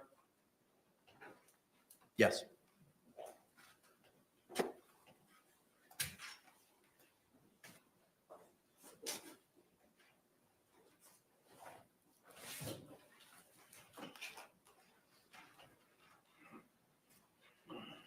Ma'am, I'm showing you what's been marked for identification as states A. Tell me, do you recognize this item? Tell us, what is this item? This is the suitcase I collected from the living room. And how is it that you know that this is a suitcase you collected from the living room? It has the Orange County Sheriff's Office evidence label that I labeled with the item description. It also contains my name and the agency case number, and my initials are also on the evidence tape. Ma'am, at this time, could you open states A and look at the contents of it to yourself? Yes.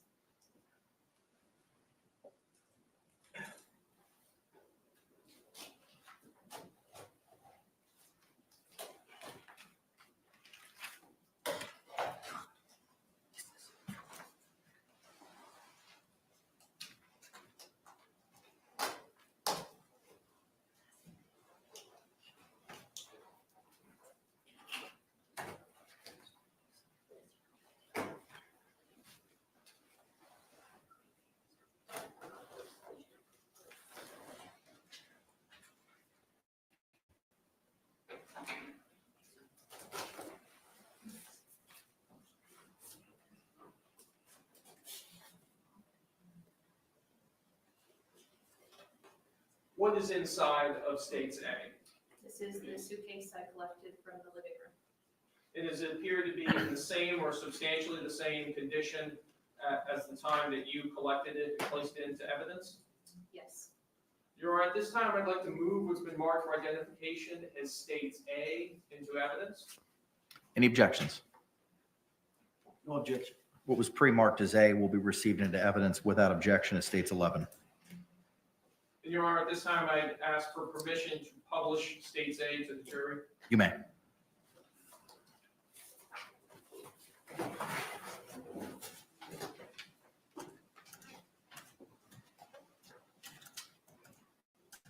Can you open the inside of it?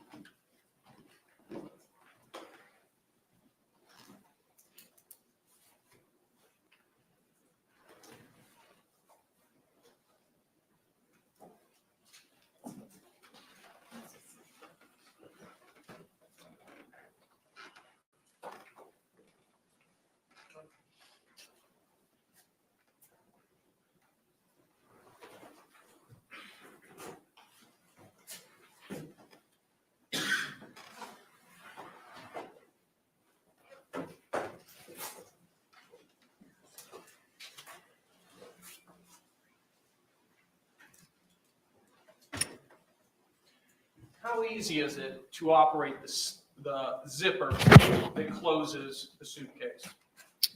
It was a little difficult.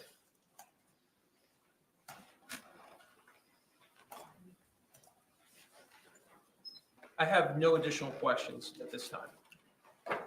Thank you. Any cross-examination? Yes, Your Honor.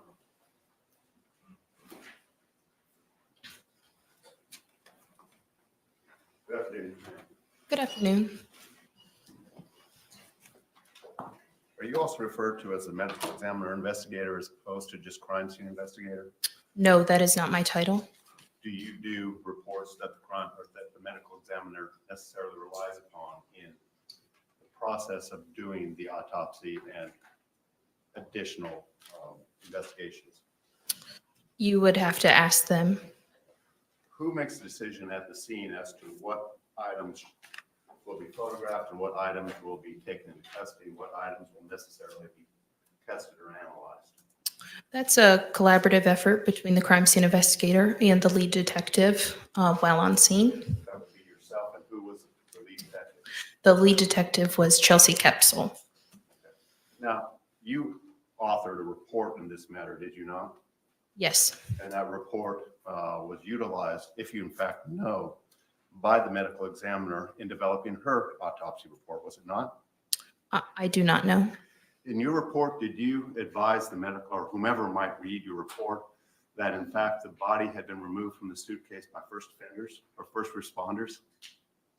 No, I don't believe so. And we know that you have the capacity to do DNA analysis, correct? No, we process DNA or collect swabs for DNA, and then that's submitted to the Florida Department of Law Enforcement for conventional DNA analysis. You did that with a sample from the inside of Sarah Boone's mouth. Her buccal swabs were submitted to the FDLE. And who made that decision? The detective and I. Who made the decision not to bother to do a DNA analysis on the blood from the items within the suitcase or the suitcase itself? That was a discussion between the detective and I. And you chose not to do that. No, we did not. You assumed that the blood inside the suitcase belonged to Jorge Torres, correct? There was blood observed in the suitcase. But you don't know who that belonged to because you didn't bother to analyze it or have it analyzed, correct? The blood was not tested. Now, State's Exhibit B, the bat, you took that into evidence. Was that again a collaborative decision by yourself and the lead detective? Yes. And what efforts did you make to have the bat analyzed, given the fact that it was apparently evidence? It was just collected as evidence from the scene. Did you advise either the lead detective or anybody else involved with this investigation that there may be matters that could be analyzed when analyzing the bat that would help or assist in the investigation of this matter? It's my job to do the documentation and the collection of evidence. Well, you said it was a collaborative effort between yourself and the lead detective. So did you participate in that decision? We chose to collect the bat and put it into evidence. And so there was a fiber analysis done on the bat to determine whether or not it was used to strike Jorge Torres when he was in the suitcase. Was there not? Pardon? In fact, there was not, was it? There was no effort to analyze bat. I'm going to object. I don't believe the witness had an opportunity to answer the question. Sustained. I'm sorry. Please. Can you repeat the question? If I can remember it, I will. Do you know that there was any effort made in this particular investigation, the investigation of Sarah Boone, to analyze the bat for fibers? No, there was not. And why was that not done? It was not done. You indicated that you had some interaction with Ms. Boone. Is that correct? I collected her buccal swabs. Did you speak with her? In collecting her buccal swabs, yes. Did you speak to any other witnesses? No.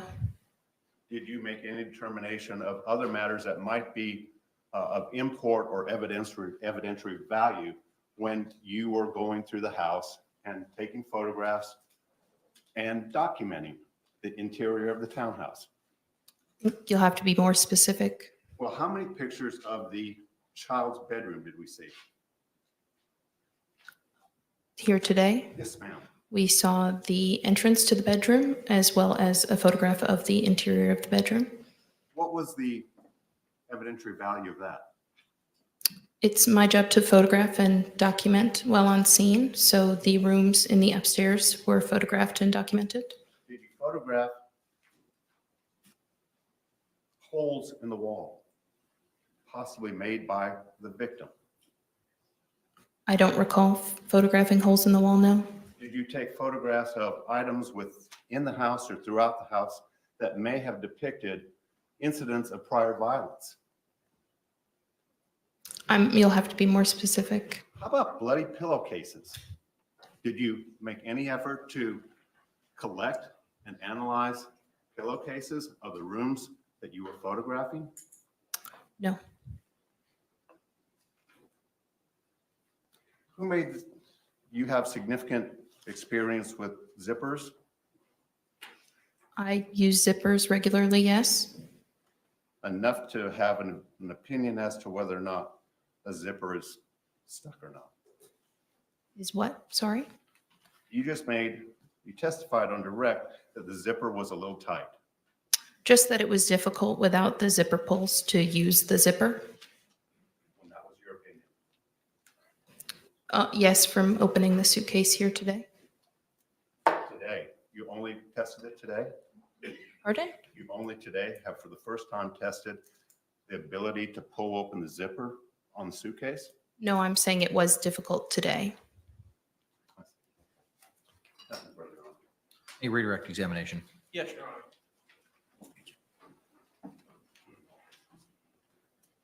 In this case, you documented the entirety of the house as you saw it. Yes, So every room in the house, they were all taken overall photographs. walls in the house. In the overall photographs, yes, they weren't all individually photographed, no. And you did not document or note any type of holes in the wall or any type of damage to the walls, anything like that. Not the walls, no. Is that something that would have been documented both photographically and also within your report? Yes, You also, as we've previously seen in the composite, saw the victim where he was laying in this case, correct? yes, Was the victim, did he have blood on his mouth and on his face? yes, he did. Did he have open wounds on his body? There was blood coming from his nose and his mouth. There was also some other areas like defects noted on his body. You also made contact with the defendant too, as well. Yes, Did you note any other wounds or cuts or anything else that was not documented that you haven't testified to? no, So no wounds, nothing on her. not that I recall, no. No further questions. Thank you. Can this witness be released? Yes, Your Honor. Mr. Owens, can this witness be released? Judge, we'd like her to be on call. Subject to recall, ma'am. Thank you.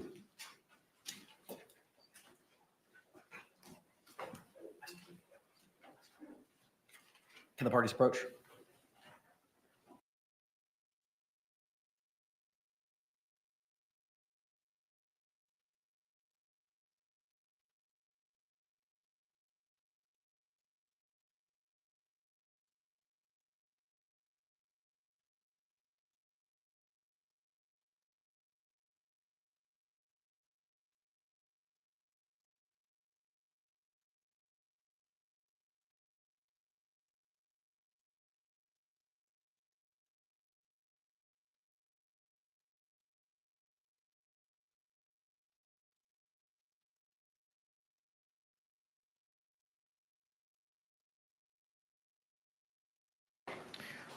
Members of the jury, thank you so much for your attention in this matter. It is 4:52. At this time, we're going to go ahead and take our recess for the evening.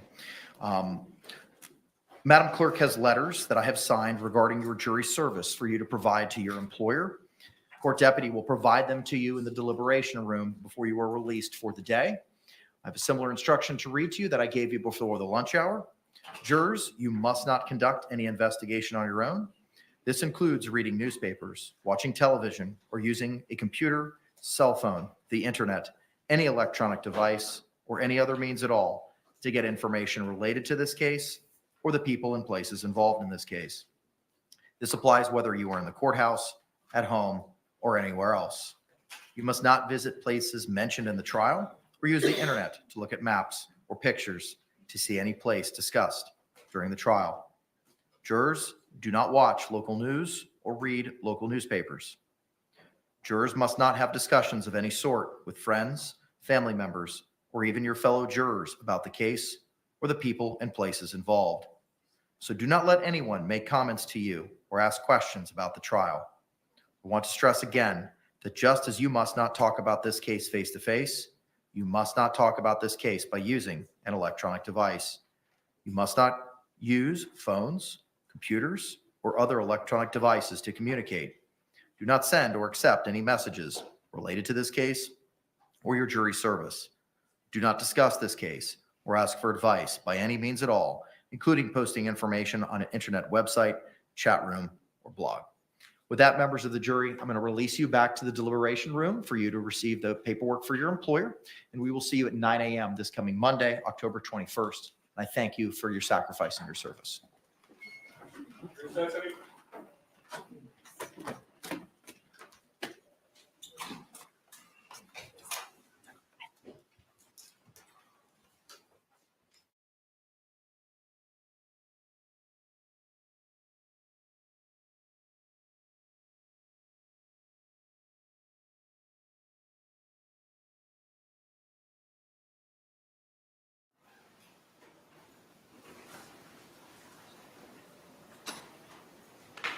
You all may be seated. Thank you. State, anything else we need to discuss? Not from the state. Defense? All right. Thank you all very much. We will see you at 9 a.m. Monday, October 21. We're off the record.